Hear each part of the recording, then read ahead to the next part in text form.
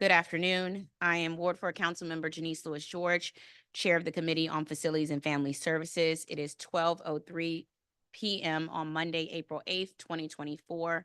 We are holding this hearing via a hybrid format with public and government witnesses testifying via Zoom and here in room 120 of the John A. Wilson Building. This hearing is also being broadcast live on my website at janiceward4.com/live. I gave my opening statement on Friday during the public witness portion of this hearing. And so I will not be giving an opening statement right now. But as a reminder, I want to let people know that the record for the hearing closes on Friday, April 12th at 5 p.m. So if you were a public witness who did not get to testify on Friday, you can still submit your testimony and it will be a part of the record if you do so Friday by April 12th at 5 p.m. And you can do that at the council's hearing management system. At this time, I'd like to recognize my colleagues to be able to give an opening statement. And so I will turn to my Ward 3 colleague, Matt Fruman. Thank you very much, Chairwoman Lewis George. I'm going to forego an opening Okay. statement, so thank you very much. Awesome. Thank you. Joining us today is the Department of General Services Director, Delano Hunter. Good morning. Oh, afternoon. And thank you for being here with us today. Before you begin your testimony, it is the practice of this committee and the council to swear in its government witnesses. Can you and any other members of your staff who plan to testify today, please raise your right hands. Do you swear or affirm under penalty of perjury that the testimony you are about to give the Committee on Facilities Family Services is the truth, the whole truth, and nothing but the truth? Thank you, and you may begin your testimony. Good afternoon, Chairperson Lewis George, Councilmember Fruman. Happy Eclipse Day 2024. Also would like to greet the committee staff and other council members that will join us. My name is Delano Hunter, and I'm proud to serve as the director of the DC Department of General Services. I'm excited to present testimony regarding the DGS portion of Mayor Muriel Bowser's Fair Shot Strategic Investments and Shared Sacrifice proposed budget for fiscal year 2025. I'm joined today by Tim Hatton, our Chief Administrative Officer, and Cassidy Mullen, Executive Operations Director for the Capital Construction Services Division. First, I want to thank Mayor Bowser, City Administrator Kevin Donahue, and Assistant City Administrator Christopher Rodriguez for their support. Next, I'd like to thank my colleagues at the Department of General Services, who each day show their resilience, strength, and dedication to the District of Columbia. Also want to acknowledge the public witnesses who testified on Friday. My team and I were listening. The mission of the Department of General Services is to build, maintain, and sustain the District of Columbia's real estate portfolio, which includes more than 35 million square feet of district-owned and leased property at a 19.8 billion assessed value. Mayor Bowser's FY 2025 budget continues investments in key DGS initiatives and strategic priorities. We remain committed to our 5 agency priorities. Number 1, strengthening agency support through increased collaboration. Number 2, executing Wards 7 and 8 projects. In fact, just last Friday, Mayor Bowser cut the ribbon on the new DC Health headquarters on Shannon Place in Ward 8. Number 3, strengthening small businesses and CBE support through the over $368 million in expenditures each year. Number 4, expanding preventative maintenance. And number 5, increasing transparency, which was the spirit behind this presentation and the content you'll see in the next few slides. The mayor's FY25 budget continues to correct systemic inequalities across facility maintenance areas, primarily through continued funding for facility problem types that most impact equity indicators. Here's an overview of what I'll discuss today in my testimony. I'll start off with the budget summary, and then I'll transition to how this budget will maintain critical DGS services. Lastly, I'll end with budget stewardship and the great care we take to ensure taxpayer funds are spent with integrity and purpose. All right, let's get into it. The FY25 proposed local budget of $415 million reflects a 3% decrease compared to FY24. Through this budget, DGS will maintain the core services that support essential district-wide government operations. This decrease can be attributed to one-time enhancements that will not continue into FY25. In addition to the proposed FY25 local budget of $415 million, DGS manages $227 million of inter-district funds on behalf of client agencies.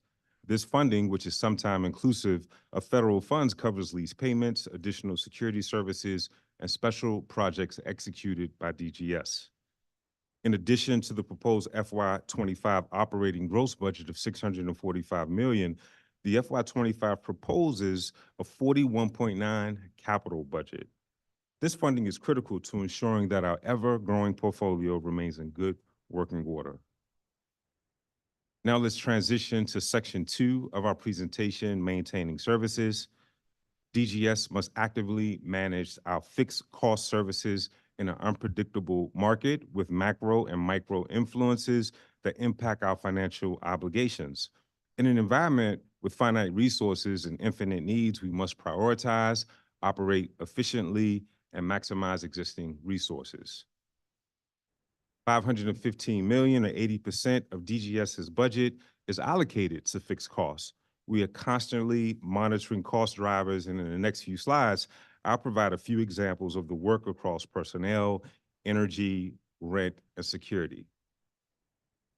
From a personnel budget strategy perspective, on average, we maintain an annual savings rate between 4% and 6%. The 5.66 vacancy savings rate proposed in the FY20 budget will yield an estimated $3.6 million in savings. Even as the district's consumption rates remain generally flat, electricity costs continue to increase as the supply market changes drastically. Over the past 3 years, DGS has worked closely with EOM to fully fund the energy budget, given these unexpected and unplanned cost increases. Additionally, the legislatively mandated renewable portfolio standards make up 25% of our overall supply costs, which is approximately $18 million. DGS supports the 3 BSA amendments proposed by Mayor Bowser related to the district's energy and sustainability goals for common sense modifications while still retaining the intent of the law. With respects to BSA proposed revisions to 6042, which would limit net zero considerations to new construction and full modernizations that receive permits after January 1st of 2026. Why is this important? Ensuring compliance with the GGBA Act for capital projects plan and design prior to the drafting of the GGBA law requires a reasonable exception process that considers the unique and complex portfolio of government building types and uses. Further, the GGBA should be limited to projects that are able to clearly meet net zero. With regards to BSA revisions in section 6043, or rather proposed revisions, this would allow DGS to continue to repair after January 1st of 2025 water and space heaters that use fossil fuels by including an exception for unit replacements that are part of an existing heating and cooling system. There are embodied carbon and cost impacts to convert a single natural gas boiler to a heat pump system, such as the potential need for electrical upgrades, thermal rejection systems, new distribution and terminal units. Lastly, with regards to our proposed revision to BSA 6142, this section of BEP subtitle moves the compliance deadline from cycle 1 from December 31st, 2026 to December 31st of 2028 by adding a 2-year extension. DGS plans to achieve BEPS compliance by leveraging existing funded work and use energy savings performance contracts to perform energy retrofits. This 2-year extension will allow for the successful implementation of these strategies and minimize risks of not meeting the requirements of the law. And this is something that we support and look forward to complying.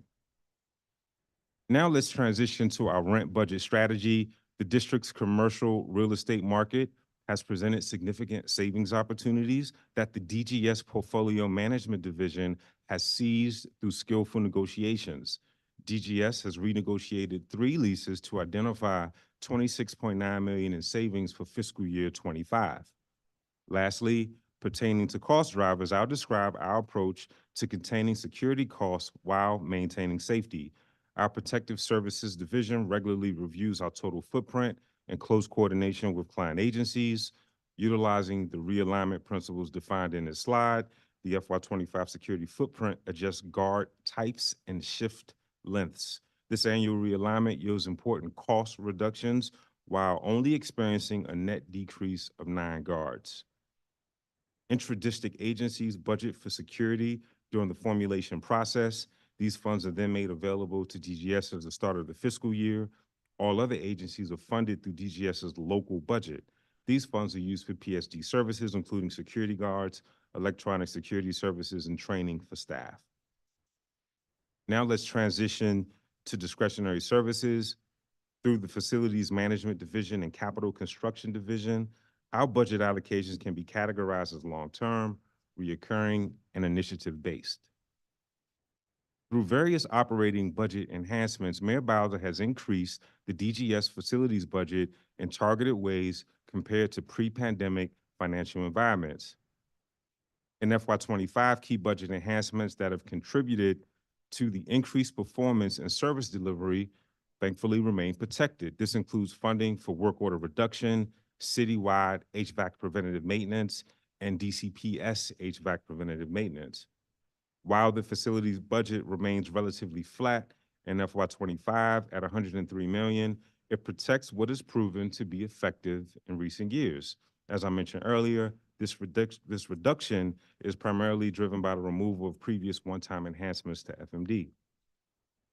The right sizing of the facilities budget is a primary contributor to the historic increase in work order completion, which in FY24 are exceeding an already historic FY23 in terms of completions. And I would say that the results have been quite dramatic. If you look at the increases in gold compared to FY23, and FY23 was a record year. So it shows just the importance of when you have dedicated work order money from day one, the work that can be done by the agency.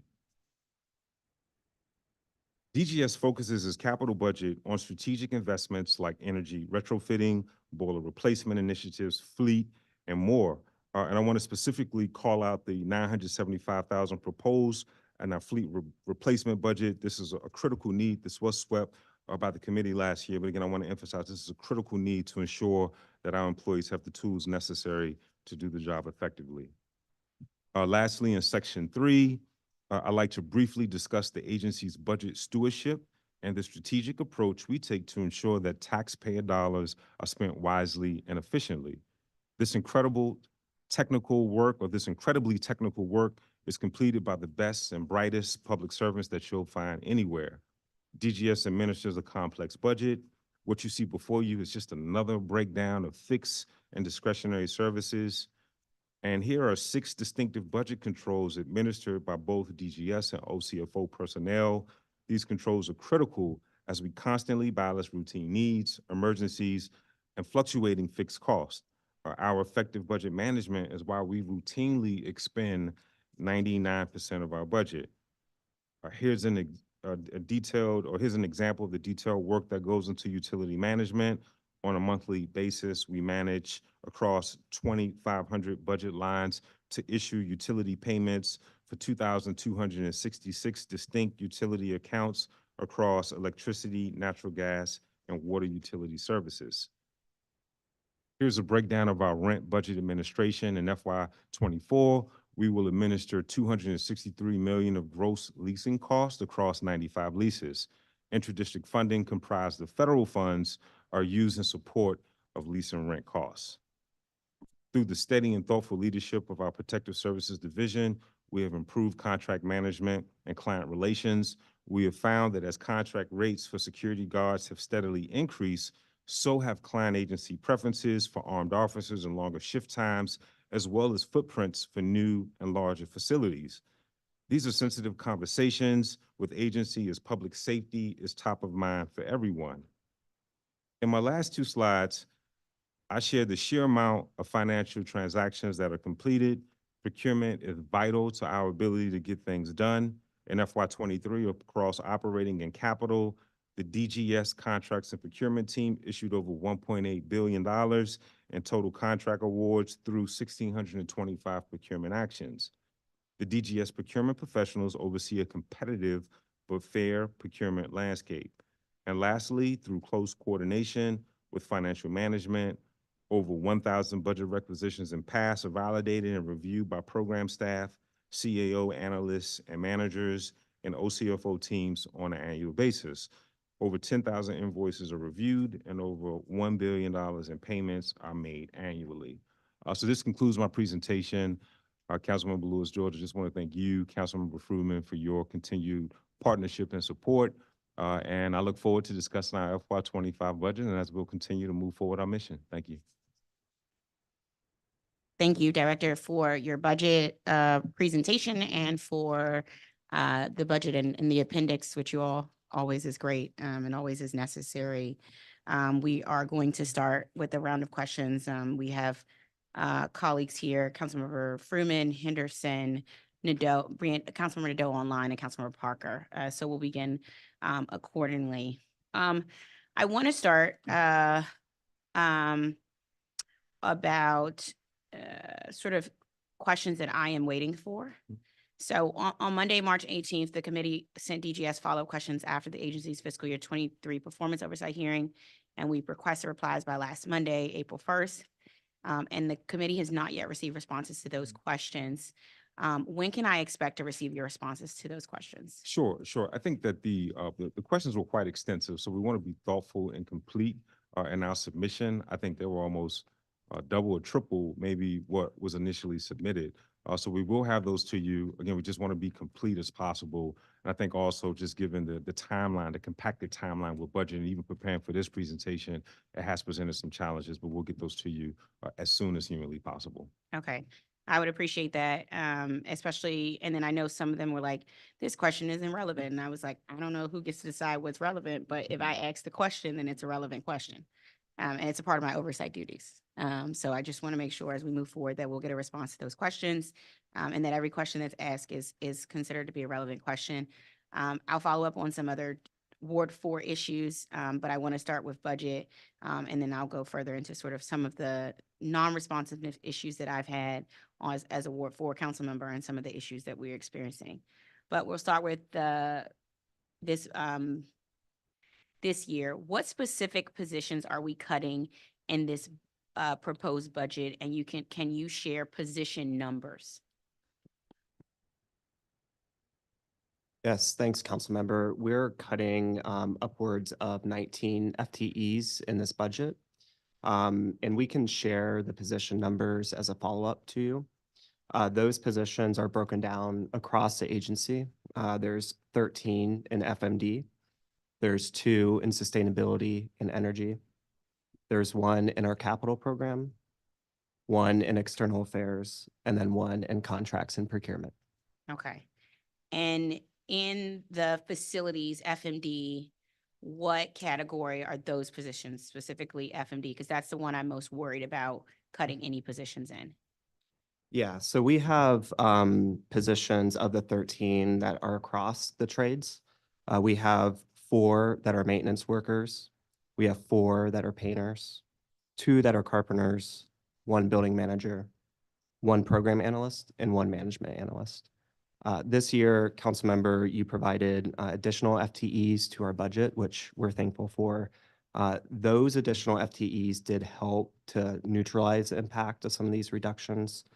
We were able to create 16 new positions from that investment. And of those 16, we've hired 12. Okay, I was gonna ask of those 16, how many hired? Okay, can you confirm that the Schedule A sent to us as part of the council's budgets office's common budget questions is accurate and up to date?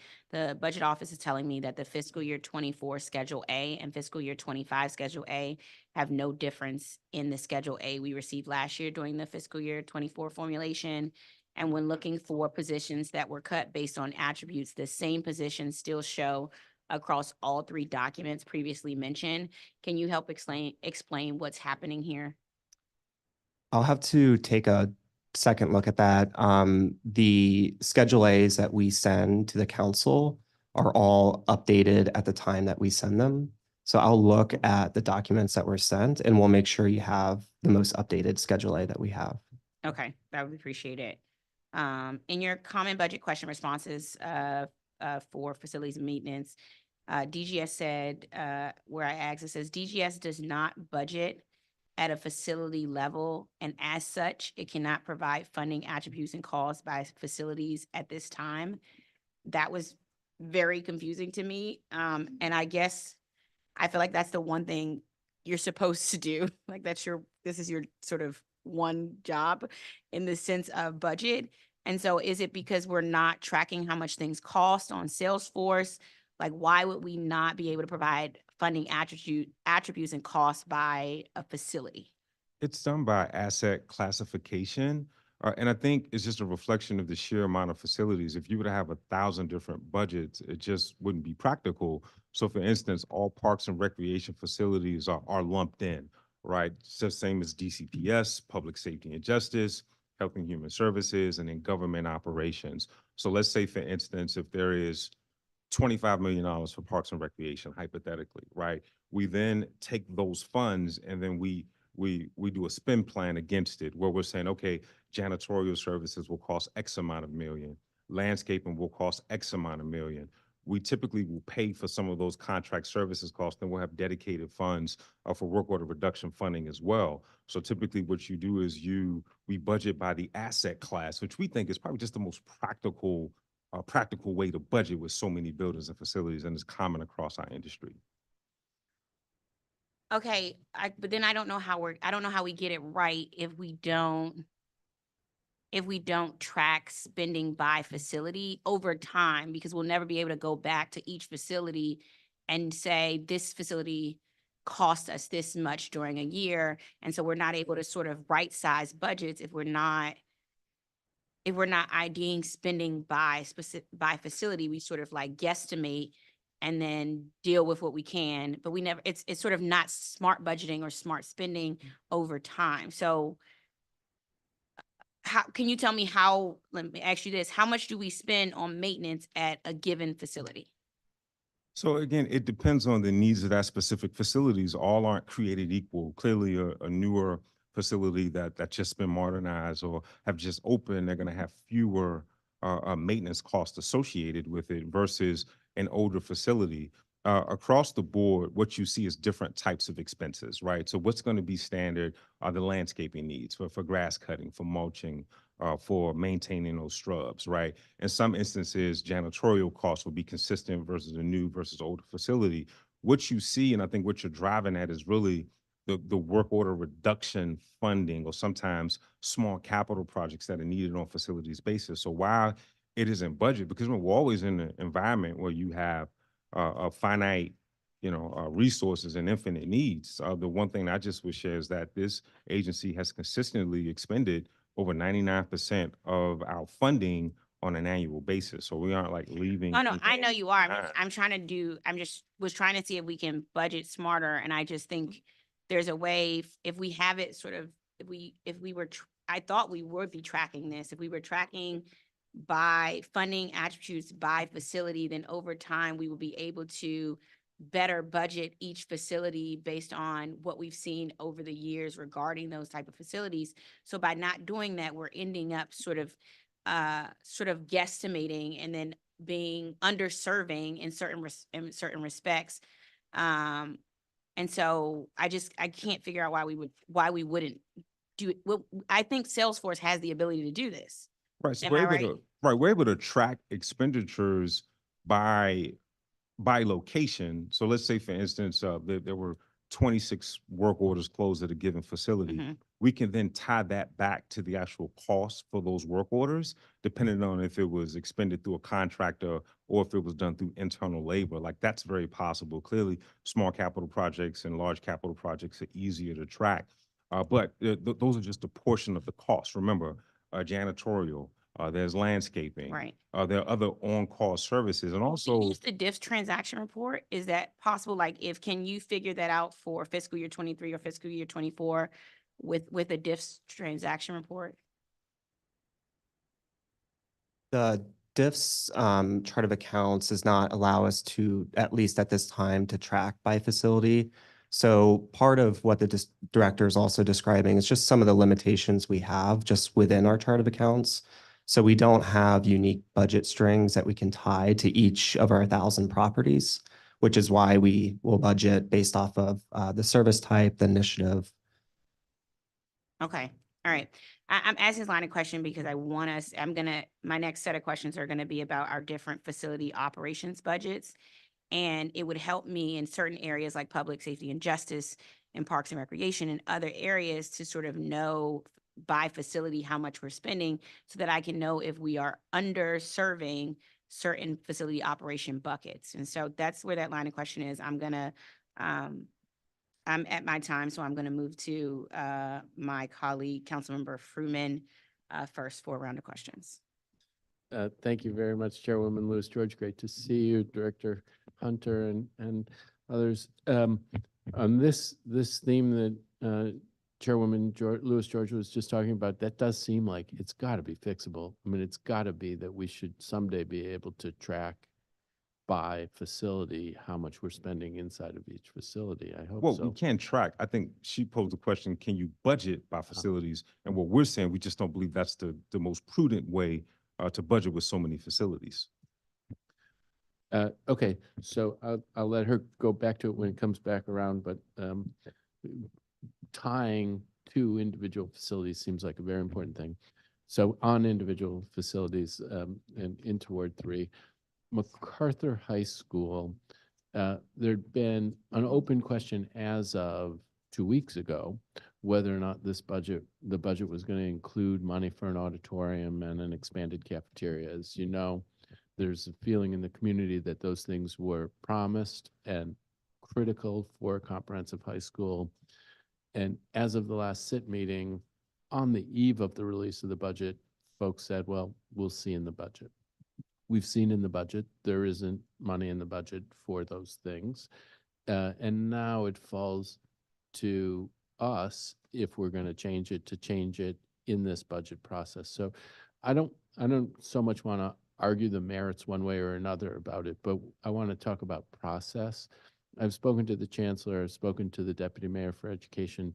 I think it's critical that we have a SIT meeting by the first or some sort of a community meeting by the first week in May, where you can lay out what the additional costs would be, what the trade-offs would be, what it would mean in terms of the timing of the project, so that the community can come to a conclusion about how and whether to be advocating for adding to the budget. Will you commit to that level of transparency so that we can have a meeting on time for people to make an informed decision? I believe, is there a SIT meeting that's scheduled? I don't have the calendar in front of me. I do know the testimony on Friday, and I'm just sort of echoing what the deputy mayor said then. I think we look forward to engaging with your office and on what the impacts would be on potential ads for this project. Okay, so let's do that. I mean, at the last SIT meeting, the announcement was made, we'll have SIT meetings 6 to 8 weeks. If it's 8 weeks, it's too late. Frankly, if it's 6 weeks, it's too late. So we need to do this by the first week of May at the latest. And it sounds like there is a willingness to do this. Let's get that set up. We'll work with the deputy mayor and DCPS. Okay. Another high school, Jackson Reed Auditorium. You guys have been planning to work on the roof, working on the and the interior. What's happening in terms of the Jackson Reed Auditorium, and when can we hope to see it reopened and fully operational? So we finished our assessment of the systems. I believe at the last hearing we talked a little bit about, and we're finalizing the bringing on a vendor to actually perform the improvements at both Jackson Reed and the other auditoriums that were included Hardy in and the Anacostia. That's correct. On the FY24 budget, we're still our target is the end of the fiscal year. I know, going back to our conversations, that we're pushing at the utmost to try to get that done before the end of this summer. So it's be ready by the 24-25 school year. I don't want to overpromise something that I'm just not confident we can deliver on, but definitely by the end of this fiscal year. Okay, super helpful. I mean, you guys, I do hope it can be done by the beginning of the school year. I'm sure you do too. You're going to be doing a lot of things inside of the schools in those in August. Hopefully we can get this done, but thank you very much for that. Another place that's been an issue is Hearst Elementary School, where there's been leaks and some mold, and this has been a nagging issue for some time. Where do we stand in terms of addressing those issues at Hearst Elementary School? Just this spring, we initiated roof repairs at Hearst. And also we are completing an assessment of that roof to figure out how do we get to some of the underlying issues. I can tell you that we have had success with the two most recent rainstorms that we've had over the last month, where I think from my understanding, it was reported to me that we didn't have any intrusion of water. As we continue to make those repairs, our vendor has identified that we need to take extra steps because of some of the green roof elements with regard to maintaining that roof going forward. So I'm confident that the worst is behind us at Hearst, and we have a plan of action going forward. Okay, so again, let's stay on that. I mean, you've seen the pictures of the barrel in the middle of the classroom. We got to not have that happening. Over to Mann Elementary School and the HVAC system and leaking toilets again. You know, nagging problems last year. The HVAC system created lots of headaches, and I actually saw the contractor there when I was visiting because the HVAC system wasn't working, and he said that an issue was mice or rats gnawing on wires and the placement of the HVAC system was a challenge. Where are we in terms of relocating that HVAC system and addressing these toilet issues? So as Councilmember, specifically for the HVAC, we're performing an assessment to put together a cost estimate and study for that. We're hoping to finish that within the next 2 to 3 weeks. And then if you do the study, then what's the hope in terms of bringing on a vendor eventually to do the work? Is that another thing that could be done before the start of the school year? Until we complete that, I don't want to promise any timelines. Obviously, relocating equipment from one area on the ground to the roof, there's going to be some cost there and some disruption to the school's operations. So we just want to make sure we capture that all together. And again, we should have that completed within the next 3 weeks at most. How do we make sure that if you determine that there's cost associated with it, that it can be funded either in this fiscal year or in FY25? Hate to see you do an assessment, not have the money to fix something as basic as this. Are there pots of money that you can draw on once you've determined what the needs are? That's always a potential. That would be obviously an ongoing conversation with our colleagues at DCPS, since it's their budget. But again, I think there would be definitely some cost incurred because I believe the request, and correct me if I'm mistaken, was about relocating the equipment from the ground level to the roof level. I believe so. So again, if there's other things we can do in the interim, obviously as an agency, we'll look into it to make sure if there's something we can do. But for the broader scope, I would say that we would have to engage with DCPS on available budget or have discussions about any changes to the budget. Okay, great. So I'm at the 2-minute warning for this round, and I'll end on the Wilson Aquatic Center, which has been the subject of conversation between us for some time. I know you guys are trying. You have to know how the level of frustration out there that the facility's been closed for as long as it has been, and there hasn't been clarity about when it's going to open. What you've said most recently is in the spring, which is sometime between March 20th and January 20th, pretty broad window. I wonder if you can give an update on where that stands and what your target is for reopening that facility. Sure. I'm proud to report that the HVAC replacement project is 90% complete. In addition to new HVAC units, also there were design elements that will allow the system to be properly maintained, like access. Additionally, as I've shared with you, and I think as we've shared with the community in our most recent statement, that given the chronic failures of that HVAC system, we several other issues were sort of exacerbated in the years prior. This project was funded a few years ago. That was not adequate. So some of that delay was the time needed to identify additional HVAC funds just for that project, right? So what we're doing in addition to the HVAC upgrades, there are a number of flooring work that has to be done, tile work. There were some leaks in the bathroom, other issues from rusting of doors and metallic fixtures. That's all being completed now. So we still maintain May. I am monitoring the work very closely, and what we'll do, we'll have DC Health to give us kind of like a pre-walkthrough just to ensure that we're tracking on the right path. And I have every bit of confidence that we are, and then we can give a more precise date. I would love to be able to tell you Memorial Day weekend, but we're not quite there yet, but I think we will be there fairly soon. Okay, so, and I think you said we're still tracking May. So has it been your target to try to get this done? Well, I've always said spring. I've always maintained spring. To your point, I understand that's not gratifying. We're talking about March to June. I know we're talking with our partners from DPR. Like we're working hard towards Memorial Day weekend.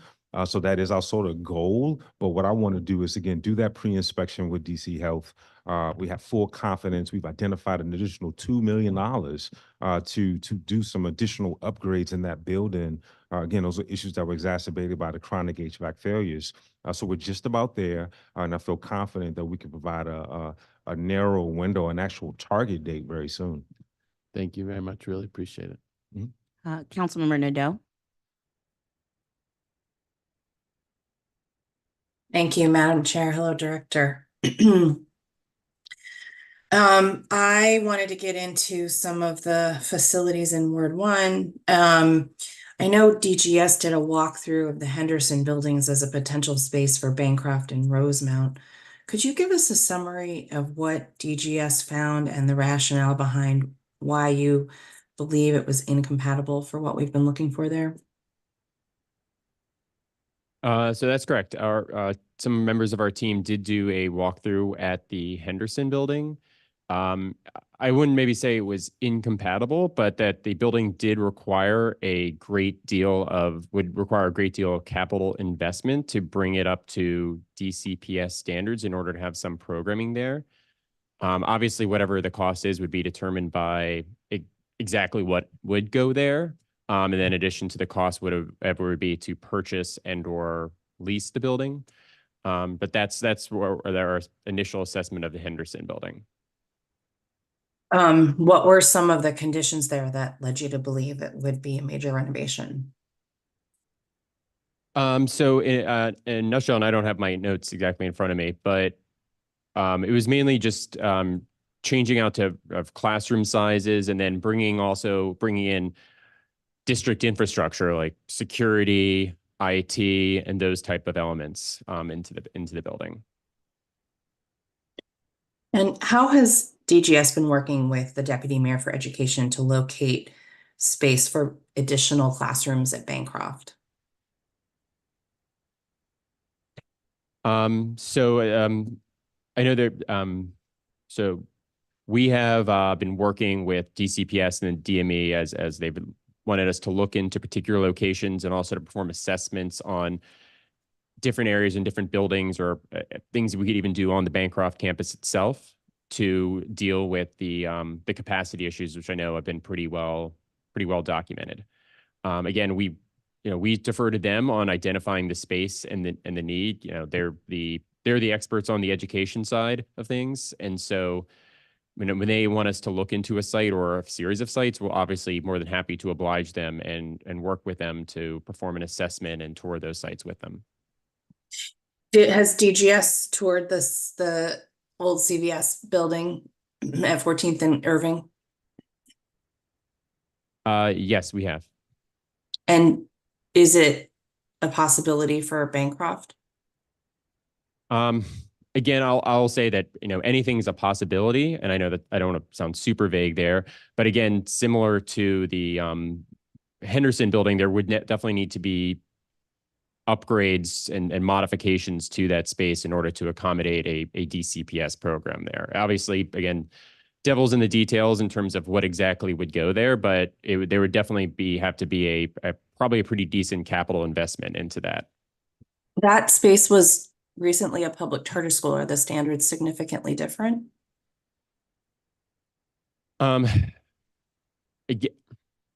I don't really know the exact answer to that because obviously it's going to depend on what goes in there. I would say that typically the size of the classrooms or spaces that DCPS would require would be larger than some of the rooms there.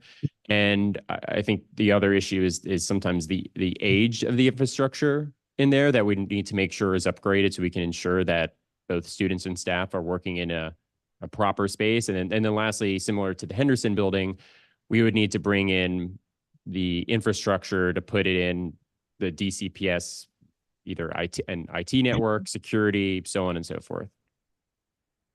Okay, thank you. Last August, my office received a list of safety issues and other repairs at Columbia Heights Education Campus that needed to be addressed by DGS, and my staff followed up recently and found that a number of them still haven't been completed almost a year later. I'm going to begin with 4 issues that have been approved but not completed. Can you give us an update on when the work will begin, an estimated date of completion, and explanation for why it's taken so long to fix these issues? Number 1 is a bathroom renovation with a broken toilet that needs to be replaced. Number 2 is lights outside the building and in the flower bed. Number 3 is removal of carpet in both main offices and replacement with floor tiles. And number 4 is providing equipment to pressure wash the building. Sure. We'd have to follow up with that and give a specific update on each. I know some work was completed in advance of the opening of last school year. For instance, I know there was significant work done to the exterior doors. Additionally, there was some work done to the elevators, and I think a back entrance as well. I remember walking that site. I'm not sure if you were part of that walkthrough, but certainly the principal and the city administrator. But happy to give you a breakdown of those specific work orders. With regards to our ability to complete some of that work this year, there was additional work order reduction money for DCPS that we are executing against now, and happy to look into some of those outstanding issues as a part of this. Okay, there's 2 more that I want to highlight for you that are actually related to campus safety and currently on hold. And going through the procurement process that I would also like to get estimates for completion dates. That's additional cameras added to show hidden spots in the school, blind spots. And then garage gate placement because the sensor that enables the gate to open from the inside is not working at all. Okay, we'd have to work with DCPS on cameras, right, as they administer that, but the fencing or the gate would be us. So happy to work Okay. with your team on that. Thank you, I appreciate that. Could you please discuss renovations and updates planned for the Marion Berry building located at 441 4th Street? Sure, I need to pull up our specific plans. I do, give me a second, we can find that. Thank you. Phase 1 includes construction of mechanical, electric, and plumbing, including HVAC upgrades, exterior stabilization, roof and storefront replacements, design of sprinkler updates, fire pumps, and water valve replacements, and some bathroom upgrades. In FY25, design in phase 2 will include, so what I just referenced was phase 1 for FY24. FY25 phase 2 includes construction, HVAC upgrades, more sprinkler and fire alarm systems, main water valve upgrades, a comms infrastructure upgrade, exterior stabilization, restroom renovations, and elevator upgrades. Is phase 1 complete? It's in process, not complete yet. When will it be complete? I can give you an exact timeline. I know there are a number of capital projects that are happening in that building, some with MPD associated with the relocation of MPD. So some of it was just a timing matter, but happy to provide a more thorough update. At 441 Fourth, MPD's there? Yes, they relocated from the Daily building. So their Oh. headquarters, yeah, their I missed that. yeah, their headquarters is there as well. Got it. Okay, Also, and there's, then I do you think, know the when? central, Go I'm ahead. sorry. Yeah, I said, ahead. so some of this, there's been a lot of work happening at 441. With the Odom building, it does tend to tax that building. So I think for us, it's just a matter of sequencing it to minimize the inconvenience because, as you know, Marion Barry is 11 floors and it's well over 90% occupied. Yeah, and do you know when phase 2 begins? Phase 2 should begin in FY25 to correspond Okay. with funding. Just flagging for you, I'm sure you've heard this too, but I've received numerous complaints from the Office of Contracts and Procurement employees that there is a sewage odor coming from a bathroom near the elevators. And so I know that's like constantly being addressed, but it seems to persist. That's right. That's right. I've Um, been in regular contact with the director of OCP, and every time it's brought up, it does require ongoing work. That system is jetted and flushed quite constantly. So yeah, if it is reported, there's some buildup, it's immediately resolved. Most of the cases within 1 business day. great. Thank you. I have seen similar facility issues at DPW, in particular their buildings at their building at W Street Northeast. The agency was having to budget for their own in-house repairs because of a lack of action from DGS on some of these items, like the leaking ceiling. Have you been able to work with Director Spriggs and his team at DPW to make sure they're getting the building repairs they need? We've had discussions. I think as we've shared in performance oversight, DPW was one of the agencies that retained some facilities maintenance responsibilities when DGS was created. They had a full maintenance staff. I think there has been some attrition over the years. I've been very clear. We aren't running away from any maintenance related responsibilities, and we've agreed to work with them on how do we obtain capital dollars and get them the support that they need. Okay, I definitely want to dig into what remaining authority DPW has so I can better understand that. So we will follow up with your team and DPW on that. Thank you so much. Thank you, Madam Chair. Thank you. Councilmember Henderson. Thank you. Good afternoon, Director Hunter. I want to follow up on something that Councilmember Fruman was asking, in particular about MacArthur High School. As you know, I've worked a lot on school modernizations, and so I know that you guys have already costed out how much an auditorium costs or would add to the project. What's that number? So as I said before, I think we were committed and similar to what the deputy mayor said last week or last Nope, Friday. that's not what I asked you. I know you guys know the number. So how much is an auditorium? We will put together, we're going to put together a full assessment for that of what, not only what it's going to cost, but also when we can do it and what the trade-offs would be. But you have the number. We have an idea of what the number would be, but I don't want to just commit to a number right here without really any context around trade-offs and when it could be done and what would happen to the school when it's going around. Okay. But in the context of a budget conversation, to Councilmember Fruman's point, if you give us that number on May 15th, that's unhelpful. We're not going to wait until May 15th. Okay. All right. Let's ask some other budget questions. I noticed that you guys have a pretty large cut in waste management, about $3 million, going from 3.7 million to about 668,000. What happened here? Is this a new contract? Is this a typo? Yes, that's a technical adjustment that will need to be made. And we've communicated that with the mayor's budget team, and they're committed to resolving that within by the first markup. So that should not be the case. Okay, so there should not be a $3 million cut in waste management. That's right. That is correct. Okay. All right.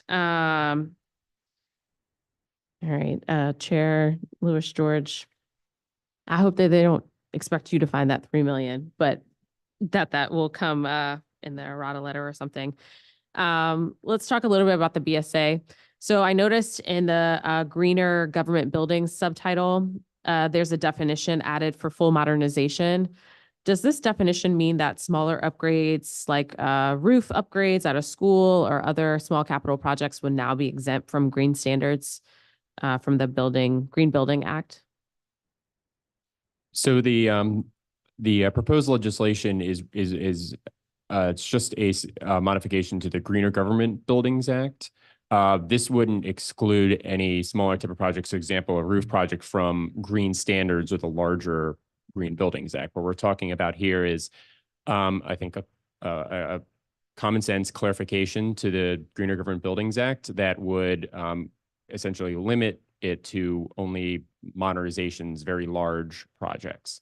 What we found over the last few months as we've gone through a few rounds of limited exemption requests is that there are certain projects that fall under the GGBA Mhm. that we believe should just that don't make sense to be there. For example, we're implementing an addition expansion project at Coolidge to add a cafeteria there, and we had our GBAC hearing just last week, and a comment received from a couple of the GBAC members was, why are you here? Because they thought that, you know, this wasn't a project that should, and I don't want to put too many words in their mouth, but they expressed that they didn't feel that we should be there. But according to the letter of the law, since it is an addition and therefore, you know, technically new construction per the GGBA, we had to do that. And again, that's not a knock on other agencies with GBAC. They're just following what the law says. Right. So let me ask then, just in that sort of, because the subtitle also proposes to change the definition of new construction. So it would remove remove any additions to existing buildings and enlargements of existing buildings. So if you were going to enlarge the footprint, for example, of an existing building, that would no longer be subject to the green building requirements. I guess, are you all concerned that this essentially means unless we are doing a either a brand new construction or a like top to down full modernization, we are now, any other capital projects in that regard will not be subject to the GBA? I think it's an important clarification that when we're talking about these services, it's just the Greener Government Buildings Act. We're not looking to exclude any projects from the larger Greener Buildings Act from 2006. I think the difficulty we found, and I think we've expressed sometimes at our hearings before, is that certain projects like, you know, like for example, additions to buildings or interior renovations, system upgrades, or even temporary facilities like modular campus trailers, those don't really lend themselves very well to being net zero because you're only touching a very limited portion of the building. You're not touching the whole building. And so that's why it makes sense in our mind to clarify that it's modernizations only, because those are really the ones that have the opportunity to essentially gut the whole building, put everything new systems, et cetera. You guys were going to them on, what do the DCPS call them? Learning cottages? That's correct, yes. Interesting. Okay. So currently the mayor can waive the net zero energy compliance on district government projects under certain circumstances. The subtitle expands the list of exemptions to include government projects that can't meet, to include government projects that are unable to meet the requirements due to programmatic requirements or space constraints. And incompatibility with historic preservation, zoning bodies, federal advisory boards, et cetera. Can you give an example of a project that would fit under this? Sure. So I'll defer to projects that have already gone through, so there's no confusion. So for example, last February, we presented the Adams Education Campus modernization. Because this was a school that is going to be, you know, with the exception of emergency generator and Bunsen burners, was going to be all electric, and basically was a full gut of the existing historic structure and an addition, an expansion of the building. But we found through all of our work and despite our best efforts, we just couldn't hit that net zero, you know, threshold, whether either just completely on site or in terms of the Greener Government Buildings Act. Okay. And we went to the GBAC to get some limited exemptions for that. It was just because of some conditions endemic to the building, mainly because it's a very large historic building Mhm. in a very dense area of the district. And I think what the proposed legislation does, it clarifies things like that to show that there are legitimate reasons why we may need to seek an exemption on there. So instead of just being very high level where it just says right now, just exemption to GBAC, it enumerates the likely reasons why. Okay. Another BSA subtitle. So, as you guys know, DC government buildings that are at least 10,000 square feet were supposed to be BEPS compliant by July. As of January 1, 2021, the reinstatement of the subject to appropriation subtitles proposes that the requirement be applicable only when explicitly funded in the approved budget and financial plan. This is kind of coming 3 years after the compliance date. So, what's the reasoning for this, and how many buildings have not been compliant in the last 3 years? Thank you, Councilmember. I'll have to look at the number of facilities and follow up with you. In terms of our ability to come into compliance with BEPS, we do need some additional time, which is what this legislation does. In the mayor's budget, we have $7 million in capital specifically for BEPS, and we're also working with our DOE counterparts on the operational piece that's required for the actual energy audits that are needed at each site. Okay. Also, I just wanted to add, we think a crucial component to help with compliance with BEPS will be energy savings performance contracts. It takes about 2 years to implement an ESPC, and our very first we're releasing this spring. So just working with the OAG on legal sufficiency and a few other factors. So we think this is going to be a game changer for us and a way to comply with BEPS. But again, from solicitation to execution is about 2 years. Okay. I mean, the issue that a challenge is that the government is asking for additional time to be compliant with BEPS. The private sector has been asking, and we haven't provided that. So now if we give you additional time and we don't give them additional time, it seems as though we are not following by our own rules that we have laid out. So that's a challenge that we just need to kind of figure out. That is a larger conversation, and I'm not even entirely sure how the BEPS issue is divided between DGS and the Committee on Transportation and Environment, but this is something we're going to need to figure out. I'm over my time. Thank you. Thank you. Councilmember Parker.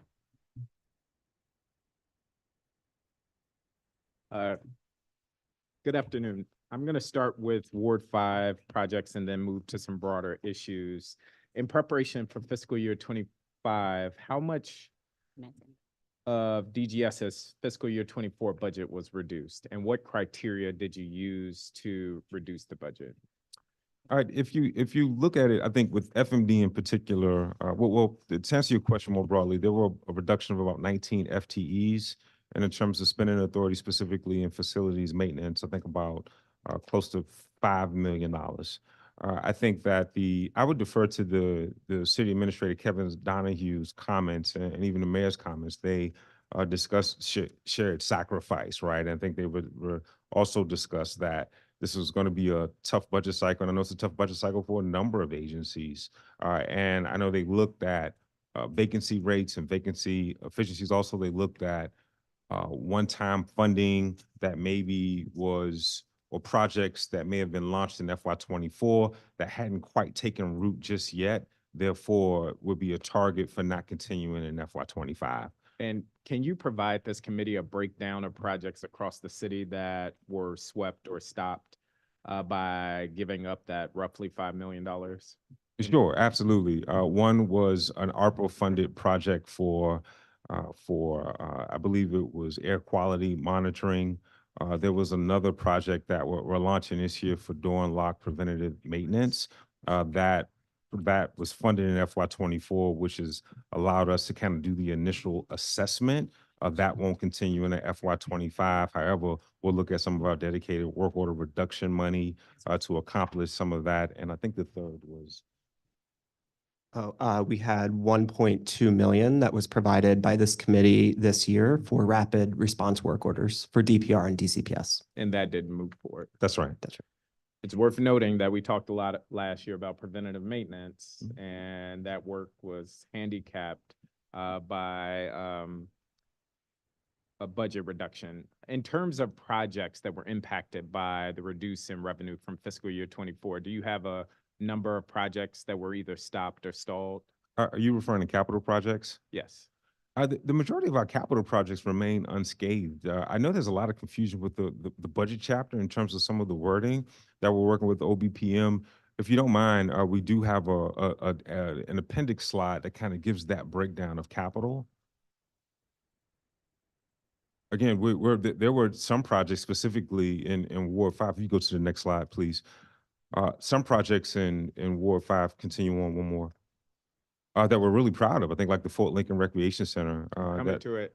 Exactly. I'm That's an excited about that additional too. $8 million. Yes. And that's there. I think essentially what happened was some of this money has been shifted to new fiscal years. So if you look at the Fort Lincoln Recreation Center, which is, it's about I think it's 1/3 down. There, yeah. You'll see the 10.729 that has been reduced in this fiscal, but yet you see 18,729 in FY25. That difference is the 8 million. And what is the updated timeline for that project? It was originally supposed to be winter 2025. I'm assuming that has changed. Do you have an updated timeline that we can share with neighbors? Again, this is good news, a game changer. We were faced with the option of significantly reducing the scope if this 8 million was not approved. So of course, we don't want to jump ahead of the council's budget process. It has to actually pass into law. But if we receive the green light, we're looking at a groundbreaking this fall, and at that point, between 18 and 24 months of completion. So if the money is protected, groundbreaking would start this fall. That's absolutely. I can guarantee you the money will be there in this year's budget for all Ward 5 projects. That was a joke, but I'm serious. For a couple other things, Taft Field. So there was money secured actually by the last Ward 5 Councilmember McDuffie, for renovations to Taft Field. It's my understanding that part of that project has moved forward, but not the softball area in the cages, which Woodbridge Warriors uses. And part of the explanation given was that given the budget reductions in fiscal year 24, DGS wasn't able to move forward with the renovations to the batting cages. Can you speak to what the update and the status is of that project? Sure, Councilmember. Presently, we're working through the design for the elements that you just mentioned. We're looking to get our permits this June and start work in the summer with the anticipation of finishing in the by the end of the fall. And that is not including the batting cages or the softball area? I will need to confirm about the batting cages. I will get back to you on that. So the word that I've received from DGS is that it is not. I would strongly encourage you all to reconsider, and I'm happy to follow up with you about that. Okay, I want to move on. Now shifting to some broader things. The proposed local budget includes an increase of about $21 million in the rent and lease division, of which 11 million or so is to support funding for additional newer annualized leases, and about 10.3 million to support citywide increases for rent and leasing costs. I noted in your presentation, you talked about rent savings or lease savings. That seems at tension, like that you're raising the budget for rent renewals and leases at a time you're saying we're saving money. Can you speak to that? Sure. There are just a number of new leased spaces that have opened that will be fully accounted for in FY25. First being a new DGS and DOC headquarters in Ward 7 on Benning Road, not fully budgeted for in 24. we'll need full lease payments in 25. The DC Health's new headquarters on Shannon Place, that comes on board. DHCD's new headquarters in Ward 8, that comes on board as well. So when you look at some of the new leases and some of the savings, what you see there is the net increase I that's see. required. That makes sense. Okay. I want to shift gears to energy related things. So the BSA also redirects the Sustainable Energy Trust Fund, money from DOE to DGS. Then it cycles that money through the Renewable Energy Development Fund and back into the general fund. It does this by having DGS direct its electricity payments to the alternative compliance payment instead of buying renewable energy credits. And then that money is cycled back. Is this your understanding of what's happening? Before I get to my questions. We're agnostic to funding. We support the mayor's proposal. Okay, that's a good answer. I would just underscore that the purpose of the council creating these funds was to both help the district meet our climate goals, but also to support low-income residents.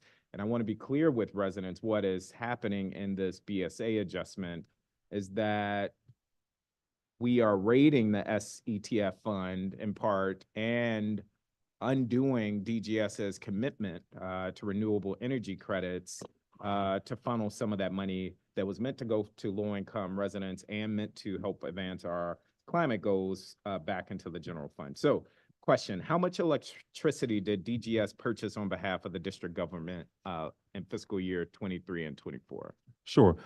Tim, can you take this question, but to Severio, can you reference the slide on energy consumption rates that I think will be helpful? Yeah, council member, thanks for the question. Last year, our consumption's about 450,000 megawatts an hour across our portfolio. We spent last year in 23 about 130.3 million on energy.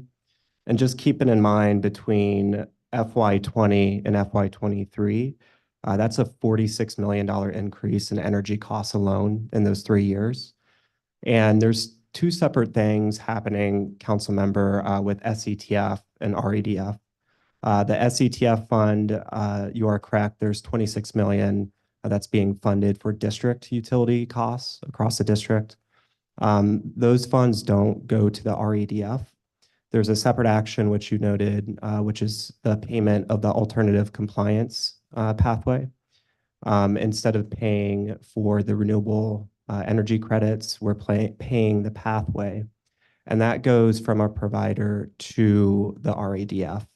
And that's when the REDF comes into play. Just alone, our RPS, now the alternative compliance pathway fees that we're paying is 18 million. And that represents about 25% of our supply costs. Okay, I have more questions here and I'll have to come back to it in my second round, but thank you. I want to talk a little bit about overtime spending. Last year, we reduced DGS overtime budget with the express purposes of you hiring 3 more supervisors and 14 more trades employees. Have you filled any of these positions? And if so, which ones? We have. We're really proud of that, Tim. If you could provide that breakdown, but the majority of those positions have been filled. Those employees are with the agency and are helping us to do our work. Yeah, thanks, council member. And I was referring to this as part of an earlier question you asked. And we have 2 program analysts that are being hired as part of these new FTEs. And overall, of the 16 that's been created, 12 have been hired and 4 are pending. And we expect to onboard them by August. Okay. And as far as supervisors go, because that was where I was trying to get more quality assurance done. Have we hired those individuals? As part of this move from overtime to the salaries that you provided, those are not included. But that doesn't mean as part of our overall hiring we've done and our planning for this year that they won't be. So we'll check with the team and include that as part of the follow-up to you. Okay. When I look at appendix slide 39, it says you all rolled out a new overtime policy in January. Could you explain that? Sure. We just drastically reduced overtime uh, approvals just to get a sense of how we can better manage it. Now, there are some things that worked in our favor this year. This summer, while we had several snowstorms, we didn't have any major storms. Also, we didn't really have a prolonged, extended cold streak where that would sometimes aggravate our systems and require a boiler. Because again, similar to heat and cold Mhm. weather, when you have extreme cold stretches, it sometimes can cause additional work orders. Just to get a sense of what how we could reduce it. And again, we reduced it with the intent of being able to actually hire against more positions. And that's a huge portion of why we've been able to bring on board, I think, close to almost 50 new hires since this year. Now, of course, some of that is a result of folks that have transitioned from the agency, retirements, separations, et cetera. But it has been successful. What I'm looking for is just a healthier overtime sort of trend. So, for instance, we know we're going into spring, right? We know that it's a lot to turn on the water fountains to get our outdoor parks and pools ready, Mhm. right? To prepare our DPR facilities. We know going into the summer months is the Herculean task to prepare for the school year. So we do expect to see a spike, but I have been encouraged by our results thus far. Okay. I want to ask you about facility maintenance a little bit more. I saw that you're budgeting 6.8 million for dedicated work order reduction funding in this budget. Is any of this one-time funding? And how does this break out among the 5 facility operation budgets? So government operations, human support services, parks and recreations, public safety and justice, and then public education. Sure, happy to discuss. Of the 6.8 million, if you can reference the work order completion slide, we are prioritized of the 6.8 million, about 3 or 3.2 for Metropolitan Police Station work orders. That work began this fall. Additionally, we are now focusing our remaining funding on DCPS, DPR, DACO, and DHS facilities. So those were our 5 target agencies. And what you see before you in yellow are our completion rates for work orders compared to the blue for 23, right? So 24 to 23. And mind you, 23 was an historic year relative to previous years. So without a shadow of a doubt, having dedicated work order reduction money from day one is what has led to this what I would categorize as describe as a dramatic increase in work order reduction. So MPD work is closing up. That's just about done. Now we're closing in on DPR as we get ready for summer, DCPS, so we have a head start into summer, and also DACO and some DHS locations. Okay. That's a little bit to spread over a lot. Yeah. And I don't know how we're gonna do it. And then when you say public safety and justice, I hear MPD.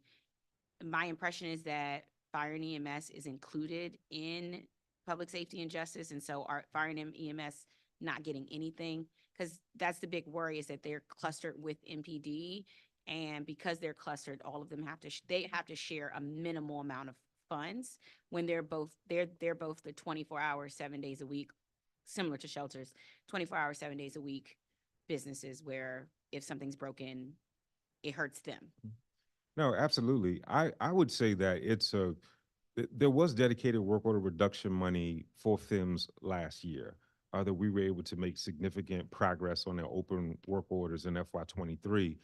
What you see in 24, in our small capital budget, I think during performance oversight, I gave an overview of just the sheer amount of boiler, roof replacement, HVAC upgrades across FIMS and MPD. So there is work that's being completed outside of our work order completion through FMD that we do with FMD through the capital budget that we think will make a dramatic difference in terms of the quality of facilities across FIMS and MPD locations. Yeah. So right now, there's no dedicated work order money for FIMS right now, because the rest of it got to be spread out. Again, you're spreading out a lot of money over a large amount of people. I don't want to get to human support services, but I do want to get there because that's an area where, we're supporting our most vulnerable residents, and we need to close those work orders.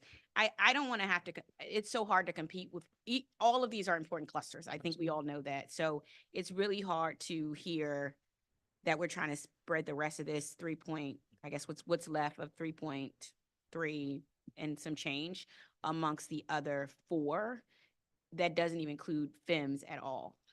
Now, there is money in our baseline budget, right, that we dedicate for FIMS work orders. Now, again, I think probably the theme that you'll see from a lot of agencies, like the costs are going up for everything, right, from janitorial to security to landscaping to the cost of closing out work orders, whether it's flooring tiles or roofing shingles. So inflation is real, and it's something that we have to grapple with.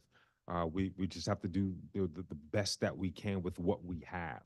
And again, I do think that the investments in smart capital will make a difference.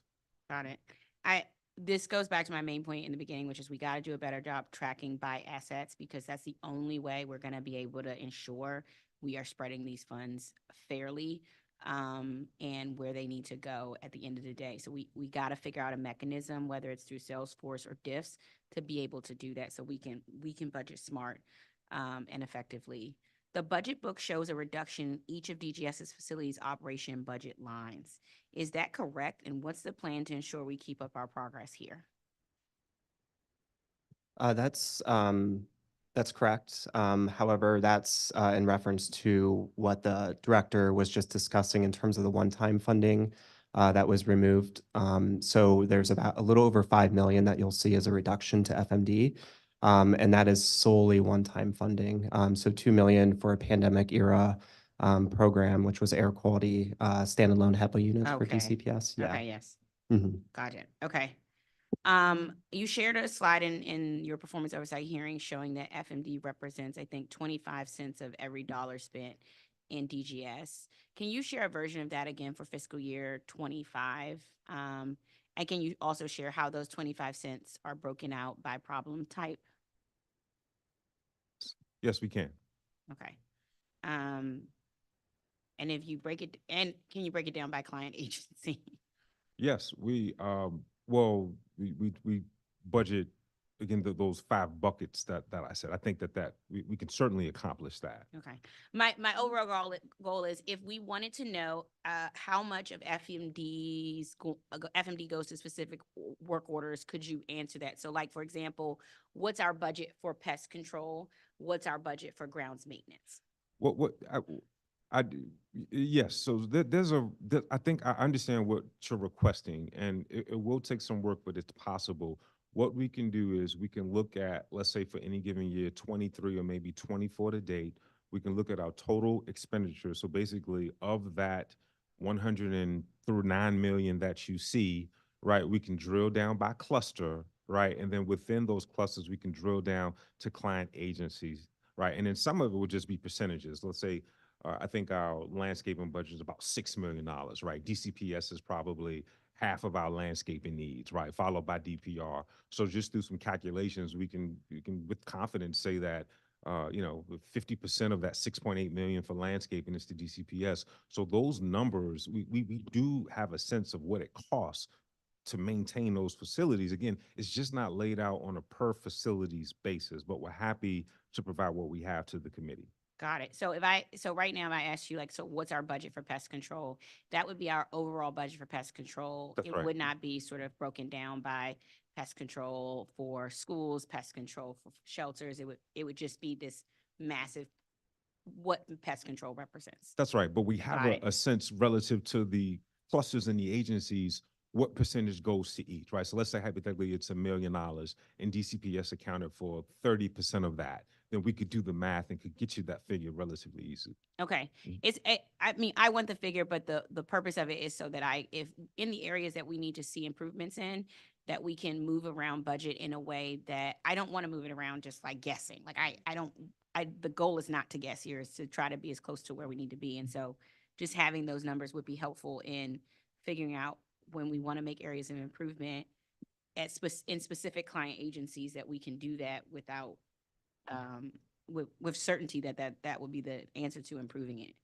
I want to ask, DGS has many, like hundreds of contracts valued at over 1 million, which go to the council for passive review.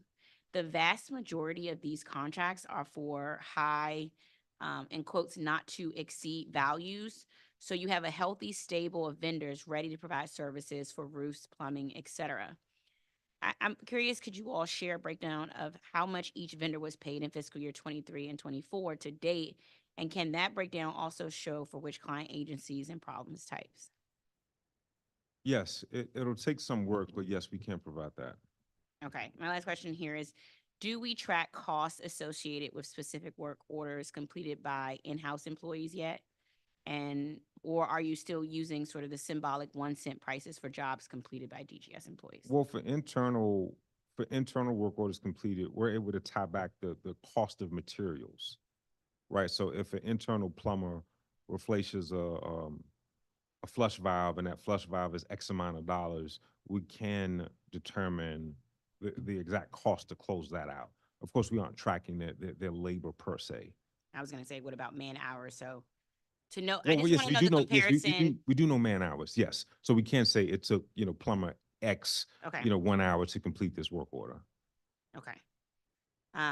It would be helpful just to see comparison versus contracting, what in-house labor, house labor versus contracting house labor, and the difference in cost there. Sure. Um, Mhm. is Councilman Nadeau still here? You see Councilman Nadeau? Okay, great. We will move to Councilmember Henderson. Thank you. Director, I want to follow up a little bit on sort of the exchange you were having with Councilmember Parker in terms of the energy pieces. So I'm also noticing on the budget that there were several cuts in energy centrally managed portion. So 13 million, well, not just energy, but sort of all of our utilities, a cut in electricity, a cut in water. Let's start with the electricity. Is the cut in the electricity budget primarily tied to the proposed changes, one in BEPS and then the other in terms of this pass through that you all are trying to do on the Sustainable Energy Fund, or something else going on? It's a combination of both, council members. So if you look at the budget book right now, as the director mentioned earlier, like your waste question, the overall budget's correct, but it's just not allocated in the correct commodities. Okay. For energy, for example, in our local budget, you will see a reduction because that's being covered in the SETF fund. Okay. What about water? Water is the same where, and I can try to get you really quickly what the numbers should look like. So just in total gross budget for 25, I'm sorry, I actually don't have it broken out yet, but Okay. I can follow up with you. Okay. But water is also needs to be right sized as part of the technical correction process. Oh, okay. So water in the budget book, or at least what we're seeing on our side, is incorrect as well. That's correct. Yeah. It all should have been reduced from electricity. Oh, but they were taking it from multiple Right. places. Exactly. So still the net reduction is that amount. It just all should be from the electricity line item versus the waste management line item. Okay. Okay. All right. That's significant. If we can't pay our water bills, if we can't get trash picked up. So, all right, we'll definitely note that particular change. I know that you guys, don't necessarily control, the pieces for your client agencies, but, I was a little, I guess not disheartened, but a little disappointed to see that there was no capital funding for any of the senior wellness centers, especially knowing the number of work orders that you all have had. I think you mentioned that DACL was one of the 5 agencies for which you guys have been prioritizing closing of work orders. I think there are certainly some maintenance pieces, but some of these physical properties are just aging. We did modernizations on them, 10, 15 years ago, and now they need another touch. I have a senior center that's the oldest one that we've done in Ward 7 that, they were looking for hopefully an expansion or some other type of upgrade that they haven't seen in a while. All of the centers have been asking for upgrades in terms of Wi-Fi. Does the existing budget allow for some of those critical upgrades to meet the programmatic needs? There are 2 sites that are model cities, which is under construction now in Ward 5, and of course the site in and Fairlawn. Yeah. That's we're in the design phase for now. Unfortunately, there's no dedicated capital funding outside of those. Okay. But in terms of the maintenance budgets, I mean, is that sufficient to be able to address some of the ongoing work order challenges of the wellness centers? Well, we have prioritized it through some of the work order, the 6.8 million of some of the work order reduction funding that we have this year. We're going to see how much ground we can cover. I know a part of this is just the need to, increase our bench strength to get things done.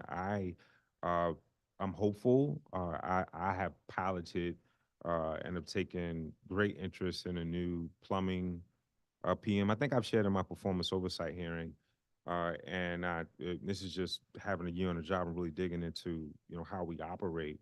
What tends to happen is that emergencies cannibalize sometimes the routine, Mm-hmm. right? We have plumbers that will work in 12-hour shifts, 5 days a week, closing out 800 work orders a year. So I know of our staff that they're working as hard as they humanly can, right? And I've had to reduce that just so we don't burn out folks, Right. right? Then on one end, I'm looking at, well, how do we allocate our contract dollars for plumbing? And what tends to happen is the emergencies and the high priorities, they gobble up all of the oxygen, they cannibalize the routine. What I've done is found separate funding in this fiscal year to be able to address some of the low-hanging routine. Like I did I think Councilmember Lewis George in the conversation at Flag Tacoma Education Campus, I think about a month ago, I did a walkthrough with a plumber and a plumber helper just in that building alone. And while we were there for one order, we looked at all of them. I think those guys closed out about 8 work orders just over the course of a 2-3 hour period, came back for another 4. Some work orders were not even in the system. So I'm very interested in the name of the game. I think for us is how do we get bang for our buck? How do we become more efficient? How do we but become more innovative in terms of how we divvy out the dollars we do have? And that's really the only card I can play in this fiscal environment. Okay. Yep. Yeah. Let me follow up on something that we talked about during performance oversight, which is the retaining wall between one's office and the Boys and Girls Club. Does this budget give you the funding? I know that you didn't have the funding to be able to fix that wall. Does the FY25 proposal include some funding that would allow for you guys to fix that wall? So we're actually going to do it in-house. Okay. Like this is a really good example. I'm glad you brought that up. We had, I think, 3 or 4 competitive quotes. All were over 6 figures, right? So For that wall? That's right. For that wall. That's right. And competitive quotes. And keep in mind that with IGEs, we got independent government estimates, the markups for labor and time. It's not a lot. In some cases, it's 3-4%. So it's not like folks are, getting fat off of that wall. 100,000. So I said, where can I take this from? And I looked at it and I said, all right, well, public safety and justice, right? Clearly we have priorities with MPD and the like. And I said, well, where can I fund this from? So ultimately what we've decided to do, we have wonderful Masons that do great work, but think about the sheer opportunity cost for them just to do that work. So what would be priced out? I think we need someone correct me if I'm wrong, I think something on par of around like 4,000 bricks. We're going to pay them through overtime over the course of a series of weekends to do that work. So we don't take up the general work that they do, right? They can just focus on that. That'll probably take them out of commission maybe for 2 weeks, and then all of the other masonry work orders with plumbing. So I just illustrate that as like the trade-offs that we have to make in this environment. Ultimately, 100,000 was too steep. We'll do it in-house. It's cheaper to do it through overtime. It's just going to take some time. That's interesting. The idea that it's cheaper to do it through overtime in-house than it is to contract out with someone. That's right. And in some case, again, when you have the skilled staff, it's just a matter of, it's right. Right. I mean, it's that opportunity and cost. time, right? I mean, to your point, that project would probably take them a couple of weeks. And then you have a backlog of other things as well. But that's good to know that you guys are going to get that done before it becomes even more expensive of an issue to clean up. Do you know when that will get started? This spring. So just waiting for the weather to stabilize. Great. Awesome. I know the exec team at Boys and Girls Club will be very excited to hear that. Checking in on my other favorite capital project over in Ward 7, the dog park. How's it going? So the Texas Avenue Dog Park, it's going well. We mobilized a few months ago now. And I believe we're still on track to finish the work this summer. Okay. All right. I want to bring my dog. It will be 4 years. 4 years for us to get this dog park finished. So I'm glad that we'll be able to get that done. I don't have any remaining critical questions at this particular point, but we'll follow up with your team. And when you guys share the information regarding MacArthur, can you be sure to share it with the at-large members as well? Because our constituents, our Ward 3 constituents too. Will do. Absolutely. Thank you. Thank you. Thank you, Councilmember Lewis George. Councilmember Henderson, if you don't mind, I just want to clearly provide some of the actual estimates for what energy should be, since it's come up a couple times. Water should be 22.4 versus a 20 that you see in there. Waste should be 3.7 versus a 650 that you see in there. Steam should be 1.6 million, which is currently budgeted. And gas should be 4.3 million, which is currently budgeted at 4.3. And then the only other difference is in electricity, which should be 17.3 million. And that's currently at, I think 21.7.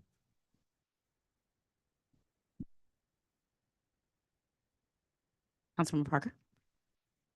All right, I wanted to come back to the energy purchases. So I left off by asking how much electricity did DGS purchase on behalf of the government in last year, and I believe the answer was roughly 130 million, if I captured that correctly.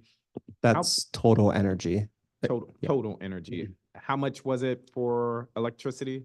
Was it, did you say 19 million? For electricity in 23, we spent 57.3 million on the local side. 57.3 million. And then on the intra-district side, we spent 23.1 million. Okay, and how much of the electricity DGS purchase last year came through your wind-powered purchase agreement? I don't have that information on me. I'll ask my team to send that to me right now. Okay. For those watching, the wind power purchase agreement was a deal or an agreement that the mayor signed back in 2015 that would dedicate at least 35% of the district government's electricity purchasing with wind power. About 30%. We just got, we have a chat. It was 30%. So about 25 to 30% of that 80 million was from our electric PPA from our solar wind farm rather in Pennsylvania. Okay. And does the district pay for its compliance with the renewable portfolio standard directly, or do your energy suppliers pay those costs? We pay for that as part of our billing rate that goes to our provider, Washington Gas Light, WGL.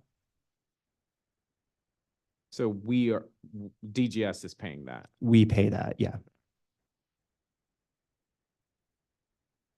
All right, that is helpful. I just want to underscore one thing that Councilmember Henderson brought up about BEPS and the proposal to delay that. Literally in Ward 5, there is a large organization, a hospital, that is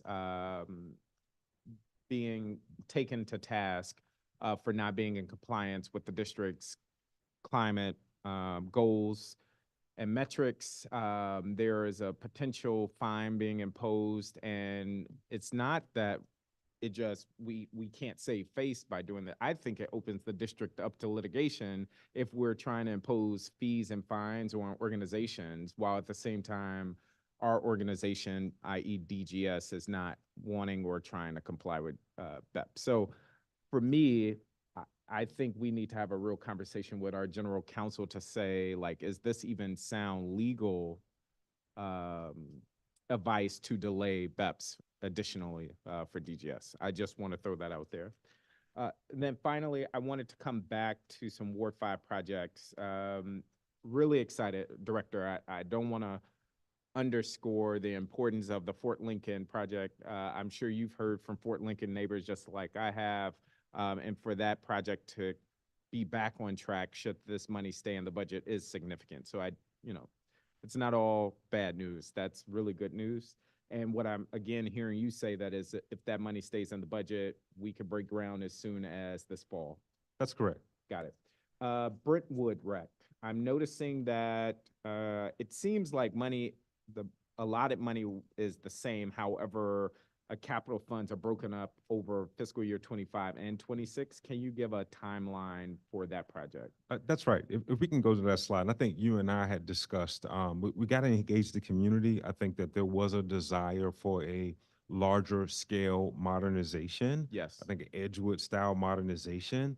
I don't think that that's possible, but there's a lot of good work that we can do, I think, through a phased approach. So would love to work with you, your office, and the community Yes. to get some buy-in on how we can, how we can utilize that funding. And you have before you And it looks like it's 1.5. roughly- Yeah, Yeah, 2.1 million broken up, 1.5 in fiscal year 25, and then $500,000 for 26. that's right. That's right. I think we can do with that. We can certainly accomplish a interior refresh. I know we need to upgrade those cameras from a Yes. safety perspective, and those basketball courts could likely be resurfaced as well. And maybe we can do some cool things with the field on irrigation. There's the 15th Street side.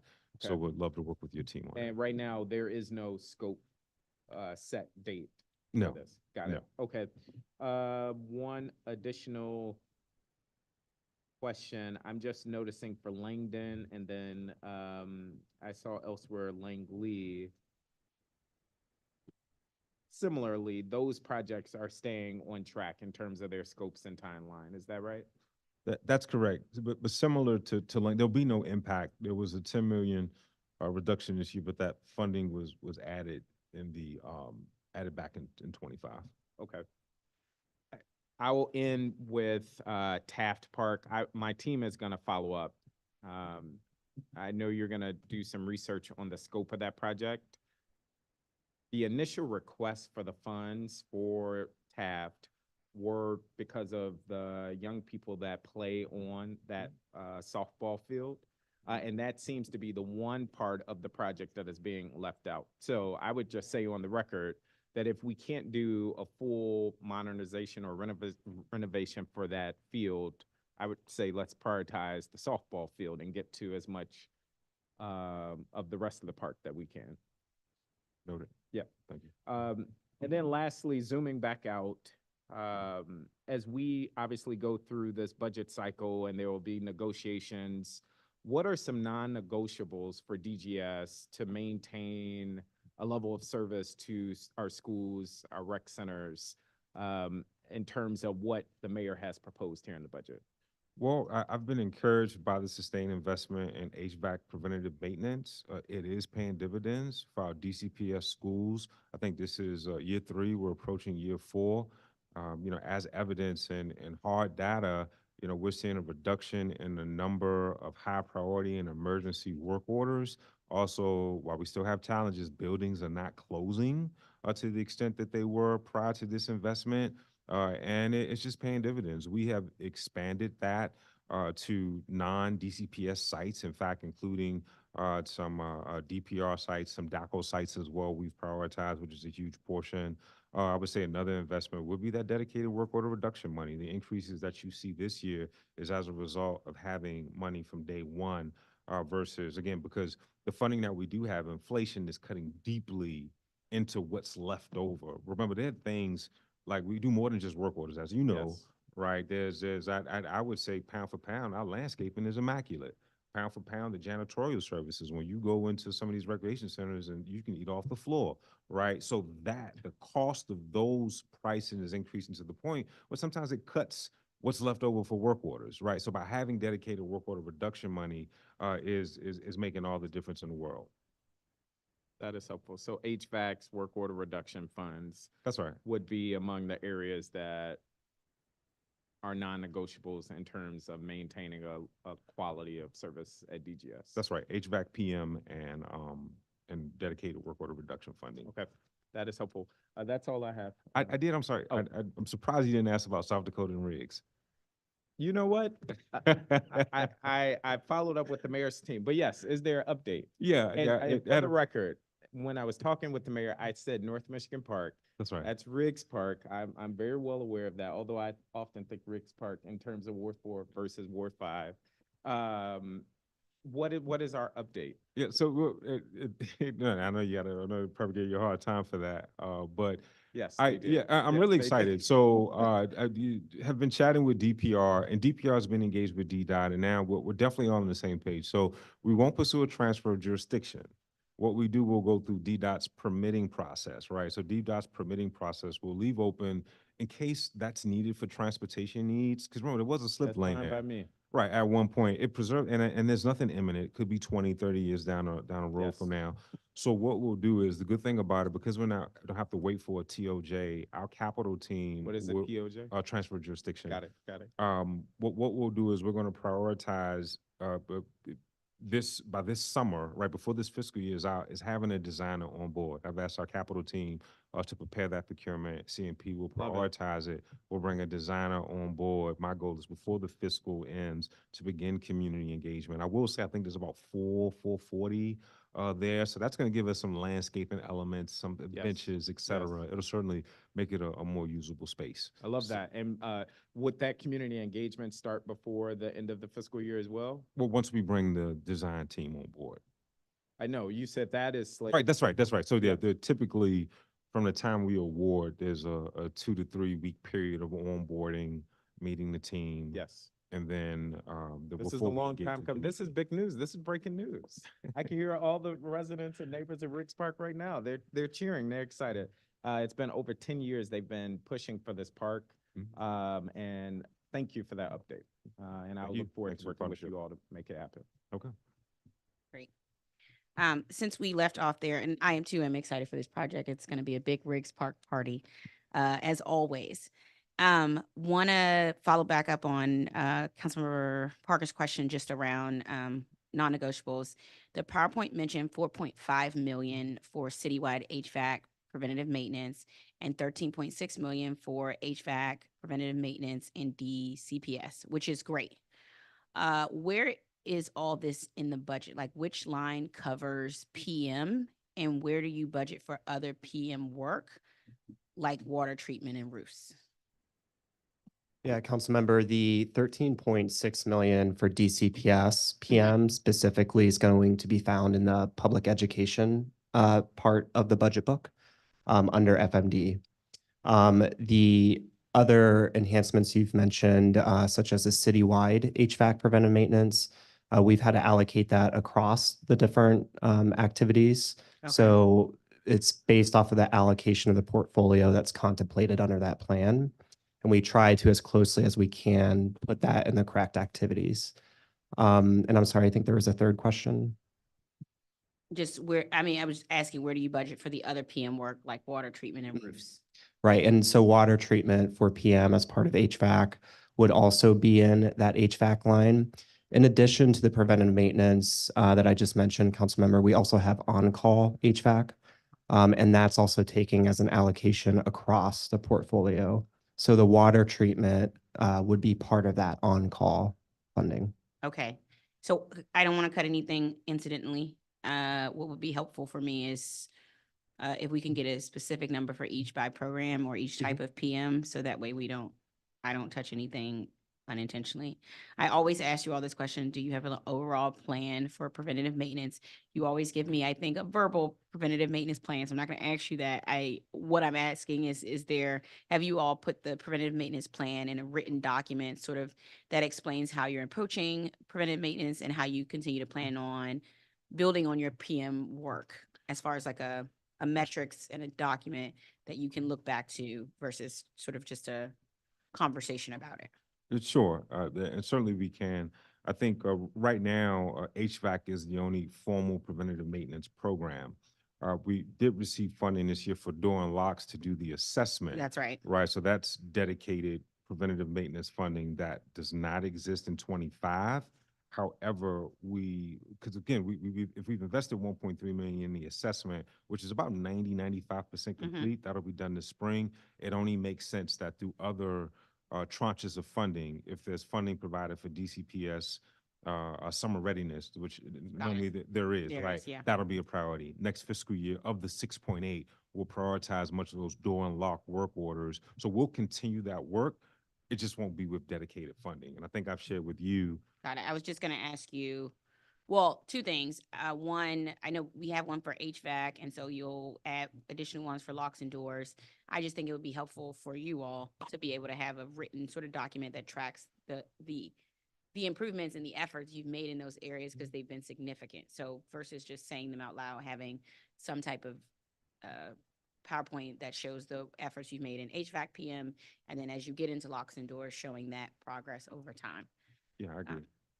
I want to ask about school safety. What's in this budget for fixing locks and doors, and where is that in the budget, and where can I find it?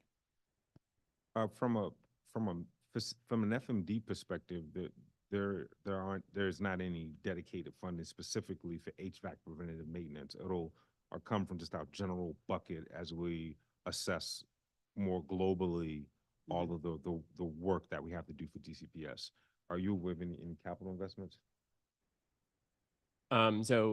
Speaking for DCPS, I know they put in money this year for both end of the new school security budget and their standard life safety budget that there are potentially sub projects in there to do upgrades to either doors and hardware, ACS, IDS controls, and interior classroom lock replacements as well.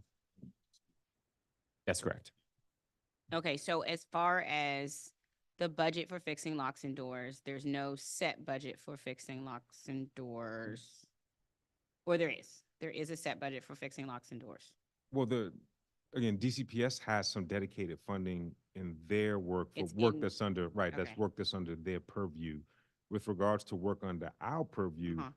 there is not dedicated preventative maintenance funding. We'll have to take it, because as you know, Yeah. we manage across a number of problem types. So we're evaluating doors and locks with plumbing, with roofing, with flooring, with electrical needs, et cetera. So there will be funding that we'll have to take from other buckets to continue that work.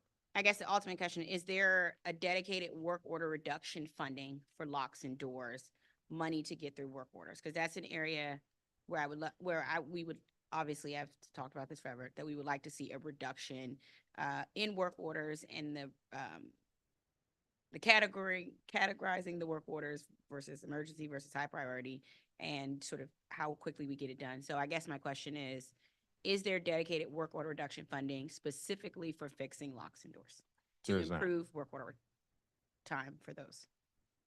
Are we talking about PM or work order response? So work order response, it comes from our general allocation for Mhm. DCPS. So yes, there is funding for that. But in terms of a formal loss preventative maintenance program, Yeah. similar to HVAC, there Yes. is not. Okay. So what does that mean for our ability to be effective?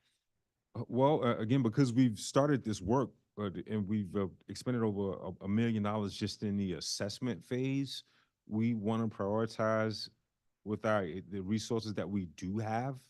If the mayor's budget is approved as presented, then we would prioritize those door and lock work orders, right? So now we have a sense of what that universe is, right? And the next logical step is to prioritize that with the dedicated work order reduction funding we do have. Of course, that'll come at an opportunity cost for something else, but that would be that's our intent.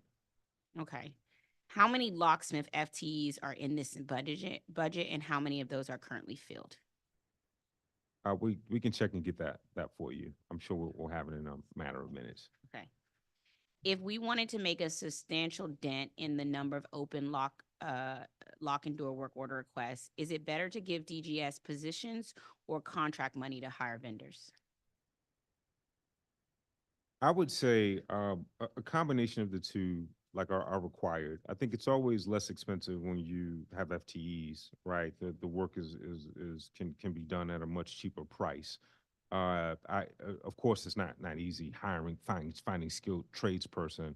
So I would say a combination of the two would be sufficient until you can fully staff up. Okay. Where are you with completing the school safety reviews that are required by the School Security and Transparency Amendment Act of 2023? Sorry, can you please repeat the question? Where are you with completing the school safety reviews that are required by the School Security and Transparency Amendment Act of 2023? I will have to get back to you on that question. That's a joint effort with DCPS. Okay. Other outside of locks and doors, the area I want to see some improvement, sort of work order time reduction improvements on.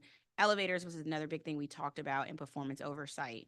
What is the budget for elevator repairs in fiscal year 25? And what is the status of rebidding our main elevator services contract for fiscal year 25? Sure. So the base year for that will be in FY24. And if it hasn't been released, it should be released during the month of April.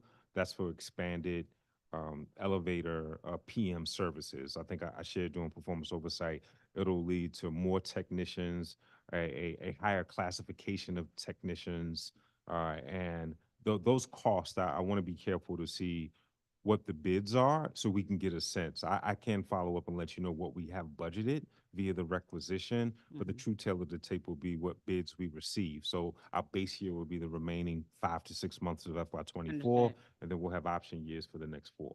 Okay, so, but we are going to competitively bid this out? Yes. The elevator services? That's correct. Okay, Yes. great. Are you planning to hire a third-party inspection service for elevators so we can get into compliance with DOB and DLCP certification requirements? This is an area where we were severely lacking. That will be a part of this expanded HVAC PM. Okay, so hiring a third-party inspector. That's right. Correct. Okay.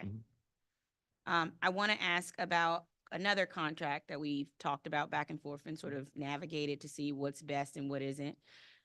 Consolidated maintenance contractors, CMCs. What's in the budget for consolidated maintenance contracts in schools? And where is that in the budget book? Council member, for our school CMCs, I believe we have a little over 10 of those, and those would be captured in the public education activity within the budget. Okay. Will you have all the school-based CMC contracts rebid by the end of this fiscal year? I remind you that last May, we were told they'd be all rebid by October 2023, and none of the schools with CMCs are back on full regular contracts as far as I can tell right now. There are a number that we're finishing procurements on. The technical evaluation, we're reviewing their work, so we expect to make some awards imminently this spring. With regards to the remaining CMCs, it's our commitment to have those done by the end of this fiscal, and it may spill over into the first quarter of FY25. Okay, I think that's a little late, and we should try to move that up. And then my question about what's the total budget number for CMCs? I know you said 10 schools. What's that total number? I can't, I mean, I could go, I think you said it was in the public schools.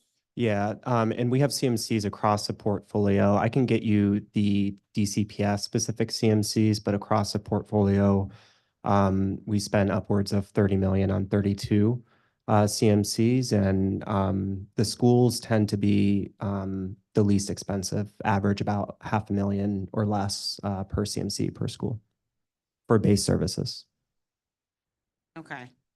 The budget book shows 3 FTE cuts to DGS Contract and Procurement Services Division. Can you say more about these cuts? Yeah, so we have some reductions in FTEs that are reflected sometimes in a different program than what the FTE is actually programmatically doing. So CMP, for example, has a reduction of 1 FTE that we're tracking, and I think you said the budget book shows 2. It shows 3 in the budget book. The one that we're tracking for CMP as part of the 18.7 is a program support specialist. Got it. Okay. Let's talk about quality control. I talked about supervisors being a huge part of that and the need for us to actually hire those because that was the intent of us putting those additional FTEs in. What's in the budget for the last team contract and where is that in the budget?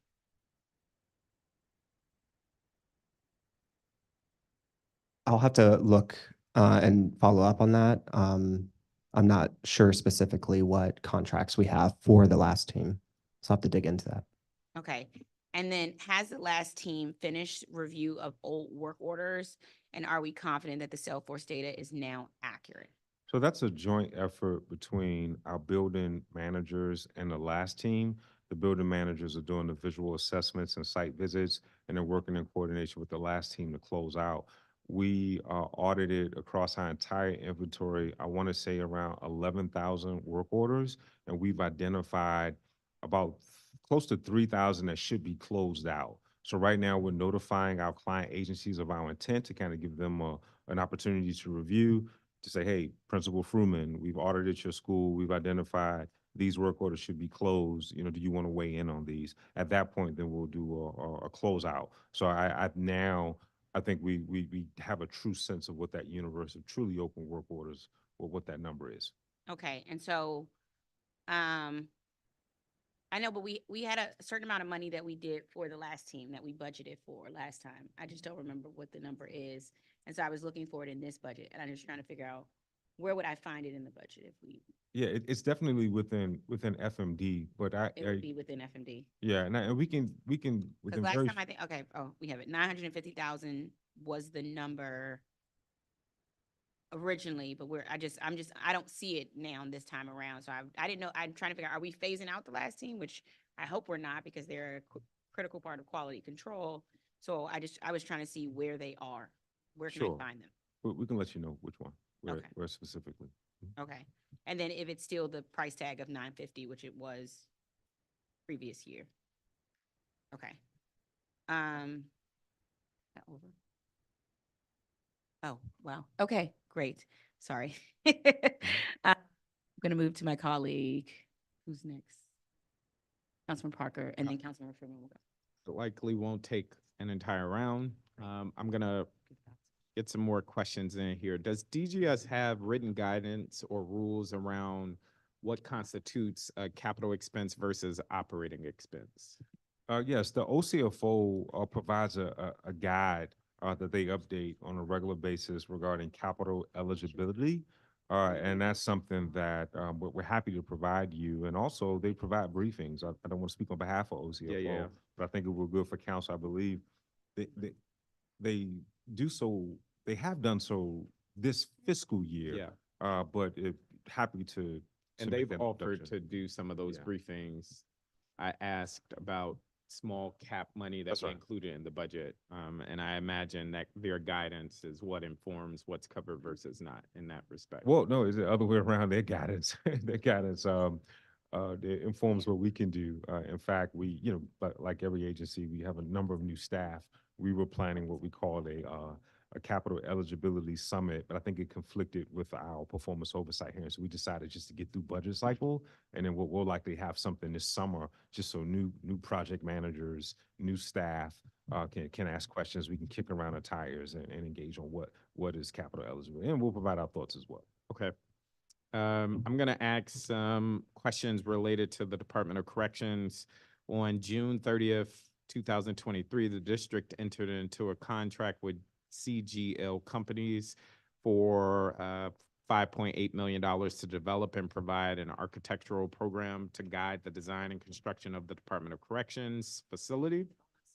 How much of the CGL budget has been spent as of today? I will need to look into that number. My team can supply that for you.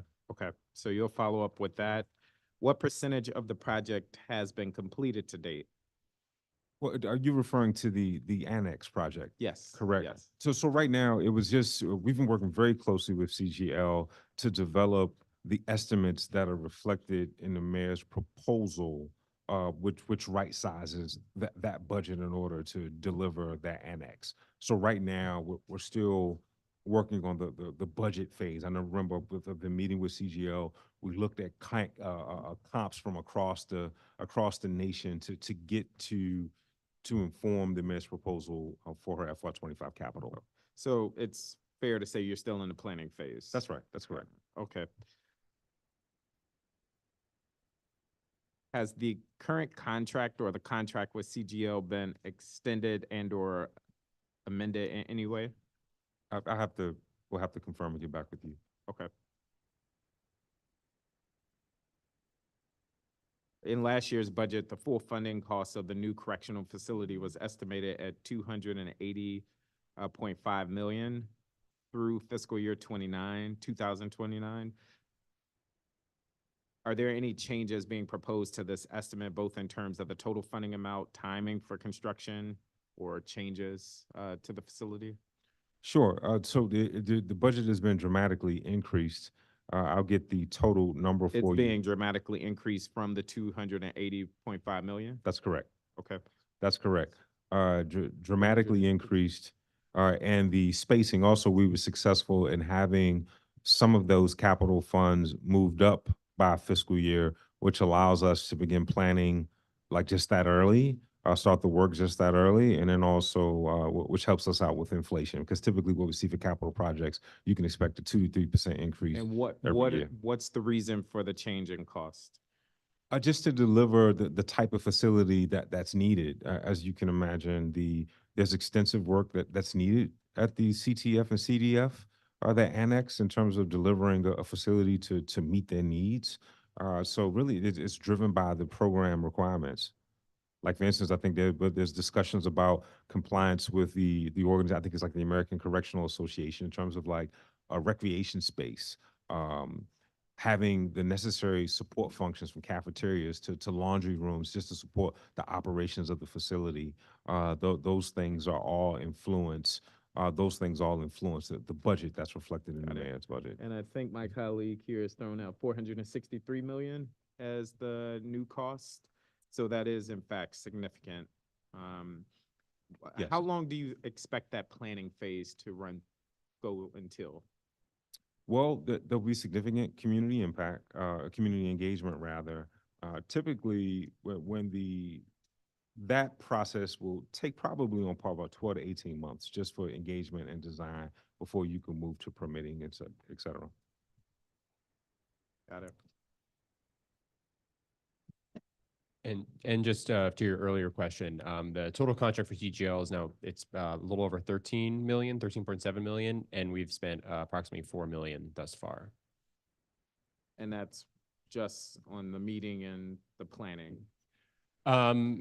That's correct, but I'd say just this has been the planning for a very significant structure, and so there's a lot of planning and analysis and just even development of the details of the scope that goes into it. So it's not just very high level boilerplate, that they very much get into the weeds of exactly what we're going to need to deliver, because as you'd imagine, this is going to be a very complex, intricate type of facility, and this is a contract that will run not just, for the initial phases, but almost throughout the course of the project, because we're going to keep them on board to advise us as we continue on this project. Understood. Okay. I am going to turn it over to my colleague, Councilmember Fruman, for another round of questions.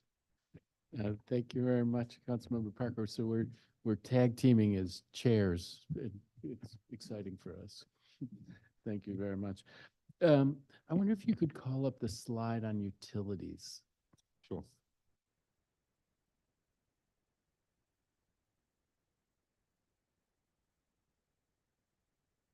So you manage the utilities for all of the public buildings. Do you manage which public buildings do you manage the utilities for? Sure. So the government operations, parks and recreations, our school facilities, public safety and justice, the majority of our district-owned facilities. I would say we don't, of course, housing authority is independent. We don't manage the utilities for those and a couple of other independent agencies, but the majority, yes.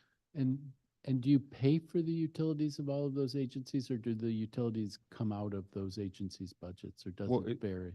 It's a split. Some are locally funded, others that have federal funding, those funds are intra-district or transferred to the Department of General Services to pay utilities on their behalf. Part of the reason that I'm thinking about this is my impression is that DCPS pays its utility bills out of its central funding, out of the UPSFF dollars that it gets. Is that right? Or does it come out of an allocation to DGS? DCPS is an inter-district agency, and they pay their electricity bills from their budget. over through you. That's correct. That's right. But not every agency does that. No, there's about, I think, 18 agencies that are considered intra-district, and overall, the intra-district amount for agencies for energy, I'll have to get back to you on those numbers, but there's about 18 or so.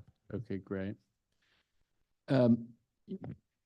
Fort Reno electricity, where do we stand on that? This is one of these projects where I think we've been hearing for a while it's about to get fixed, but where do we stand in terms of getting that electricity working?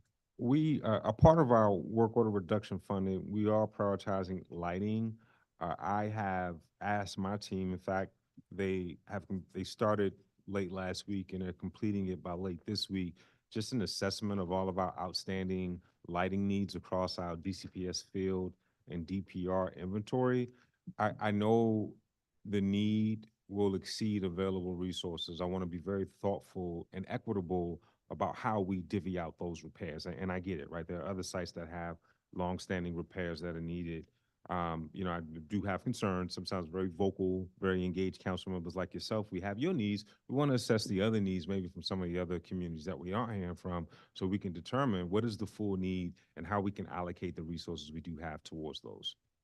Oh, but I think you may be thinking about something different than I'm thinking about. There's a minor thing of there's electricity that has been used by the Jackson Reed baseball team. That's right. It's not about putting up lights on Fort Reno, which would be an interesting thing. It's just about reinstating the electricity that had been there. And I thought it was a minor repair that you needed to get a contractor out, not something that would be inequitable to deal with in this setting as compared to another place. Is this gone to the back of the queue somehow? No, I think, no, that's a great point. I think I want to clarify. We're talking about more broadly about our funding to handle our electrical needs, right? So it's dominated by lights, but there are a number of other locations where we have to restore electricity as well. So thank you. There are a number of pavilions. There are a number of pavilions and a number of other power needs at our fields across DCPS and DPR. I just want a full assessment before we begin our expenditures, but we will prioritize those that are long-standing. Okay, so I mean, this actually is different than what I'd been hearing before, and I'm flattered to hear that I'm a local council member. I think it's my job to be a local council member. One element of this is that the high school baseball team relies on it. So, I mean, I had expected it would be done. I think I had been told it would be done before the start of the baseball season. It hasn't been done. I hope that the fact that it is a sharing agreement between DPR and DCPS for the high school sports teams can weigh into this and we can get that thing done. No, absolutely. And I understand that. You know, just again, I have resisted. I want to be more thoughtful about how we address problem type issues across our portfolio. But I hear you. Again, we're looking at longstanding issues, utilization. I know Fort Reno was one of the most permitted fields in DPR's inventory. So all of that weighs. I just didn't want to make decisions in a vacuum. I wanted to assess our needs citywide before we allocate dollars. Because again, infinite problem types of work orders at times, just finite resources. But I hear you. Your point's well taken. Yeah, I mean, hard to argue with. Don't want to make decisions in a vacuum, but yes, I wish you would on this one and we could get it done. As most Because council if it members were a think. bigger project, I see it, but it strikes me that it's a relatively minor one and the school community depends on it. I'm going to turn to the archives.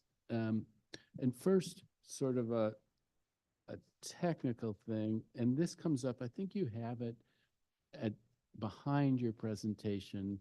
There's some things that happen in the budget that look like changes in the budget for a project, and then I'm told they're not. And maybe you could help me by explaining it, and maybe you could do it. Maybe it makes most sense to use the example that you have here.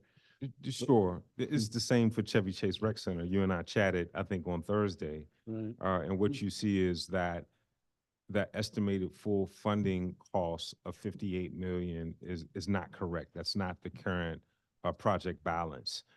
If you, just in that shaded box, in yellow in this project, the 18.4 million balance is shifted to 3.6 million in 25, 7.3 million in 27, and then the remaining 7.3 million in 28. So there was a funding shift, but no money has been added or reduced. So, I guess, take me through it again. I was trying to find the page. I can't see it there, and I'm gonna have trouble. Sure, here, no, but- no problem. I just wanted to call your But attention to the are you the saying yellow that- text box. You're saying that the 38 million up at the top, estimated full funding cost, that number's not right? No. So, and why, and it's there because you did a shift and you took the old money and the shifted money and sort of doubled it in effect, and that's why the 38, that's where, But that's right. There should be a net zero increase in funding, right? Meaning that 18 million that was currently budgeted has been spread across 3 fiscal years. But I think it's artificially showing an additional 18 million, which is not the case. okay, so it's just a typo in a sense. That's right. That's right. If you go to the next slide, actually 2 slides. I'm sorry, the one with the, Oh, there we there go. was the archives Yeah. too, so we'll go back to that, but okay. so you see it again, you'll see the 18, reduction of 18.4 million, and then you'll see how it's allocated across the next few fiscal years. And, okay, so it's just a typo in that top box. That's right, that's right. So same for the archives project. I think That's what I you was, see, exactly. I think it went from 73 to 103, and then I think you see 134. It's very similar. It's just, so it's not a change. that's right, that's Yeah. right. So what you see is 31 million from 24 that is now reallocated to 25, and then also there was an additional 25, or I'm sorry, 27 million that we were, 26 million rather, that we were slated to receive in 25, that's still there. So that 31 is now included in the 57.8 that you see in 25. Okay, so when I saw it late at night, because the budget documents came around and I thought, oh, the Chevy Chase, I asked for a little increase in the Chevy Chase Rec Center and Library, and I got way more than I thought. I didn't. Okay. So on the archives, can you talk to me? I think that you guys have announced now, maybe at the National Planning Commission, that you're moving away from the gas boilers and moving to electricity, which is great news. But can you explain to me what technologies you're using and what impact this will have on the budget? Because there's no new dollars in the budget, and yet there's this change. What does this mean for that project, and how are you doing it? So yes, we were happy to announce at our NCPC hearing that yes, we've been able to remove fossil fuel gas boilers from our scope of work and replace them with electric boilers. Going a little into the weeds there, the main challenge in incorporating them was in terms of fitting them into the program and the overall HVAC system and the building itself. It was not necessarily a cost issue. So overall, that is essentially a cost neutral modification to the project. So it's not impacting the budget. And what about for operational costs? Are you using heat pumps, or what technology are you using? I believe it's for heating. It's going to be the electric boiler system, and for the specific cooling, I will need to confirm that. I'm blanking on it at the moment. I apologize. And have you looked at life cycle costs? What kind of impact do you think this will have on operational costs going forward to the move from gas to electric? In terms of overall energy consumption, electric boilers is greater than gas boilers. That's I know in a vacuum because you have to factor in the fossil fuel use as well. So we do consider it an add to the project, we're not shortchanging the project in any way. In terms of overall life cycle costs of the equipment itself, we found them electric boilers to be roughly equivalent with modern gas boilers as well in terms of overall cost for the life cycle of the equipment. So, I mean, one of the things that I had been hearing was that heat pumps could be more energy efficient and be a more significant advance. Do you know why heat pumps weren't chosen as part of the solution here? Is that that it would have required a greater disruption to the existing plan? That seems to be, heat pumps seem to be the cutting edge technology now. Why wouldn't we have used them here? So you're correct that I think heat pumps are on the cutting edge. I do want to emphasize that we do have heat pumps. I got the confirmation myself. We do have heat pumps already included in the archives scope. So that'll be its basis for most of the cooling in the building. And really the boiler system was always there as a supplement to the heat pumps for those days, especially because, you know, it's a museum.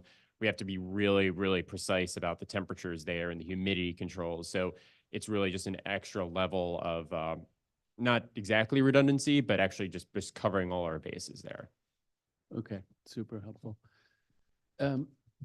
Where do we stand on this project in terms of moving forward with demolition of the existing building, starting construction, target dates for completion of construction? What does that look like today? So we are looking to start demolition later this year. So we're looking for probably summertime to start demolition, and we're shooting for a summer 2026 delivery of the project. No, I'm sorry, just one clarification. I have the selective demolition and abatement will begin the end of April, beginning of May. And that is UDC is still transitioning out of the building. So once they vacate, then we'll apply for that selective demo and abatement permit. And will be done by the summer. Got you. And I mean, one of the things that people often raise, some of the folks who are very concerned don't want to see this project go forward in the form that it is. They're concerned about pollution, health issues surrounding the demolition of a big cement building, lots of dust, lots of different kinds of things happening. How are you, what do you do in a setting like that and on a campus where, you know, there's people around? How do you try to address environmental issues around a demolition? Similar to any project where we do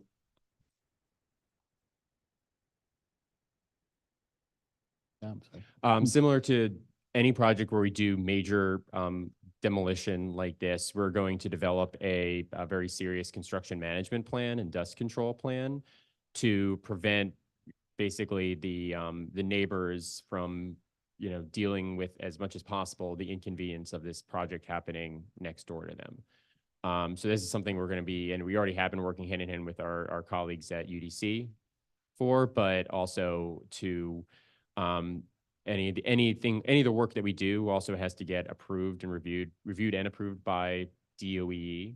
So before we can even start, you know, throwing hammers there, so to speak, we would need to get all the permits and make sure, and they would have to verify that whatever plan we have put in place and whatever notifications we have done are sufficient. Terrific. Target date for completion, summer of 2026. It's a big year because that's 250th anniversary of the country, and there's going to be a lot of people coming to Washington, D.C. with history on their minds. I hope that we can take that into account and really target a completion before the 4th of July or as early in 2026 as possible, so people who come here, so it can be an asset that we use in that celebration. Noted. Okay, thank you very much. You guys manage the DCPS, the rental of DCPS fields. And I- there was a time I had been involved in this ages ago when I chaired the Wilson Management Corporation, and Wilson rented out its fields and kept the money and used it to support its athletics program. And then that got nixed, and then legislation was passed so that all school fields could be rented and the money would be recycled back to the school where it was rented, or much of it would be recycled back to the school where the facility was rented. And the legislation was passed a while ago, and then COVID came and it wasn't implemented. And now it's quietly, I think, being implemented. But I'm not seeing the dollars flowing back to the school. And maybe there are offsets that you're charging against the rental dollars. How is that? How does it work? Can you walk me through DC Soccer rents a field at Jackson Reed, pays whatever they pay, the money comes to you, and then eventually some of it goes to Jackson Reed. How's that working? What's taken away in the process, or what are charges against that money at this point? Sure. Those funds, so DGS is responsible for the permit issuance, right? The administrative nuts and bolts of a permit, hours, cost, et cetera. When those funds are collected, those funds are then distributed back to DCPS, right? They have a special purpose revenue, a fund where they are able to allocate in support of, and I'm not sure what expenditures are against that, but those funds are held by DCPS Central. Oh, so you take the full pot of money that you've collected for the rentals, you transfer that to DCPS. And That's right. And DCPS then distributes it back to the schools based on whatever it is they do. It's not. Well, yeah, exactly. I don't want to speak for this spend plan, but very similar to my time at DPR, we had special purpose revenue authority upwards of sometimes it'd be $2.53 million, right? So we would plan in the beginning, and as long as we met our revenue targets, for the most part, you can allocate that money, right? So that at Parks and Recreation, those funds were directed to support many of our athletic programs, right? And as long as we met those targets, right, you could spend freely according to your spend plan from that special purpose revenue. So DCPS likely has a budget where they budget against those special purpose revenues. But I mean, short answer, in terms of how the money makes its way back to the schools, I'm talking to the wrong person right now. That's at DCPS that's happening. Correct. Okay. And then in terms of the fees charged, do you know what you're charging for a lit turf soccer field? Yeah, I have to double check. I know that there is a fee structure. There's a fee structure. What tends to happen is, in addition to those fees, sometimes security and janitorial can depend based upon that site's needs, and those are separate costs that we work closely with DCPS to cover. And then, of course, that funding helps to go back to pay those actual costs. Okay, so, and you don't, who sets the fee structure? Do you set the fee structure? No, it's I know for DPR there's that fee is set through regulations. I need to double check for DCPS. But you I don't. want to say that I want to say I think they mirror DPR fees, but I can confirm. I'm sure the portfolio team is listening, and they'll add to the chat. So, and I'm going to want to look more deeply. Again, you're not the right person to be talking to about this, but I think the fees that are charged on DPR and DCPS facilities are very, very low. And you want there to be a low barrier to entry for people who can't afford it. But then there are entities that can afford it that are paying much more at a facility down the street, a private facility down the street, and could afford to pay more for the ones at DCPS and DPR. And I don't think we should leave that money on the table.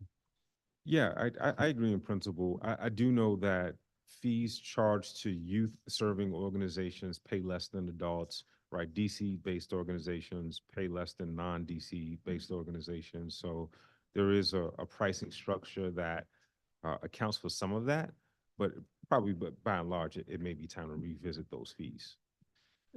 Okay, well, we'll pick up that conversation. Perfect. Well,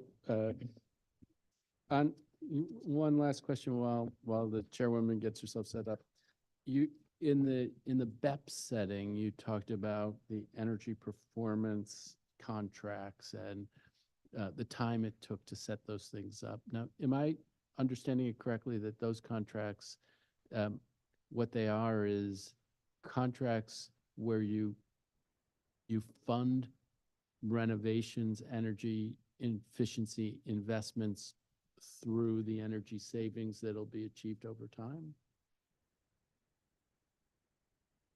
Yeah, that's correct. It's an energy savings performance contract, and that is paid through savings that are generated from our energy budget.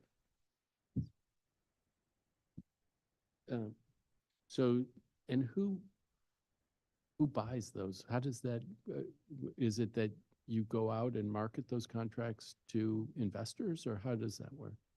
Yeah, we're haven't issued a contract yet. We're moving in that direction. We have contractors that will go into a site. These are engineers. They'll go into a site, do an assessment, and they'll actually tell us almost dollar for dollar how much we can save by making energy upgrades. That can be lighting, windows, HVAC. That work, those renovations are then paid for through those guaranteed savings that come from our budget or Okay. energy budget. All right. I think, thank you very much. That covers it for me. Really appreciate your testimony. Thank you. Thank you, Councilmember Freeman. Appreciate it. Let's go to Protective Services Division. How many FTEs does DGS have in Protective Services, specifically for the John A. Wilson Building? Now, this has come up in conversations with council members and security concerns at the John A. Wilson Building, and there's people allocated to the mayor and then a small percentage of individuals allocated to council. So I just wanted to understand, and this is an area where Councilmember Pinto has even asked, like, can we increase the number of FTEs? So just wanted to get a sense of how many FTEs we have in Protective Services for the John A. Wilson Building. Sure. It's one of our largest security footprints. PSD maintains a 24-hour security posture here at the Wilson Building. We currently have 10 contract security officers. Okay. And these are armed security, special police officers, rather. They are assigned to the building Monday through Friday on 3 shifts.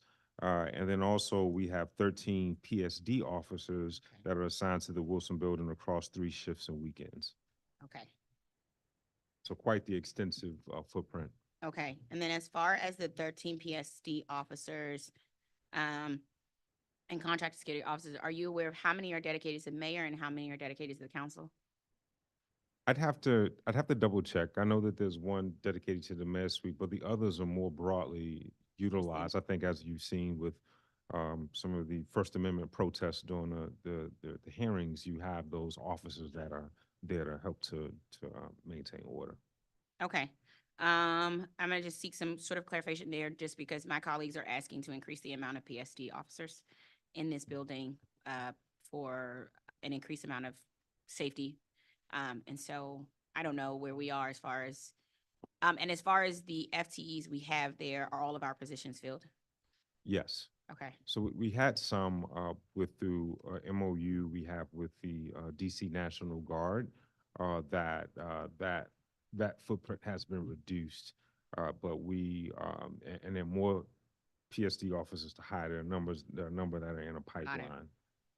All right, and to supplement that for us, we have about 1,000 security officers that we also employ across the district. Got it. Okay. If you get the numbers, sort of like how they're assigned, please let me know so I can clarify. It comes up in our security conversations, and I'll be asked about it probably again in our next administrative meeting as a council. Where is PSD deployed otherwise? Sort of, can you share a list of list focus on the FTEs, sort of not the vendors, but the FTEs? Sure. I can give you a breakdown, but other sites include our again the Stadium Armory in coordination with DC National Guard. There are a number that are more broadly deployed that are responding to calls for services, like at our homeless shelters, Mhm. New York Avenue in particular, and there are several other locations where we have PSD offices. Some have a roving posture versus a static deployment. Got it. I see an increase of 4.3 million and two FTEs for protective services. Where is that going and why is it needed? I saw some online on slide 29. I think it was slide 29, but would like to know more. Sure, it's a reflection of just our increased footprint. Like, let's say, for instance, for Reeves, right? You had a number of agencies that were housed in the Reeves centers, Mhm. but now they're sort of decentralized, right? Just the DGS and DOC headquarters on Minnesota Avenue alone is a 24/7 posture, right? So this reflects just the increase in real estate that we have under our management. Got it. Okay. Okay. This is sort of, it looks like it's a 16% year over year increase, I Mhm. believe. Is that right? That's right. And if you look at it, we have the rates, right, for armed security, armed special police officers, unarmed SPOs, and then special police officers. And if you look at, let's just use armed ASPOs, Uh-huh. you have an increase from 56 to 58. All right, wait, that doesn't sound major, but again, that's $2 an hour, 1,000 guards across, hundreds of locations over the course of the year can be pretty significant. Okay. And that's all fiscal year 24. Well, those are 3 fiscal years. Yeah. It shows just the increase in cost. In Most cost. dramatic was amongst the special security officers, rather, and it went from $40 to an average of about 50. So that $10 an hour increase across, again, hundreds of guards, hundreds of locations can add up pretty quickly. Okay. And they are unionized. And so is there any increases we should expect through negotiations? There are union officers, and we have a collective bargaining agreement. What we see is that when even sometimes when you bring on a new vendor, Uh-huh. the incumbent guards transfer with the vendor, right? We of course have to account for PTO that they've earned and accrued, sick leave, et cetera. So those benefits carry over from vendor to vendor. Okay. I'm curious how you all, and again, I will look for the follow-up for the sort of how the breakdown in the Wilson building goes, just so I can answer questions to the chairman and my other colleagues. I want to move to the capital budget. I'm curious on how you all categorize replacements of chain link fencing. When you need to replace whole sections of a fence, is that capital or operating? Mostly it's operating. Okay. Has DGS started stockpiling sort of swing parts and other playground equipment and things of that nature? It's unfortunately, as it relates to playground equipment, it's so a lot of it isn't the same, right? Everyone is sort of unique. Okay. Right. There are some portions that you don't necessarily need to stockpile. You can get in short order, like whether it's like a chain or something like that. But what tends to happen is that, and Cassie, you please speak a little more. Well, we agree with the need to standardize some of our playground equipment. I know there's going to be pushback amongst the community, but we just agree it'll allow us to build a stockpile and inventory. Okay. I just want to know if you all had started. So is there are there any items you're now stockpiling that you didn't stockpile before? So I would just say in general, we keep like heading into spring, we keep a pretty, it's not quite a playground, but an outdoor asset like for between the tennis nets, right? A backboard. So those are things that we've already made provisions in anticipation of knowing that we're going to need to replace some of these items. So between DPR and DGS, those are items that we look out for. What tends to happen is on playground equipment, it's so one-off. Right. It's so one-off. It's tough to say, hey, give me swing A because there may be, 25 different swing types across our inventory. Okay. An example would be like we have a missing basketball hoop at Upshur for over 6 months. I just am like, I don't think it takes that long to get basketball hoops. And we have a missing fence at Upshur as well. And so I'm trying to get a sense of sort of why we don't stockpile some things like nets for basketball courts. That's right. Well, we do typically have nets. I think what you're referring to is the rim. More than happy to share with the committee how much ground we're able to cover through some of our dedicated work order Mhm. closure money with DPR facilities. That to me will help for me to get a sense from a budgeting perspective, the tail of the tape. Still concerned that we don't have a clear side-by-side explanation for DGS and DCPS decision to install the artificial turf at Lafayette Elementary School's lower field. The reply we received last week doesn't share the relevant capital or operating costs of grass.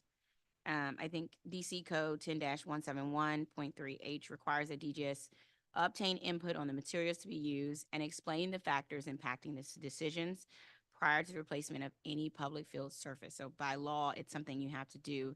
In my opinion, you still haven't done this. And the letter that I received was a complete non-answer. If that was a deposition, it was a non-answer to every question. And the reason I need the answers to this question is because I need to be able to explain this to the community. And like, I have not been given the information that is necessary to explain this to community. And that's all I'm asking for is the information, and summary statements don't really cut it. It's just like, well, artificial field is okay for this, especially when like the mayor in Boston just completely outlawed PFAS artificial fields. Connecticut's outlawing them. A bunch of jurisdictions are like literally outlawing these type of fields right now. So I just that one is just frustrating because the longer we don't give the answer to the community that we need, the longer we're going to be in this frustrating process. Noted. Can you discuss maybe some of the contents of the letter and what was shared as our decision for artificial versus grass?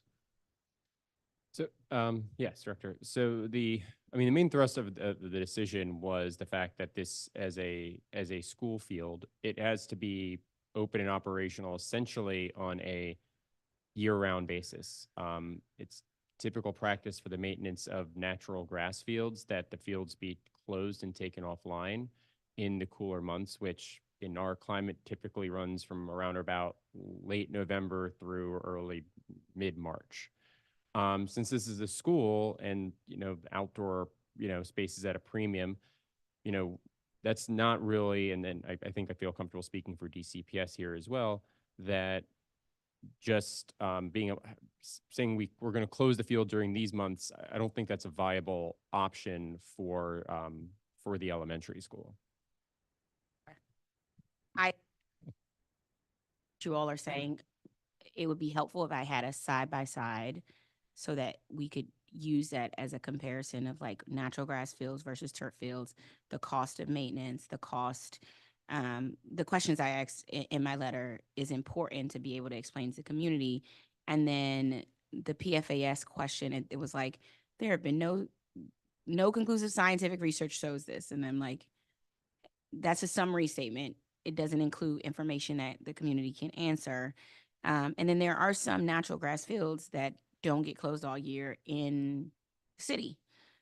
We just don't have the policy changes throughout the city, which is a problem in general, which is why it doesn't hold up for the neighborhood or the community. It will not be sufficiently answered until we get the side-by-side of natural grass versus turf field. There will be no sufficient answer, and we'll have to use the law to basically say we have to have this before you can move forward on this decision. And I just don't want to get to that point. I just want us to get the answers to the questions so we can settle this once and for all for this community.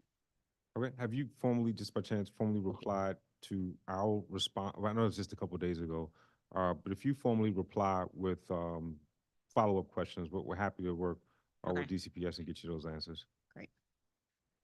Out to you.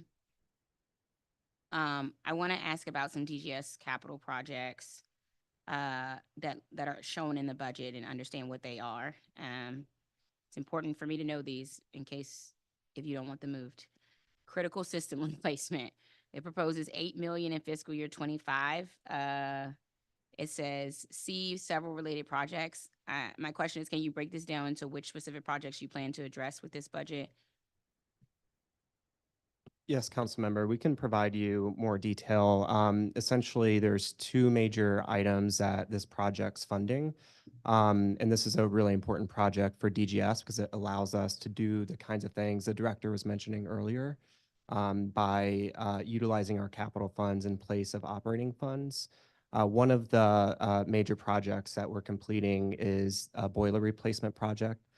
Cassidy can talk more about that, but this will be the third and final year of that initiative. And then the remainder of those funds, about 4 million, will be used for FMD related work orders. Last year, we spent a little over 3 million from this project on FMD related work orders. Cassidy, Okay. do you want to discuss the boiler project? Why wouldn't it be in that? Go ahead. Sure, Tim.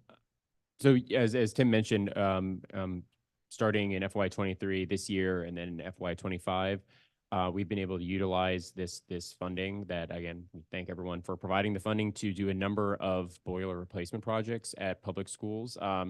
These have run the gamut between just simple one-for-one replacements where there's one or two aged boilers and we've just replaced them with new boilers, to actual upgrades to the boiler systems themselves to much more energy efficient and much more energy efficient models.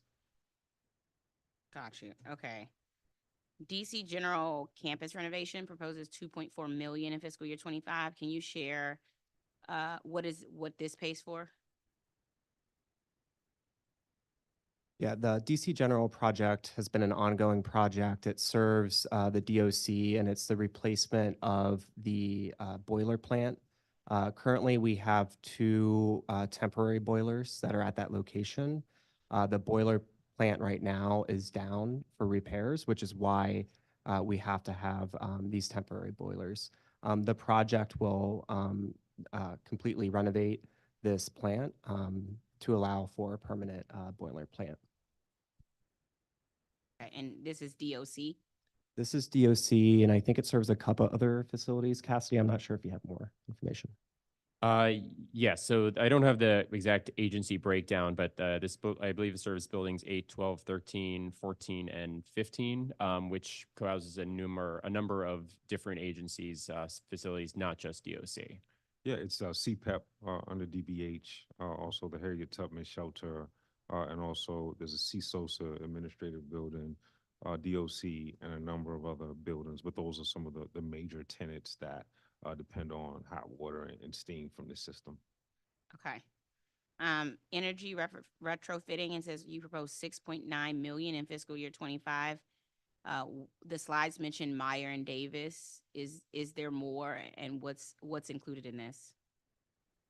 Yeah, there's three main sites we're looking at, Meyer and Davis. Those are two swing sites that we're looking to install heat pumps. Even after these sites, once they cease to become swing sites, we can still reuse those heat pumps for any future modernizations. We're also looking at Thompson Elementary School. There's a number of different retrofit projects that are contemplated under this plan. Got it. And is that it? That's it, yes. Okay. There's facility condition assessment and proposes 1.5 million in fiscal year 25. What is this 1.5 for? Yeah, and council member, this is all, the 1.5 million is all pay-go. So we'll require, in order to move forward with the facility condition assessments, for this funding to remain pay-go. We do have a complete schedule that we can share with you and your staff, which will show the different properties that we're planning to assess. Gotcha. Okay. I see a proposed for fleet replacement. I see a proposed 957,000 in fiscal year 25. Can you share a breakdown, I guess, by light, medium, and heavy duty, and what the usage is for each? Yeah, and we have all of that information I can share with you and your committee. And just to note too, most of our vehicles, and probably most vehicles throughout the district that are service vehicles, will have lower miles on them. However, in the information that we'll share, Even low mileage vehicles have very high costs for maintenance. So we look at the cost of maintenance, the age of the vehicle, and the vehicles that we're contemplating on replacing are those that have some of the highest maintenance costs. Got it. And if I could just share quickly, the average age of our a vehicle in our fleet is about 10 years old. And currently, we're authorized by DPW to have 280 vehicles. Currently, we have 221, and we have 20 that are being procured that we hope to have. So that'll bring us to about 240, 245. So And we're are these still EV down and- about Are 20, these EV 35 and hybrid vehicles. vehicles? It's a combination. It's a combination. Typically, the types of vehicles that we purchase are. It depends on if there's a EV option. Some that we're hiring, well, for like light duty vehicles, pretty much standard. Our cars, pretty much standard. But we are buying some dump trucks and some heavy duty vehicles where you don't have EV or hybrid good options. EV options at this point. Okay. I'm guessing we already asked about the Marion S building, which is a 6.8. So I won't go into that. The municipal labor program management proposes 7 million in fiscal year 25. Can you break this out by which projects this supports? Yeah, we can provide, I think it supports about 27 FTEs. I'll have to double check on that. And these FTEs have to be, per the OCFO capital eligibility guidelines, they have to be direct labor. So serving directly in support of a capital project. So we can share that with you. It also includes over $2 million of PAYGO.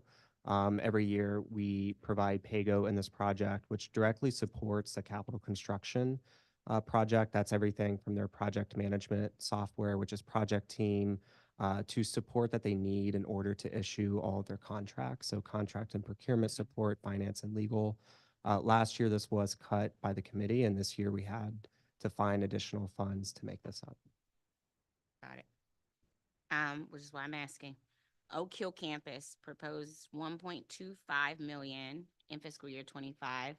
What is the project plan for this budget for Oak Hill? Yeah, Oak Hill is an important property that we have in Maryland. It's over 1,000 square feet. We currently have OCP surplus property out there, DCNG, DYRS as well. And this project specifically will be replacing a much needed project in the failing water infrastructure out there. So if you visit the campus, you'll Yeah, we see. went out there. It's a rainy day, but we made it out. We went during our facilities tours of Yeah. all of our youth services center, New Beginnings. We walked the campus or entered the campus, which Mhm. looked like it was from Yeah. It's a horror movie. it But is an anyways, experience. As Yeah. you walk, as you enter, Yeah. You see it gets straight. better as Yeah. you go down. But when you does. enter, it's a horror. It's a It- film. It is. Yeah. Those pictures still stick out in my memory. I've been there a couple times. It is serving. You were there on a rainy day. On a dry day, you'll see the water tower is failing. There's water leaking from it. I think this was the original water tower from when it was first constructed. So these funds will replace that water tower. It'll also replace the plumbing system across the campus, the hydrant systems, and then that water tower has also washed out the road. And so it'll also be a road repair project, road replacement project. The roof replacement pool proposes 1.6 million in fiscal year 25. Which buildings are included in this proposal? We do have a spend plan on that, and I can also follow up with you on that. Okay. The Wilson building has a proposed 5.4 million in fiscal year 25. Just because it's this building does not mean I won't cut it. Can you share a breakdown of what's included, if this is included for? Yeah, and if Cassidy or others want to jump in, we do have some long-standing projects at this facility. There's the HVAC project, which has been ongoing, and a few other major projects. We have a complete spend plan and can provide you that. Cassidy or others, I'm not sure if there's anything else to add. Yeah, I don't think, I mean, we can definitely provide the itemized spin plan for this. I don't have it in front of me at the moment. We can definitely provide that to the committee. Okay, great. I want to ask, you all watched Friday Public Witnesses, so I want to just ask some follow-up from the public witnesses questions on Friday, so, and that'll close us out here. So, Holly Garner testified at the February performance oversight hearing about how she personally installed the temporary orange fence at Tacoma Park Dog Park, not DGS. We visited last week and the fence is still broken, and that's nearly 10 months after a tree fell on it. How does this happen? How do we end up with, I mean, if you go look at it, it looks crazy that it's literally, they really tried to do a job of putting a temporary fence there, but the dogs can clearly get out of it, so nobody's utilizing the park. And so just, that's why I asked earlier about chain fences, because it's like, it's been 10 months. Yes, that's going to be paid for out of our operating dollars, and it's one of our high priorities for our DPR spring readiness sort of reduction efforts. Did I leave it? Okay. All right. So that will be in for the DPR readiness That's right. for the summer readiness. That's right. That's right. Okay. And when are we doing DPR summer readiness? It's ongoing now. So It's happening right now. Yeah, it's happening now in Okay. advance of spring. So Okay. yeah. Green New Deal for Schools. Sure you all heard this testimony from multiple students from the Green New Deal for Schools. We heard about poor recycling practices in our schools, particularly that everything, both trash and recycling, is being mixed together at this point of collection for hauling. Is that true? And what are we doing to ensure schools and other buildings are recycling? I think there's a lot of contamination. There has to be, I think, more education in our buildings on how to properly dispose of waste and not to really commingle the two. So I think it's more of what we see across our inventory. It's more of a behavior issue that I think the only way is to address is through education. Got it. I don't.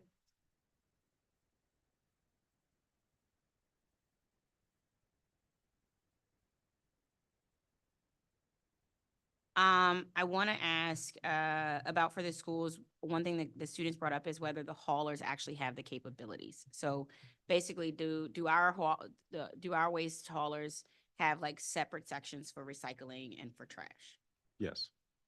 And so they have the ability, if the schools did it, they would do it, is essentially what I'm hearing you say. Well, I think what I'm saying is that we see a lot of contamination at times, but we do haul those separately. Okay, so there's separate recycling haulers, separate trash haulers, and for our schools, if they have set aside their recycling, then our haulers would pick up their recycling. There's a separate hauler who will pick up their recycling. I'm just making sure. It's the same hauler, right? But it's different vehicles because you can't commingle them. But the That's what I'm same saying. hauler, JLT, just different capabilities, but the same hauler. Okay, so the same hauler comes to our school in two different vehicles. One picks up trash, one picks up recycling. That's right. what we're saying. You can't commingle. That's Okay. right. Catherine Redfield was a parent from Amadon. She had a work order, and she gave her work order number, which was 757046. She requested it on September 19th, 2023, and so it's over 200 days ago to fix the time lock on the playground entrance. She testified about it on Friday. I didn't know if you all heard it and had an update for it, but when we looked in the system, it was over 200 days old. Let's see. I know we were listening, and our FMD division was responding to various work orders. So if my team has it, they'll place it in the chat, and I'll be happy to give that to you. Okay. Janet Hales testified as a volunteer at Anacostia High School. I believe her and the other members of like Delta Sigma Theta are mentors there and are supporting all of those students. Her testimony described basically the facility in the same condition. We all went last year, and Councilmember Trayon White was there. I think you were there, Director Hunter, and I know Donnie was there too from facilities. And so Anacostia has a number of sort of facility issues. And it sounds like, based on the list she shared, it's like the same facilities issues we saw the last time we were there. So I think what I would like to request is just a facilities visit to Anacostia. to, I know we hate doing whatever visit, but this is just a separate one, not like if there's a time we can go out to Anacostia with the facilities team and just go through the list that they have provided. They don't have a PTO like other schools do that can sort of help with some of these things. It sounds like they have a gray water system, which we knew was sort of problematic and has issues as well. But plumbing issues, door and lock issues. It sounds like security alarm issues. Like literally when we were there, we were standing in the vestibule and the alarm was going off constantly. We all just had to like over talk each other. It sounds like that same thing is still happening. So I just want to see if we can get a commitment to go with Councilmember Trayon White to Anacostia at some point with the facilities team. Even if you're not there, somebody from facilities team be there to just go through some of the issues because it sounds like Anacostia is still in the same place it was last year. Yeah, sure. So I do think we have to think through a different strategy for these gray water systems. There aren't many, but there are enough where it requires a separate sort of plumbing strategy Yeah, that's right. because of just the needs in general. So happy to kind of share what we're thinking. We do have some open work orders that the team has sent me, but I'm not. Some of the work orders I think have been resolved, and there are others that again, there's a constant trickle of work orders that are closed, work orders that are open, and it's not uncommon to see. And I do know when we have sometimes heavy rains, you see that gray water system not functioning the way I think that we would intended. But to answer your question, happy to do a walkthrough to look at their needs more specifically. Okay. I mean, I asked the volunteer group and they were like, they'll stand in as the PTO just to go through some of those issues. It sounds like the staff and students would too. And so I'll get with Councilmember Trayon White and see if that's something we can possibly bring together to sort of support their school. Tisha Cockrell from Friends of Riggs LaSalle Rec Center testified. I just asked about it at the DPR hearing. She talked about several repair issues at Riggs LaSalle, including repairs to their gymnasium roof, but also doors that don't lock properly. Just want to make sure that is on the radar and there's a plan to address the Riggs LaSalle. She has an email. She sent an email both to DPR and DGS in March. I think it was like March 21st, and no one has yet replied to her. And so my hope is that we can get a reply to Tisha Cockrell, Friends of Riggs LaSalle, on the questions she has about the outstanding repairs and maintenance issues. So I can reply specifically to the roof item. We do have a capital project going on now to replace the roof at the recreation center. I believe our estimated completion is at the end of this calendar year. We're doing it, I believe, simultaneously with upgrades to the roof at King Greenleaf Recreation Center. So I believe there is a misunderstanding that somehow this project had been canceled, or that's what we heard. But that, again, if it came from our end, we apologize, but that's not. But it is, the project is on, and it's ongoing. Right. Okay. Valerie Jablow shared concerns about DGS policy related to charging rent for public charter schools and lack of records. She said we may be leaving $10 million on the table every year. Is that possible? That's just inaccurate. Yeah, Okay. that's inaccurate. I think she's requested records that date back to 2009. Of course, the district's retention policies are that to retain folk approximately 6 years. And some of the requests predates when DGS was created. And we reached back out to the banks and others, and no one just doesn't have records, right? But by all indicators, funds have been paid, right? We have a normal collections process that's very healthy, that's administered in coordination with OCFO. So we just think we're not sure. We've asked for evidence as to where's this number coming from. We have robust collections process, and again, I just think that that's just unfounded. Okay. Is it you all's decision if we weren't charging people rent, would it be a DGS decision or because you all have your own contracting powers, or would that be a OCFO decision, sort of, if we weren't charging everybody rent? Well, we refer, right? So if an account was delinquent, we will refer to OCFO that will begin a collections process. I think she's saying that Right. there's some people who are not paying rent. I don't know if that's is it possible that somebody having a charter, having a building, isn't paying rent? No, you have an opportunity to, in lieu of rent payments, to make upgrades to the facility. So I know sometimes that's sort of conflated. Okay. So the goal is if you're replacing a fence, you know, you're If you're doing some a facilities roofing things. repair, right, that you keep, because it's still a government-owned asset, right, serving kids in a public school setting, right, with Right. district tax dollars. So you have the option to make rent payments and Okay, that's the question I was upgrades in lieu getting. of rent payments. Okay, and do we track those improvements? Yes, you have to demonstrate every year, typically with Okay, receipts that work has been completed. okay. Monty Edwards from Eastern Market Community Advisory. Is Eastern Market included in the DGS water treatment program? If so, is it paid for out of DGS preventive maintenance budget, or does that come from the market operations fund?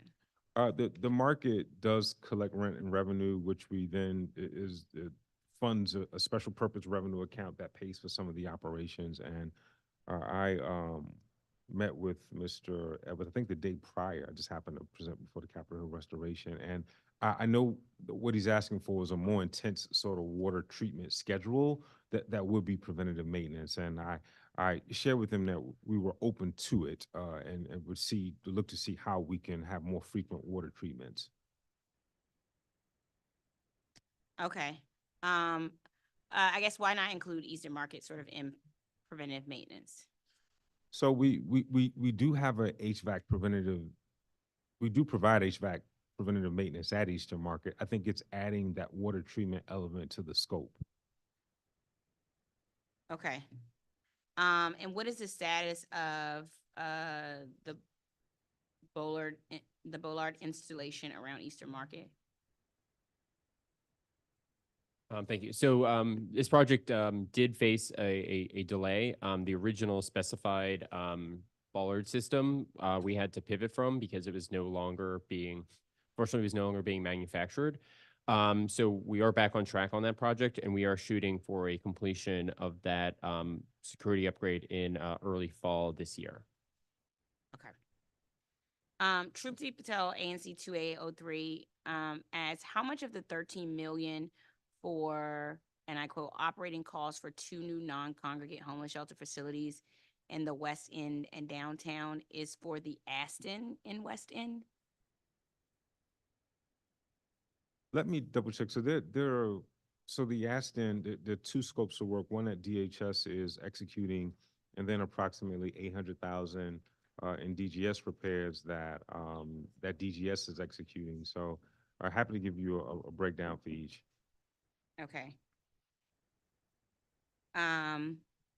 Okay. And do you know the status of the roof repair? Are you referring to? Uh-huh. No, I'm for the Aston in West End. Oh, the Aston. No, there is. So the initial facilities condition assessment indicated that the roof did not need to be replaced. It was something I think in 27 or 2027 or 2028. So the roof is in good working order.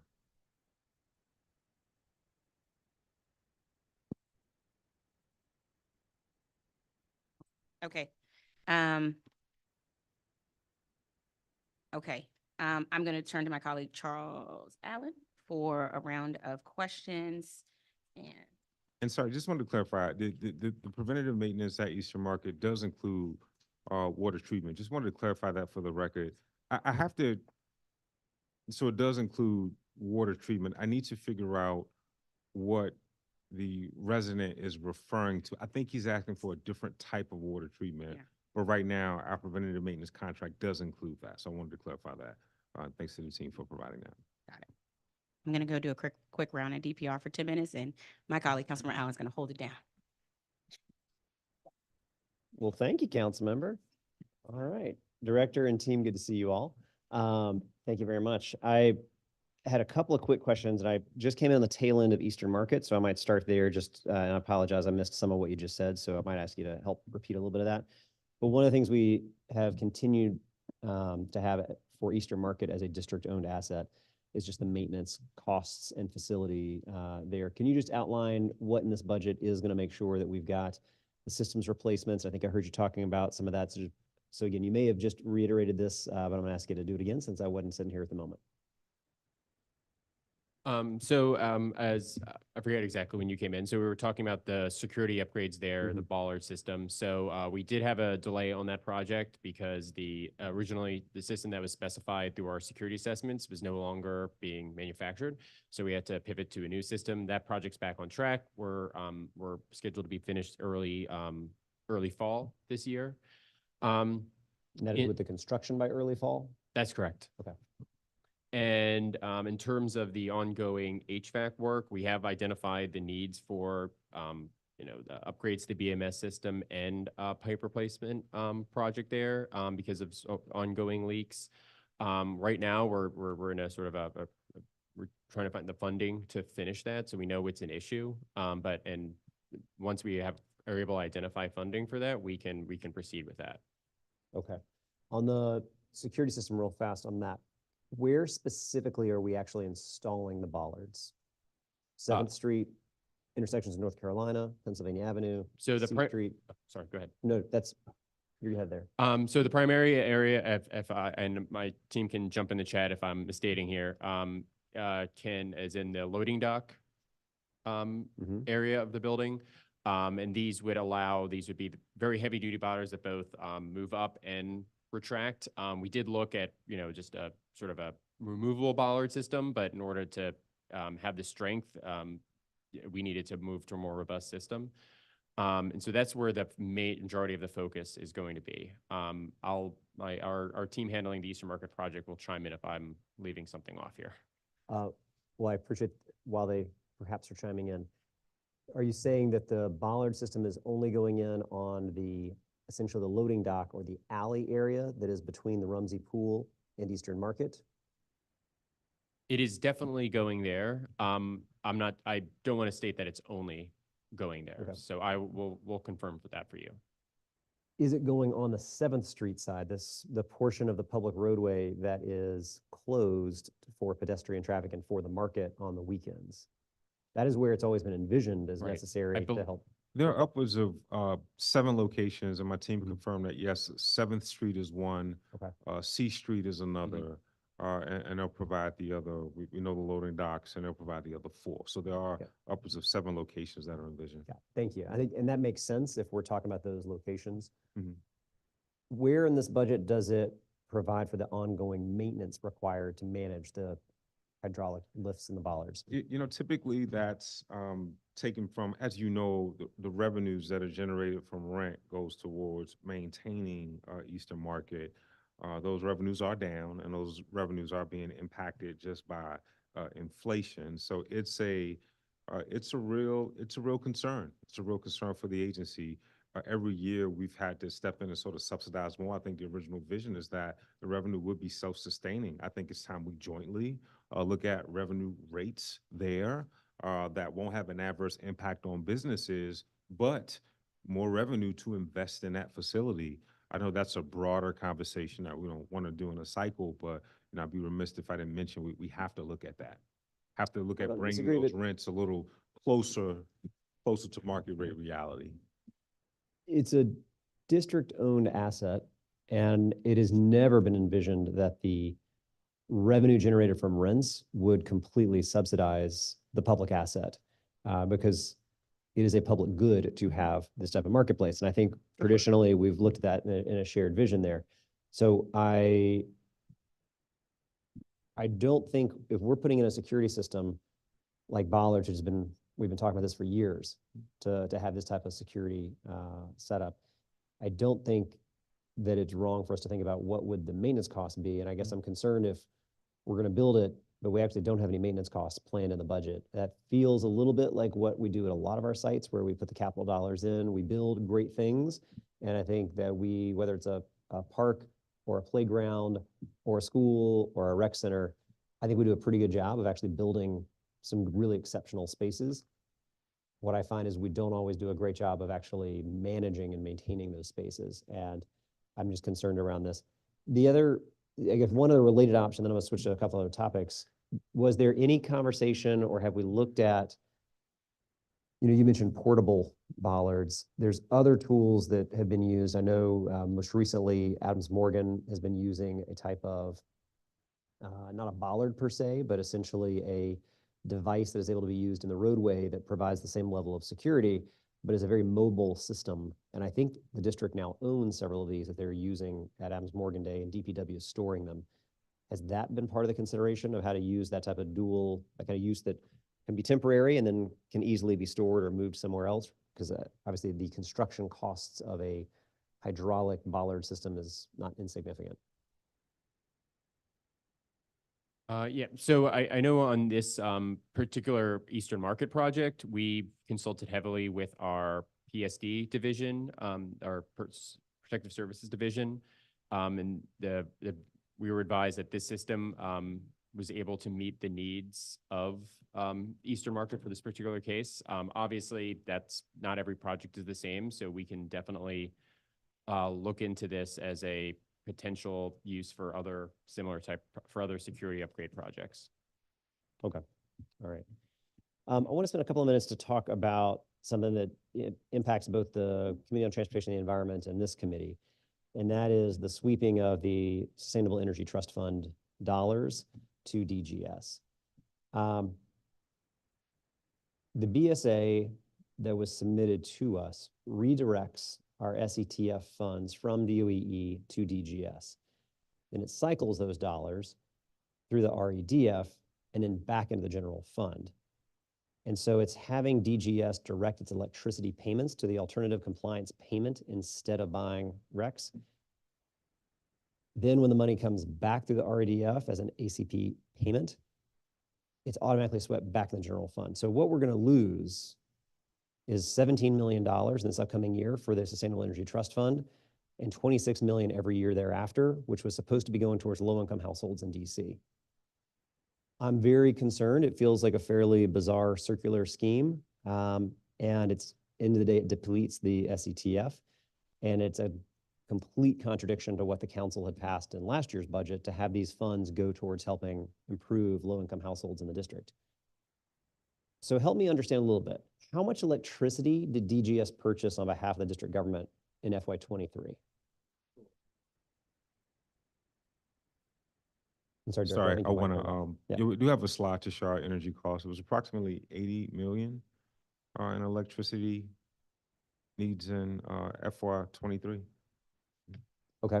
That's right. And it's equates to about 453,000 megawatts an hour. Got it.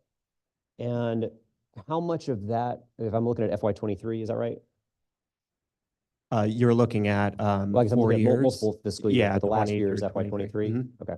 So how much of that came from our wind purchase power agreement? About 25 to 30% approximately. Okay. So that 25 to 30% of our total energy costs are coming through the wind purchase Electricity. electricity. Mhm. Okay.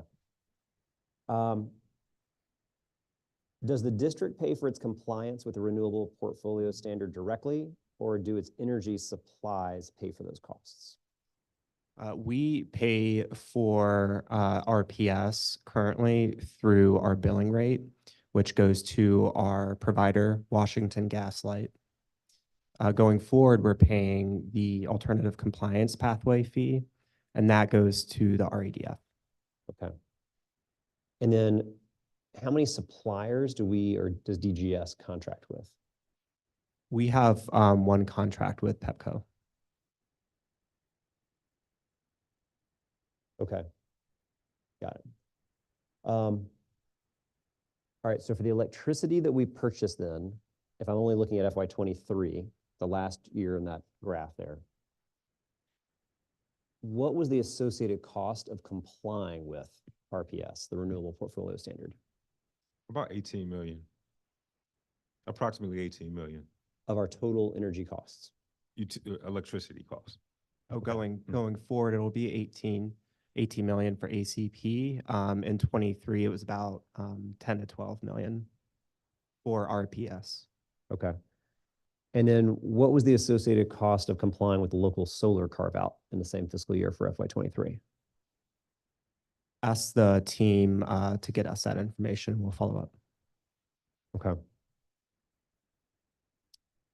How is DGS going to direct its energy suppliers to pay the alternative compliance payment instead of buying SRECs?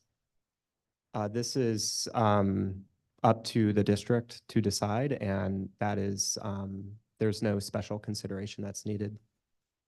But I guess, but how are you choosing to do it? How are you proposing to do it? We would work with WGL, and we would have to increase our billing rate to make up for RPS or for the alternative compliance pathway. Okay.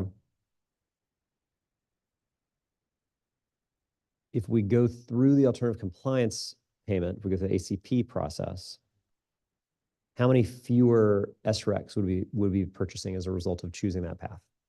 We would do 100% through the alternative compliance pathway.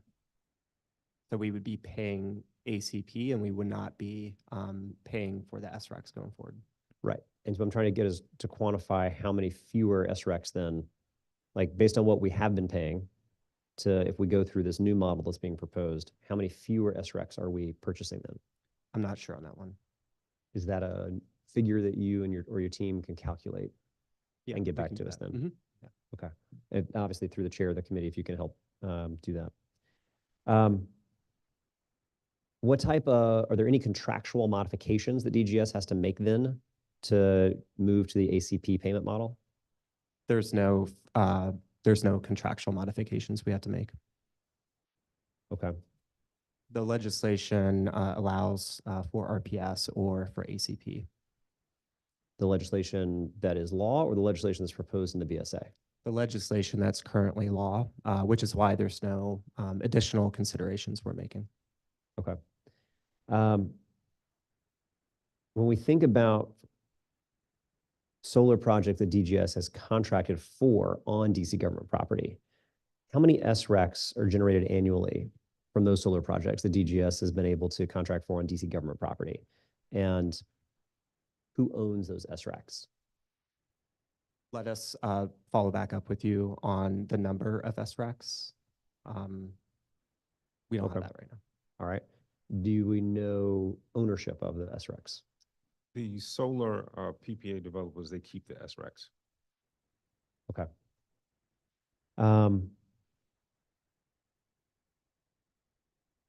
Back in 2015, when we entered into the wind PPA, and goodness, there's a lot of acronyms we're using right now, but I applaud the ability to keep up with them. DGS, when we entered into that, it was supposed to save the district millions of dollars. Has that happened? And how do you quantify it? We haven't quantified that. Just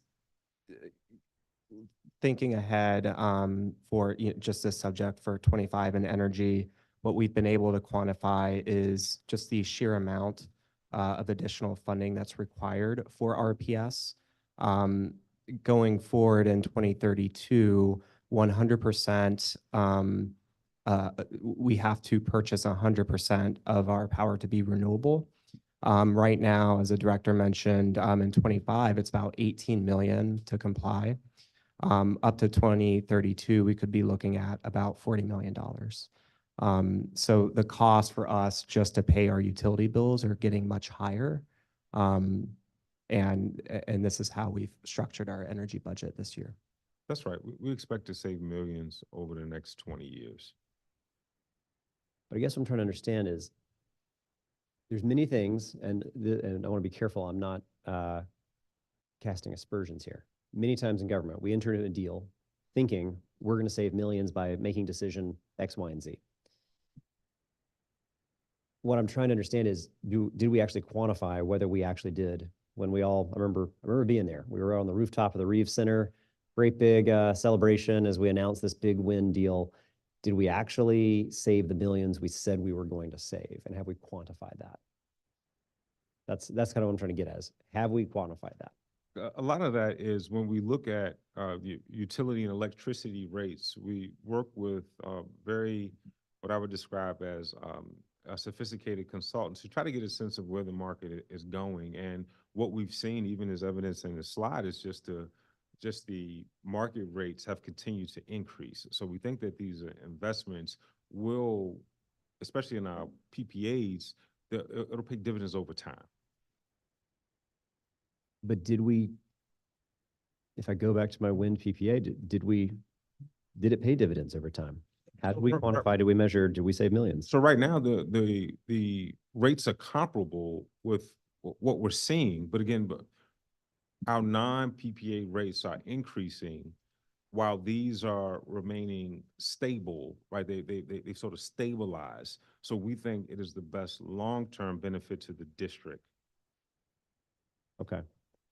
I don't hear anyone being able to say that thing we did where we thought we were going to save millions actually meant that we saved millions.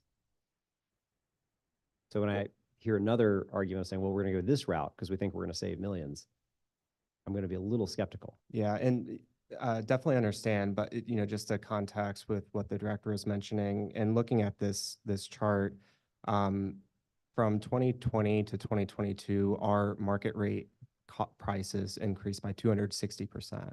And that's significant. We don't pay that because this is market rate. We do pay some market rate as part of our structure with our energy provider. But just in general, the last 3 years alone, our energy costs have increased $46 million. So the question of, has wind saved us money?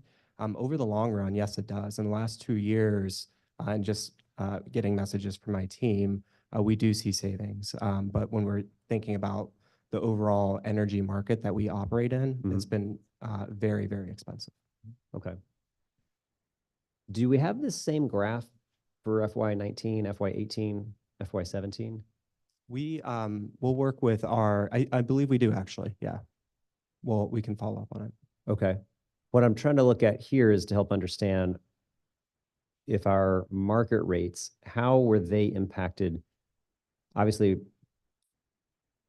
this graph is showing us a snapshot in time. If we're in FY20, there was a pandemic that happened. And so how much of our rates were changed with a dramatic change in our office use and our building use?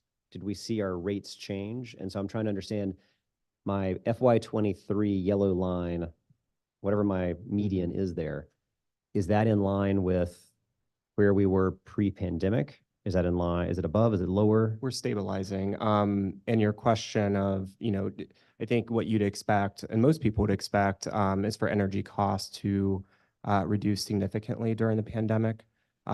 We actually didn't see that because a lot of our facilities were still in use. Schools, even though children weren't in classrooms, we use those to respond to needs across the city, like feeding centers, childcare centers. So we were very much active. Apart from consumption, council member, this is really when the market rate started to increase significantly, which was at the end of fiscal year 21, which is what you see on that graph. Before 2020, from probably around 2013 through 2019, the rates were stable, really low. Obviously, that's when we transitioned into a grid that was powered primarily by natural gas. Okay. Has DGS estimated or calculated what the climate impact is of changing our payments this way? We have not. We have been focused on BEPS. We do have investments that are coming in 25 for capital investments for BEPS. And also working on about $7 million in operating investments for energy audits. So we look at the portfolio holistically and how we can achieve a reduction in greenhouse gas emissions through our commitments and legislative requirements in BEPS, energy saving performance contracts, and a number of other different work that we're doing. But we haven't specifically did an analysis on any carbon offsets with a reduction in funding recs. When would we be able to take a look, or when would analysis like that look? If we're changing the way that we're procuring energy and we're no longer going to be using SRECs, we're moving to ACP, it would be reasonable to assume there is a climate impact of that. How do we assess that, and will DGS assess that? We have not done that assessment yet, and we'll work with the team and we'll work with our energy advisors to see what's possible. I don't want to promise something that we may not be able to produce, but it's something that's worth looking into, and we'll get back to you. Okay. Before we have a budget markup? We will get back to you. Yes. I can't promise that before the markup. Making a switch where the district is no longer purchasing our SRACs is going to have an impact on our overall SRAC marketplace. What is your anticipation of how much we'll see SRAC rates fall? We don't have that information. We would work with DOE on getting you that. Would we at least agree though, if the district is no longer purchasing SRECs this way, which is a significant dollar figure, that would have a disruptive effect on our overall SREC market? I don't want to opine on how it will impact the market. I mean, we know it's going to impact the market. I think it's going to dramatically undermine it. So for everybody out there who has a solar rooftop, they're about to watch their SRECs drop. So one of the things that concerns me about this decision is not just, I think, the harm that's going to get done by sweeping all the funds out of the SCTF, but I think it's also going to have a really significant impact on SRECs and the ways in which district residents all across the city depend on those SRECs or have entered into contracts around those SRECs, or businesses or other non-governmental entities. There's no way, if we move to this model and stop purchasing SRECs, it doesn't have a very significant impact on our SREC market. And we haven't evaluated that. The agency is agnostic to funding. We support the mayor's proposal. I appreciate that. And I know the agency has to, your focus, I'm going to assume, is I need to pay my bills, and this is how I think that we can. The district's bills. They're all our bills, right? All right, but certainly not our bills. The district government's bills, electricity bills specifically. And so you are trying to make a decision that you believe is the right decision to say, this is how we believe is the best way to pay our electricity, the district government's electricity bills. I think the piece that has me very concerned about this specific proposal, which is separate from the many, many things I enjoy partnering with DGS on, a number of projects all over the ward and across our city. But this specific decision point, I am very concerned about, because I think that it is going to have at least two, if not more, very damaging impacts. And that is, by having the district no longer purchasing through SRECs, I think it is going to have a very significant impact on the overall SREC marketplace. And that we have not actually had any type of analysis of what that looks like or what the impact is going to be, I think is, I do think it's short-sighted of what collateral consequences will come from that. I'm also deeply concerned, as you can imagine, about taking all of the SCTF funds that are supposed to be going towards low-income households in the city and instead funneling them through two sets of payments to purchase and pay for our electricity bills for the district government. I think that's not right. I think we're doing harm to many vulnerable households that we had made a lot of promises to. And it's also a broken promise about why it was that we actually increased the SCTF rates in the first place, to be able to make sure that it was going back into investing in low-income households. So I'll certainly follow up with DOE as well when we have their hearing to try to understand what their proposal is. I would hope that through the chair of this committee, as well as myself as chair of Transportation and Environment, we can follow up to get a deeper and better analysis of why we think this is the right choice, why you think that it's not going to have an impact. And I'm just concerned that we haven't had enough thought gone into what some of the collateral consequences of a decision like this can be. And so I know you don't have answers to every single thing that I'm asking you right now, so would love to follow up with you after the hearing to make sure we go through that. Okay, noted. Thank you. Thank you. To buy my colleague some time, as I know she's on her way back from the other hearing, a couple other quick questions. Director Hunter, one of the things you and I have talked a good bit about is how we're helping manage our maintenance in investments that we make. So I'll use an example of Eastern Market Metro Park, and you and I have walked through it multiple times. DGS has a responsibility for the maintenance goes with that, making sure the lights are in the right place, making sure the pavers are set up, making sure the electrical sockets are repaired, landscaping, um, the water systems, everything. I feel like I've walked through that with both yourself, former DGS director, now Deputy Mayor Anderson, the last 2 years, and the same issues exist. And I've always found you in particular to be a really great partner who tries to help solve problems, who's accessible, and I appreciate that. I do want to try to have a better understanding of this budget. How are we setting this space up, your budget, your agency, in a way to manage those maintenance costs and needs? Because it's not just me, but my A&C commissioners, my neighbors, my businesses around it are frustrated that we're looking at the same things that are broken today that were broken 2 years ago, and we haven't seen how those get repaired. So can you talk about how you think this budget is going to set you up for those types of park maintenance issues in a better way? Well, I'll be honest with you. What you'll see is a infinite, amount of work orders and a finite amount of resources. So we're constantly prioritizing the work orders that we can get to. We've completed more work orders to date this year than we completed last year. In FY23, that was an historic year. These things sometimes take resources that are not at the agency's disposal. The erosion and lighting issues, I think, cost upwards of about $120,000. That's not money that's easy to identify. That means that that money comes from a general parks and recreation budget or someplace else. I don't want to pit parks against each other, but those are just realistic sacrifices. I think one thing that I would emphasize, this agency spends 99.5% of our budget every year compared to our approved budget.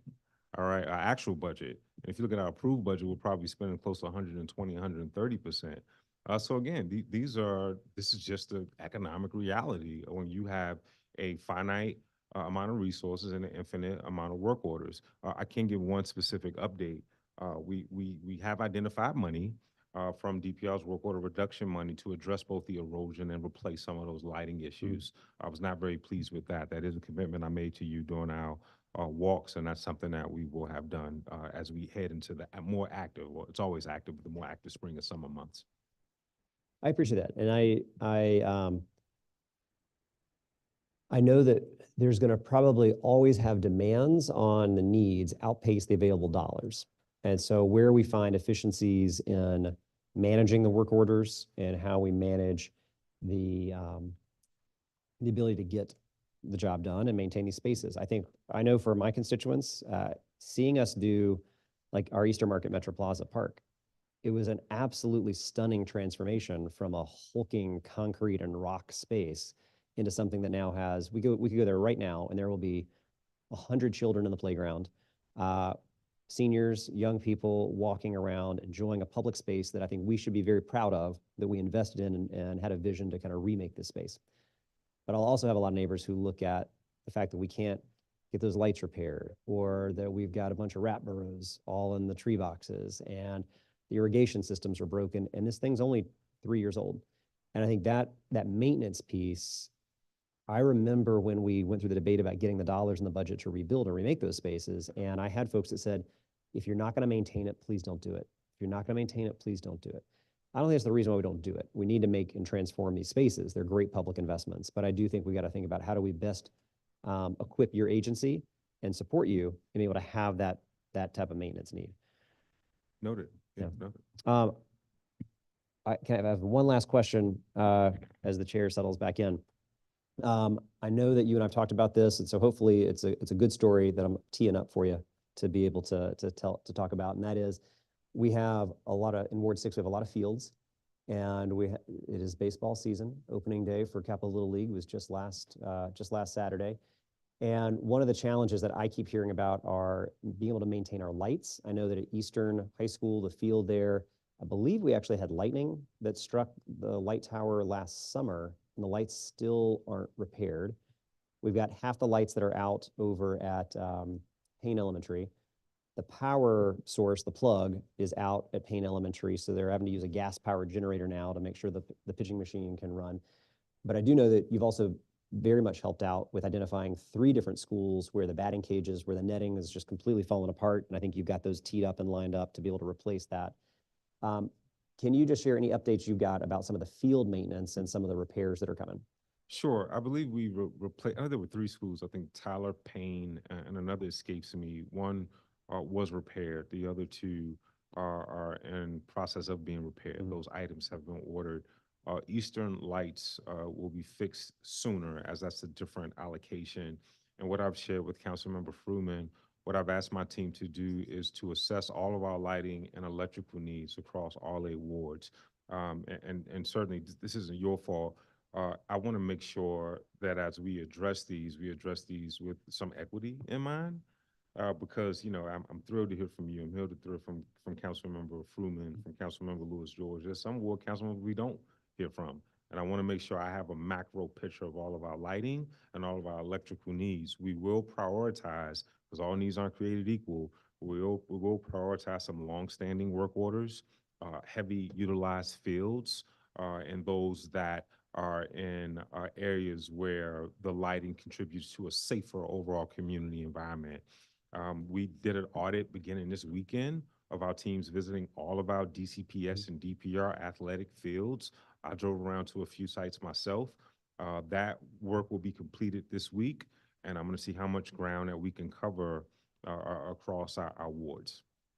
But I do know that there are several, I think, that are specific. I know the Eastern, that's on our radar. I think some folks have reached out, stakeholders reached out about Fort Lincoln, because that one is longstanding. That's one that will be addressed as well. Yep. And then I'm looking at all of our other needs as well. Yeah. I appreciate that. I certainly want you, I mean, I know, and again, what I mentioned earlier of how accessible you are, and I appreciate that. I know when I reach out to you on a weekend, you get back to me, and I appreciate that. And I let neighbors know that, you are responsive, your team is responsive, and I appreciate that. I think it is hard for me, though, when I've got constituents that are looking at coming up on 9 months where the lights don't work at a field in Ward 7, why we can't get those lights fixed. And I let them know, like, lightning, it's not just changing up a light bulb. Like, there was some electrical damage from a lightning strike, so that takes a little bit longer. But 9 months, we should be able to fix that faster. But what also happens is that people are paying for permits for fields they then can't use. Because if the lights aren't on, they can't use the field. But we're charging them money to be on the field. And I don't think that's right. If we can't maintain the field to where they literally can't use the thing they're paying for, they either gonna want their money back. What I'd like to do is I want them to pay that fee. I want them to pay that permit because I want them on the field. And I know you do too. But we got to get those lights fixed. We got to get those spaces maintained. So I know hopefully I took enough time there for the chair to get back in. Director, I appreciate it. And to your team, I appreciate the partnership and the work we have on a number of projects all across Ward 6 and things that we're greatly proud of. I am concerned about the decisions around energy, and I'll continue to echo those and work with you, work with DOE and others. But I think, as I outlined in my questions, I'm deeply troubled by the proposal there and the collateral consequences I think it's going to have. And so we'll look forward to see if we can't find a solution to put that back together again. So thank you all very much. I appreciate it. And thank you, Madam Chair. Thank you. Thank you for your partnership. Thank you, Councilmember Allen. And yes, we're going to be working together on the Sustainability Trust Fund. This is something we're both passionate about, and we want to see those funds restored. And so, both of us are on the same page as chairs of T&E and facilities. So we're going to make it happen and figure it out. So share partnership. Thank you. I appreciate it. Just to finish up, I know somebody probably already asked this, but I made a promise to Bill Rice that we were going to ask his 2 questions and get them answered. And you're going to see Bill Rice, or I'm going to see him, or one of us going to see him. And he just pops up everywhere, as you know. I don't know where he come from. He just oh, Bill, there you go. Even on the weekends, it's crazy. So Bill had 2 questions around archives. Bill's questions were, can you confirm the expected substantial completion date for the UDC archives? He's specifically wanted to know something about a quincentennial. Did y'all hear that part on Friday? Okay, great. Yes. So want to give you an opportunity to answer that, and whether it's going to be ready by the quincentennial, semi-quincentennial something. Yeah, the date that we've consistently communicated is the summer of 2026. That's a date that we stand by. We're too far out to nail down a specific date, being 2 years out. But we are sensitive to to the 4th of July Centennial event. We are sensitive to that. Okay, all right, we can say tell Bill that as well. And then he wanted to know what the plan for building 41 was. Is there asbestos or other hazardous material, and how will the garage be kept? And what about noise and air pollution?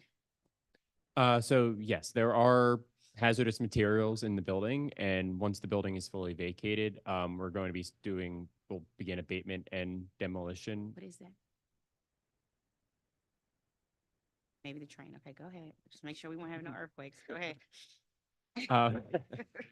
Um, where was I? Yes. So yeah, there will be abatement and demolition inside the building. I think as I was, Councilmember Fruman asked a similar question, and what we said there was that, like with any project or any major, especially any major project like this, we're going to develop a very comprehensive construction management plan for the building and how we're going to carry out the demo and abatement, and how it's going to ensure that neighbors and all aren't negatively impacted by this. Part of that process will obviously be getting the appropriate permits from DOE, and part of that is going to be demonstrating the construction management plan to them. I believe you asked a question about the garage as well. So the garage, when we start construction, that's going to be taken offline, and it will be offline for the duration of the project. Okay, got it. And then are you all still planning to request an exemption for the archives project from the Green Buildings Advisory Council? Are you relying on the mayor's proposed changes to the GGBA to get through the exemption process? So we will be, yes, so we will be going before the GBAC to seek a limited exemption. It will be only in terms of one of the requirements of Appendix Z that requires regarding off-site renewables. And this is actually one of the items that we believe is corrected in the proposed legislation, because right now we are only allowed to we can only count off-site renewables from either DC, Maryland, or Virginia. And this would, as we know, as we've talked about, our main, area where we get renewable energy is from a wind farm in Pennsylvania. And this would expand the region of available states to include Pennsylvania. So we wouldn't then need to keep applying for this one exemption. Got it. Okay. How has the total project cost changed since last year? And how much of the allocated funds are hard construction costs? I'll have to reply with the exact breakdown for you of hard versus soft costs. Okay. I'll be honest with you all that I think I'm tempted to strike the whole section of exemptions because I think it needs I would like to see a fuller review, a fuller hearing. I feel like I would like people to still be applying for exemptions versus the exemptions to be baked in. But I'm willing to have a compromise conversation and minimize it. But as it currently is stated, it's way too broad, and I think anything can fall under it. So I just want to be frank with you that's as the committee marks this up, my lean is towards just striking it all together. So if there are exemptions that you think are reasonable and not overly broad, I would like to work with you in at least considering those before I strike the whole thing. But I want to just be frank and honest with you all that's where the committee is leaning. And when I say the committee, I mean myself and the rest of my committee members. Well, thank you for your openness, and we're more than willing to have that conversation. Okay. Wanted to just ask about, and because of that, do you all think there are other new buildings or renovations in the pipeline that could use heat recovery chillers to eliminate gas boilers? That is a very good question. So I to not give a overly broad, I don't want to just say just on a case-by-case basis. That's probably the best answer I can give off the top of my head.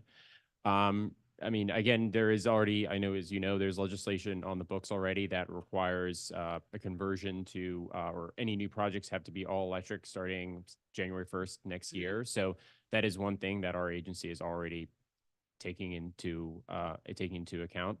I can say that when we, for example, when we do full system upgrades, especially at schools, as we finished the one at Langley recently and other upcoming projects, we are moving completely away from boiler systems to typically heat pump systems. So, so when we are doing the full system replacements, that is typically what we're going to be doing. But in terms of your exact question, I can't give anything more than at least at this moment, than a case by case basis, but we can certainly research it and give you maybe a more detailed answer. Okay. Understood.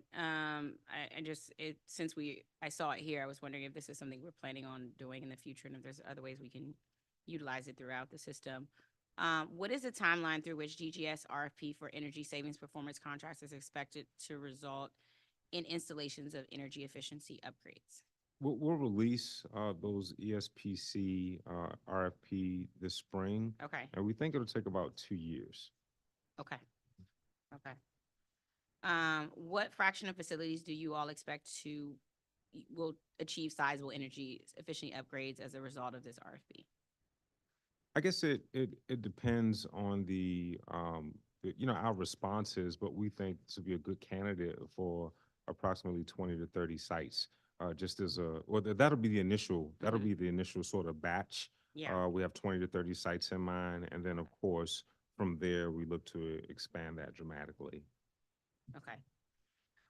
Lastly, I just want to end on specific coordination and communication with other client agencies.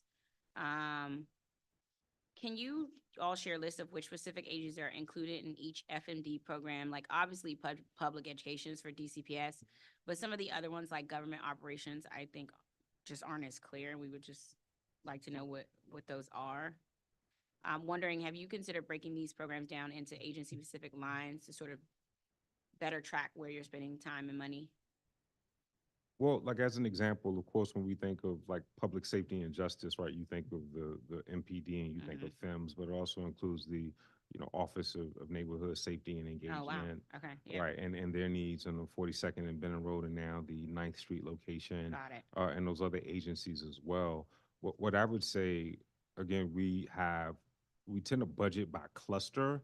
So I'd like to give you an example, right? So let's say we're opening through our contract services division, a roof purchase order, right? Mhm. So we may look at historic rates of like work orders we close for various divisions where we say, okay, well, schools will account for maybe 40%. So therefore, to fund this $1 million a work order or purchase order for roofing, 40% will come from Parks and DCPS. Maybe another 20% will come from Parks and Recreation, another 20% from GovOps, and the remaining amount, let's say, from Public Safety and Justice. That's how we fund some of our services, right? Very similar, let's say, for landscaping. It's the same sort of computation. So we do it sort of at the cluster level thus far. And then when we have dedicated, and we're using that more broadly to meet the needs of that public, of the agencies that comprise those different clusters.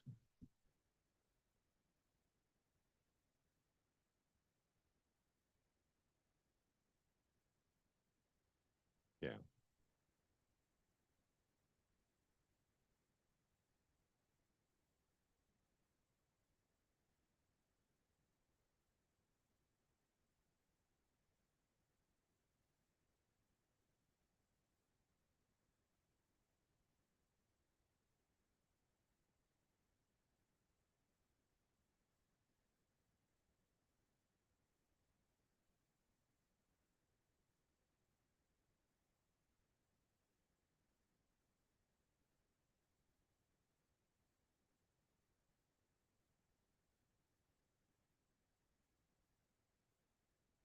Well, again, I think that certain agencies have retained some maintenance responsibilities, and I think as we discussed, during our performance oversight hearing, we're willing to have that conversation with DPW. We would need to engage the mayor, of course, as to is that the posture we want to continue going forward.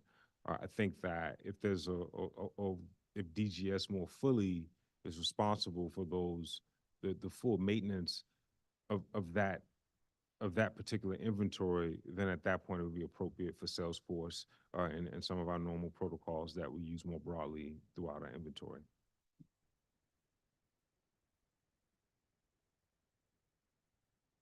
It's funded from FMD. And we use Salesforce broadly. We use for additional service requests for PSD. It's a budget management tool. Yeah.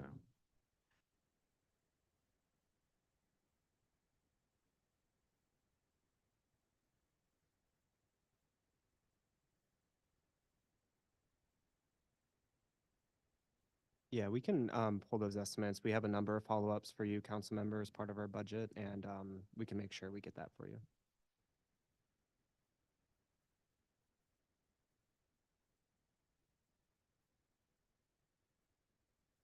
Sure. Our first batch will be completed by the end of this fiscal year. We've prioritized some of our larger agencies, such as DCPS and DPR, those that we provide a host of services, even just beyond. I know sometimes when we think of partner service agreement, we think of facilities maintenance, but also it's leasing, it's utilities management, it's security, it's how we do engagement for capital construction projects. Is the whole host of services. Got it. Okay. So I think we need more than the partner service agreements to ensure DGS is fulfilling its legal mandate to support facility maintenance across our government. I'm concerned that the problem isn't a lack of clarity around who's responsible for completing work. I think that's a small part of it. My read of DC code is that it's sort of DGS responsibility in almost every case.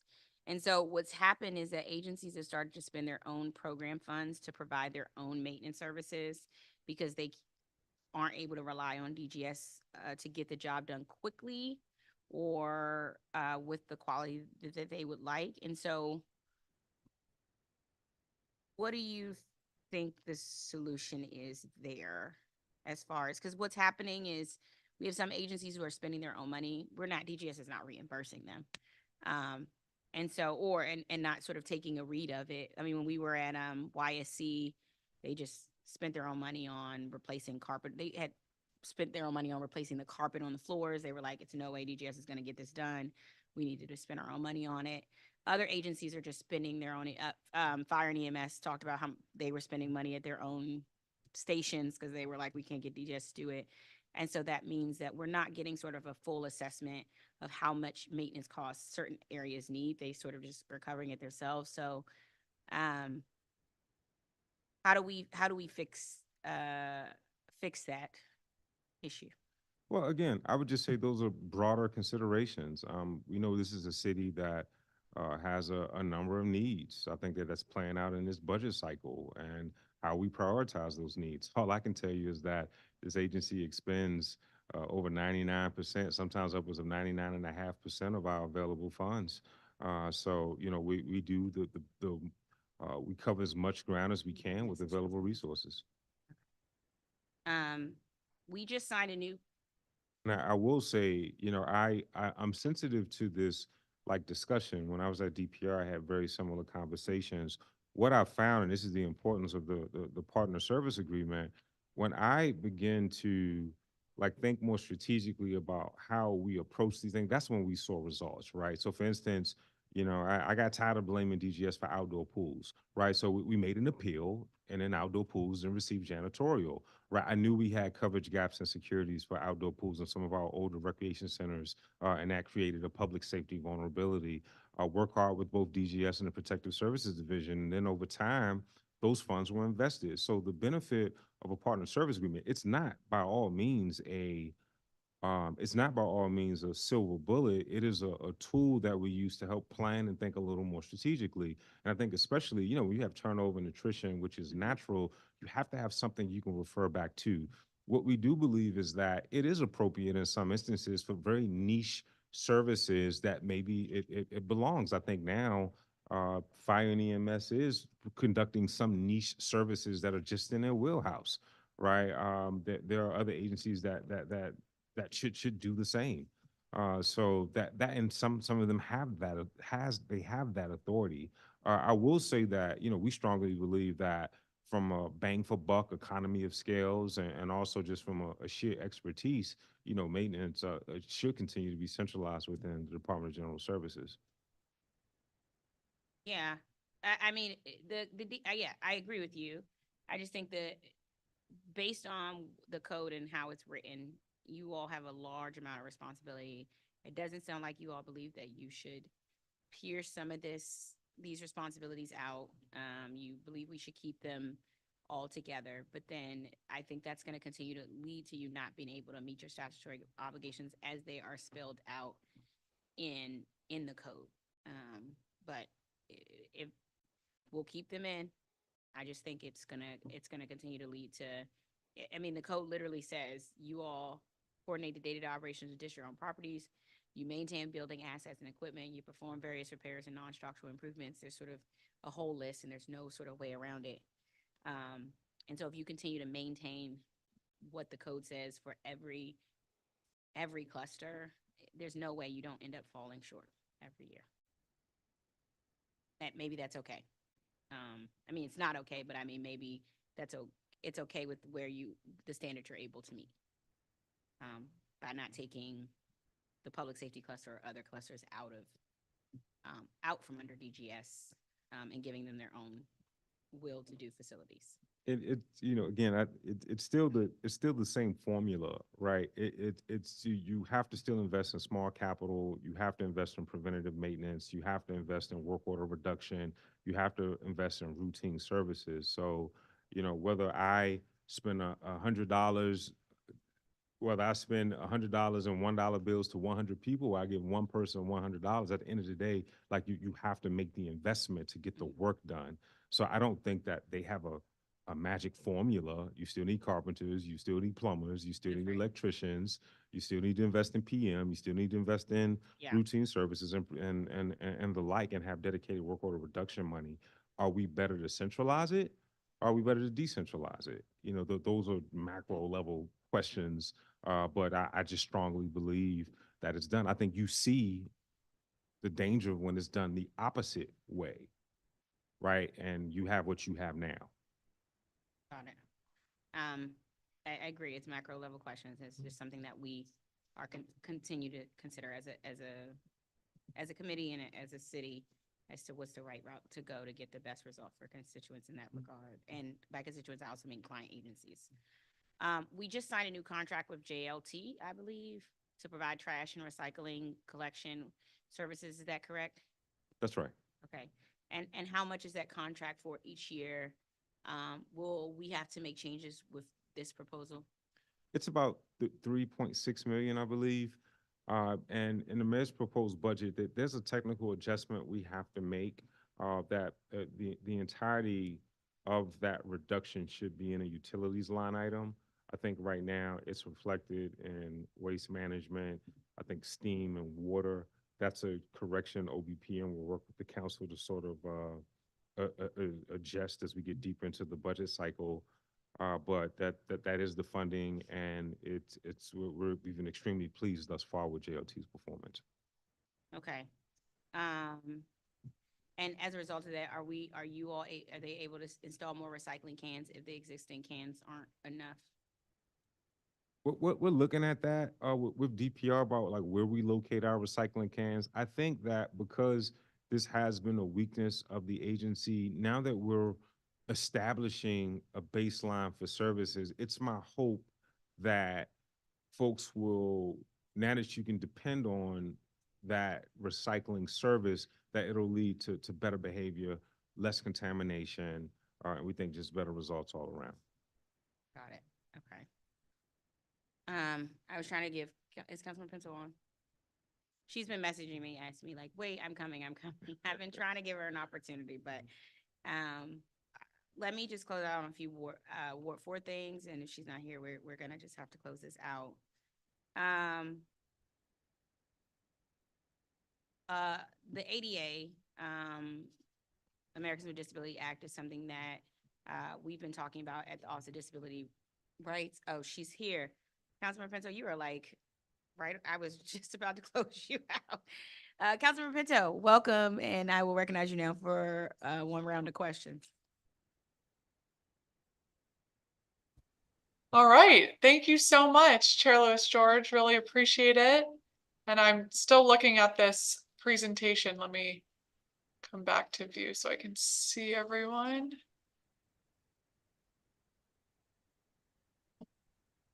All right. So, Director, welcome, and nice to see you from afar. Thank you so much to you and your team for all that you do throughout the year. We really appreciate all of the ongoing projects that are working throughout Ward 2 and especially our public safety projects across the city. I want to ask you about the Aston, which is going to be a new model of non-congregate bridge housing on New Hampshire Avenue Northwest in Foggy Bottom West End, and see if you had an update on how much is in the budget this year in fiscal year 2024 for repairs to the roof, and if there are any other assessments that need to be undertaken from DGS's perspective before the building is ready to accept residents. Sure. This project is being executed a bit differently. DHS is responsible for some of the scope of work. We are responsible for the plumbing. I think we have approximately 800,000, I believe, to execute the plumbing scope of work for the Aston. And it is my understanding that when we purchased the building, we completed a facilities condition assessment, and it showed that we still had more, the roof did not need to be replaced. And I'm that sorry we to had, cut you off, Director. Would you mind speaking a little more into the microphone? I'm having a hard time hearing you. Sure. Can you hear me now? I was speaking directly. Can you hear? How about now? Okay, I think it might be my end, but yeah, that's a little better. Okay. All right. Sure. I'll try to get very close. Essentially, what I shared, council member, is that DHS is responsible for a portion of the upgrades. DGS is executing the plumbing. We have about 800,000 to complete the plumbing work. It's my understanding when we purchased the building, we completed a facility condition assessment for the roof, that the roof still had some years of usability remaining, meaning that that was not identified as an initial need to replace the roof initially. Okay, so the initial assessment that said needs immediate replacement, has that been since revised? I can double check. That's not my understanding. Okay. If I misunderstood, I'm happy to correct, but that's not my understanding. Gotcha. Okay. Well, thank you. Thank you for that. And that would be helpful for follow-up. Are there any other items budgeted in DGS's budget for this year or next year as it relates to the Aston? No, the plumbing is our primary scope for this year. The plumbing. Okay. And when will that project be complete? We're evaluating our various proposals, and it will ensure for clean hands compliance. So we're hoping to award in the next several weeks. Okay, great. I want to ask about the CCTV camera at Banneker. We allocated $300,000 for security cameras at the athletic fields of Banneker last year. During agency oversight, you stated that DGS was in the process of soliciting the vendor to do that work. Has that vendor since been selected, and is that funding maintained and honored in the supplemental budget? Yes, Councilmember. So we are on the verge of making an award probably in the next week, I would say, and the funding is still present. So we're still on target to complete the work this summer. This summer, okay, so they will be in place before the school year starts. That is correct. Okay, okay, great. Thank you. Francis Field, I was just at the DPR oversight hearing where they confirmed that the transfer of jurisdiction agreement with NPS is was successfully negotiated and is underway and is going to be signed soon. The funding for Francis Field was originally in FY24 to 25, but the mayor's budget proposes moving it to 25 to 26.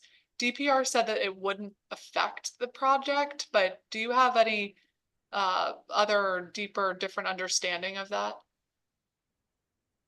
We agree with DPR that there shouldn't be any change to the scope on that project. It was in essence, excuse me, on pause as we waited to see what the final result of this TOJ, CMA process, the NPS would be before we started engaging a design firm or a build firm to begin work out there. But now that this seems to be more settled, we can now actually start procuring the work for it. So one of our due outs, we can follow up with a more precise schedule for you in your office. Okay. Thank you. 501 New York Avenue is set to be a temporary facility to hold people while the central cell block is under renovation. So what is the status of the funding and progress for both of those projects? Because the temporary nature of 501 New York Avenue is supposed to be 18 months during the construction. So the timelines of those projects need to be very synced in order for this to work. The central cell block is not funded in the mayor's budget, in this budget request. There is funding for 501 New York Avenue, and that work has began. We actually just completed just a very basic demolition and abatement, like asbestos abatement. We've paused that work pending a BZA hearing at the end of the month. I'm sorry, I couldn't hear the end. You paused that work. Pending a BZA hearing that's scheduled for the end of April. Right, so we had Got it. already started the work prior to the last hearing. So we voluntarily informed the BZA that we would complete what we call selective demolition and some asbestos remediation work that just needed to be done. That work was completed. We did a self-stop order and just to respect the process and the BZA's ruling, which we expect to have. I think there's another hearing at the end of the month. Okay. But the opening of that site as a temporary facility is contingent on it being temporary, which we can't know that it's temporary until the central cell block renovations begin, which is also very important and needed. No, that's correct. It's the mayor's commitment that 501 New York Avenue is to be temporary. And while it's not while the permanent CCB renovations or upgrades aren't in the 25 proposal, we're optimistic, and it's the mayor's commitment that 501 is to be temporary. So what's the plan to renovate CCB?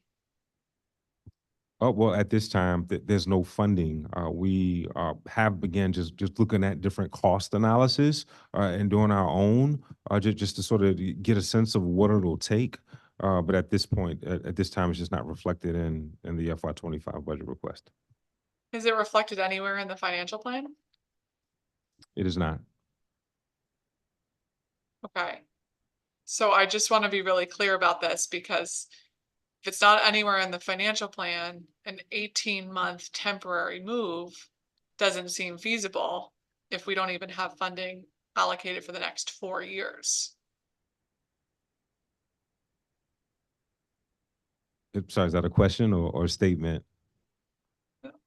It's a statement that I hope we have understanding on, because all of these pieces were contingent on one another.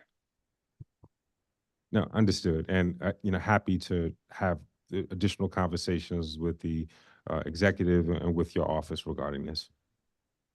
Thank you, Director. So a couple more questions in these last couple minutes. Jelif, the funding was pushed back, I understand, because it won't be needed until then, but is the project still on track for the same timeline? Yes, that's correct. Okay, good.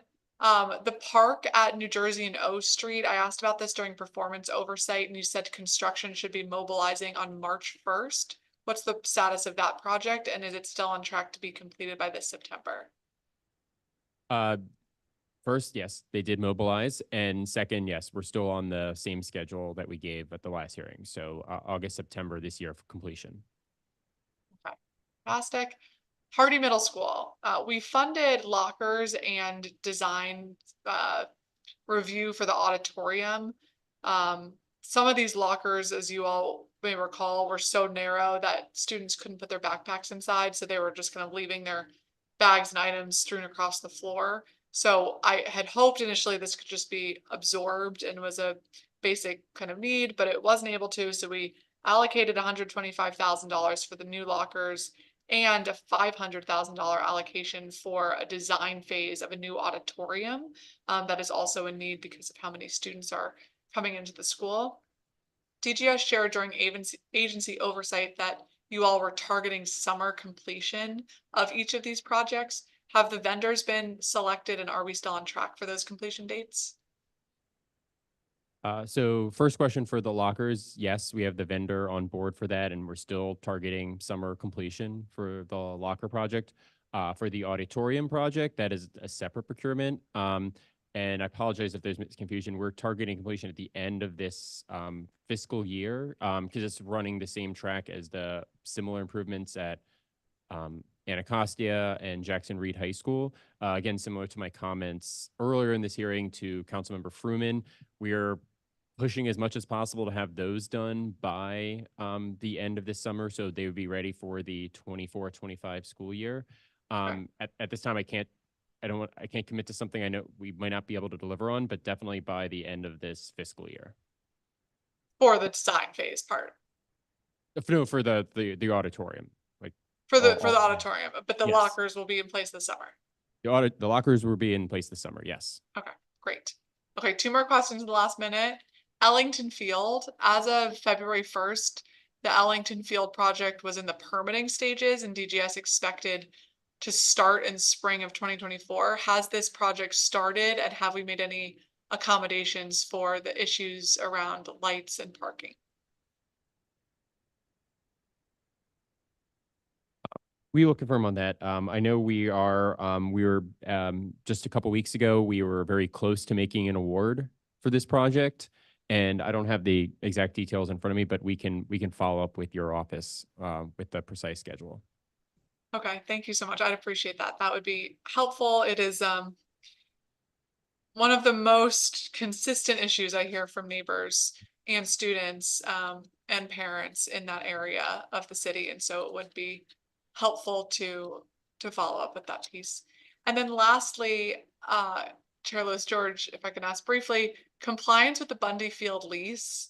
During agency oversight, I asked about the status of KIP's compliance with the Bundy Field lease, and you stated that KIP was not currently compliant, but DGS hoped to bring KIP compliance into compliance this spring. Are they now in compliance? They are not. So continued negotiations with KIP, and they are responsible. Our legal team has reviewed the lease. Now, I am optimistic that they are sourcing costs to install netting. So we're moving towards compliance. They have accepted they are responsible for it, and they are sourcing pricing. So I'm optimistic we can bring them into compliance this spring. Okay, and sorry if I can just follow up. If they're moving towards compliance, what's the next step if they don't get into compliance? Well, I think that, again, they are responsible for it. They would be in default of their lease. Again, I'm not suggesting that there's an appetite to not have KIP there. We all agree that they provide a lot of value to the community because they're core duties. So at this point, we just want to focus on bringing them into compliance. So we're going to assist them with with sourcing netting, with referring vendors. Again, I'm pleased that they have accepted that they are responsible per the lease agreements, and they've indicated a desire to get this fixed, or willingness rather to get this fixed. Well, thank you so much. I appreciate some focus on that issue. I love KIP. I support KIP. And they do a lot of great things for their community and for the neighborhood. I just want to make sure that this issue is resolved. And if their response is, well, we're not in compliance, but there's nothing that's going to happen in reality, then I just want to make sure we're working most collaboratively with them to get it done. But thank you very much, Director, and to your team. And thank you, Chair Lewis George. Thank you. Actually, just one note to follow up from Ellington Field. I just realized I was reading the wrong Ellington notes. So we have a target completion on that this fall. So we already have the contractor on board. I apologize for the confusion. So we're on target for completion this fall 2024. So you're on target for what piece of it this fall? For the improvements to the field houses, upgrading the running track, including stormwater improvements. Okay. And the Okay, field. so the permitting stage is over. We're moving towards construction. That's right. That's correct. Okay, okay, we'll follow up with you about that too. Thank you so much. Thank you.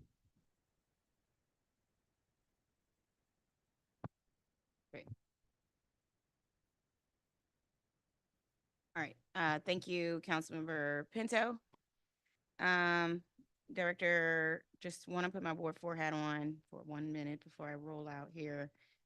Ward 4 Councilmember hat on. I just had some questions. I think, because I've been doing DPR and I forget who has which questions came to who. We talked about, I think, the Tacoma Dog Park here, have we? Okay. Okay, about getting the fixed fence. This spring, that's right. This spring for the That's right. thing. Okay, great. You all don't have that. Riggs LaSalle. I have pictures of the dog park if you want to see them and not have to go out there and have them. The Emory Heights Community Center, we have a bunch of like poured in place surface that's like very worn out. That would fall under DGS's purview from my understanding from DPR. So like this stuff right here. That's right. How do we get these fixed more efficiently? Because DPR indicated that it's DGS that has to replace these. It is. I think that we want to explore different surface type doing a full modernization in FY25. We've done patches at a number of locations. Okay. I just want to say that for now at Emory, we are starting on the field replacement, right? That's right. Those procurements, that procurement is on the street, and bids are due back on April 15th. So we're very excited about the first phase of, I would say, Emory being this summer to replace that field. Then also we want to look at the elevator, the surfacing, and other capital needs when the remaining funding is available in FY25. Got you. Okay. So in reference to the pour in place surfaces, because we have this at a bunch of places, we also have it at Raymond as well, where they have a bunch of stuff in it. It's like all of my DPR centers look like this. Outside of a full renovation, we just have to keep patching them up in the ways that we're doing it, basically. Yes, but patching is appropriate. These surfaces have a lifespan of they can last for upwards of 10 years in a more heavily utilized space, such as a school. What we see is that they tend to last maybe a little closer to 5 years, just because of the increased wear and tear during the school day, after school, weekends, summer, et cetera. Correct. So we'll patch if it's within. But we are looking at replacements for a number of these surfaces across the city. And I just wanted Cassie to some alternatives to maybe pour in place that we've had some experience with. Thank you, directors. The main alternative is you've probably seen at playgrounds in your ward is, is like Petworth as EWF, which is engineered wood fiber, which is, it's not exactly mulch, but it's very mulch-like. That's the closest analogy to it. So it's a perfectly good product to use. One of the main disadvantages of it is that is ADA compliance, because as children, run on it or they swing on it in ruts form, it really requires almost constant maintenance to rake it and smooth it out. And so one of the reasons why we sometimes, advocate for poured in place is mainly because of ADA Issues. concerns. So children with disabilities and wheelchairs, whatnot, can go to the same areas their friends are able to go onto. But again, there's nothing quote unquote wrong with EWF. It's basically, once it's installed though, once the ruts form, it's much more difficult for people with disabilities to maneuver there. Got it. Who's responsible? Because I just had a whole conversation with DPR about it as well, for replacing the EWF. Because I just brought up to them Petworth, which has like gaps of EWF not being filled in it, and that's causing safety issues. And they didn't seem to have a response. So who's responsible for replacing EWF as it gets low? No, it's our responsibility. It's yours. Yeah. Oh, okay, they're right. Okay. DPR said it was DGS. So do you all have like a maintenance schedule for EWF where you just replace it every certain amount of time? It depends. So like, for instance, right, one of the things that when I talk about some of those trade-offs, I know last year there was a big push on mulch, EWF, and sand. Mhm. Right, this year, Please because don't there's bring no dedicated. sand, please, Lord. No No sand, sand. Lord. No. No. I think this year there's a big push Right. to balance EWF and sand and mulch with some of the lighting work orders, which Councilmember Fruman and Allen have referred to. So again, in an environment of I don't want to sound like a broken record, but finite resources, infinite work orders, there is some trade-off there. I'm Mhm. hoping we can cover more this year with having rapid response and dedicated work order reduction money for DPR. So that's something I'm very sensitive to because the playgrounds are just so utilized. I've explained before. I have a 6-year-old and an 8-year-old. It's not a weekend I'm not on a playground, so I'm Mhm. extremely I'm very sensitive to those needs. And EWF is something that we'll prioritize this spring as well. Yeah. Okay, I mean, as you all make a decision, I guess it's a tough choice. I mean, I hear all arguments on each of the different surface level sides, so you'll make the decision based on whatever we just decide sort of overwhelmingly want to use moving forward, because if we choose EWF, we can just put that on like a regular schedule, right? Replace every 6 months, because we know most of our areas are high traffic areas. Most of our playgrounds here, people just keep having, population growth continues to grow, especially with young people in the district. So if we want to, we could put something in place like for EWF and do that every 6 months versus using, the PIP, which we know has a limited time period. And I don't know how much, does it cost a lot to patch those things up? Again, It's just like inadequate patching, pretty well, much. not necessarily. It just depends if it's at the end of its lifespan. Got So it. again, Okay, understood. yeah, I think Right. assuming it's not vandalism. I'm not saying that there is. I know in some cases we have. I don't believe there's vandalism in the instances that you have that you have referenced. Got it.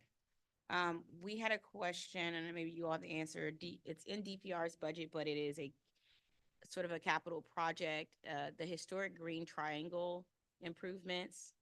They have 5 million in fiscal year 25 and 4.5 and in the budget for historic green triangle improvements.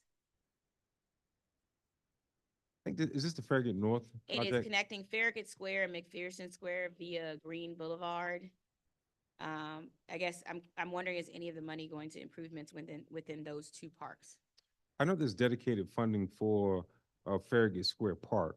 That first step is to negotiate a TOJ, transfer jurisdiction or cooperative maintenance Got and it. management agreement with MPS, and those are the discussions that are ongoing.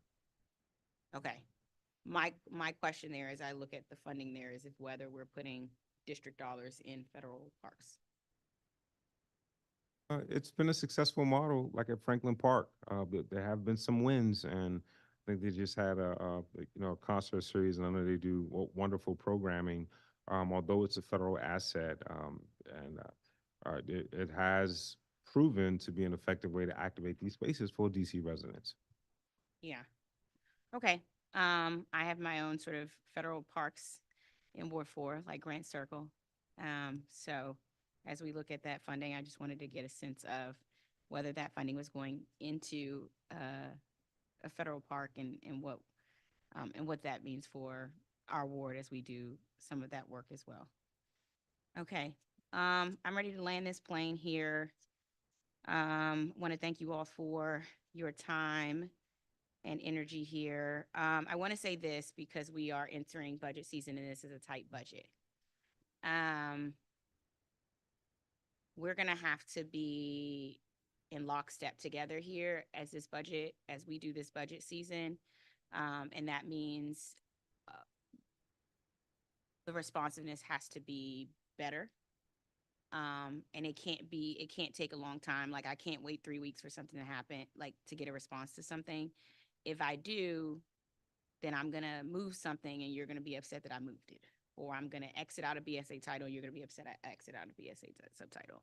So I think I'm giving the best fair thing to say. I want to work together on this, but that requires us to get answers quickly and efficiently as possible.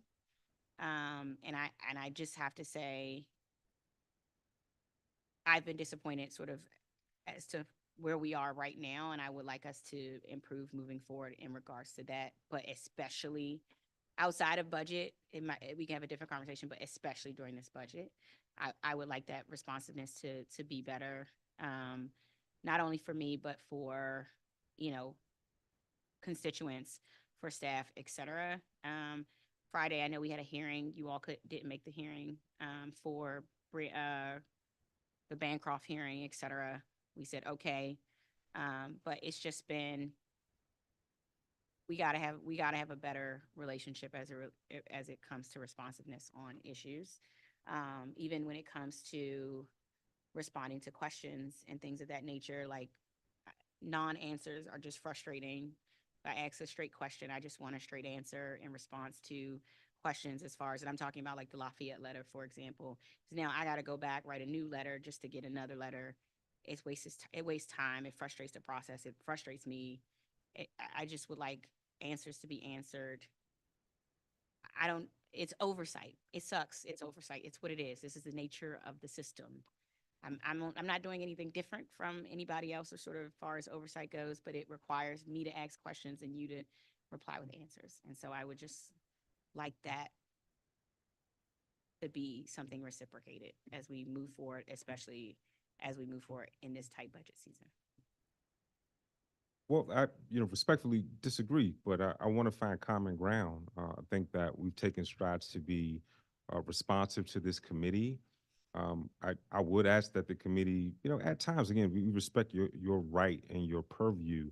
I think at times sometimes we're seeing 2 to 3 times the volume of questions that normally would receive in a setting, and those things take time. An agency that is incredibly busy with especially in this budget season with such a reduced. So just ask that. Again, I think there's middle ground there. We've developed a good working relationship. We have presented, I think, more information in our slides and presentations than probably, the last 10 years combined between POH. We put a lot of thought into these. I want to make sure that we're responsive.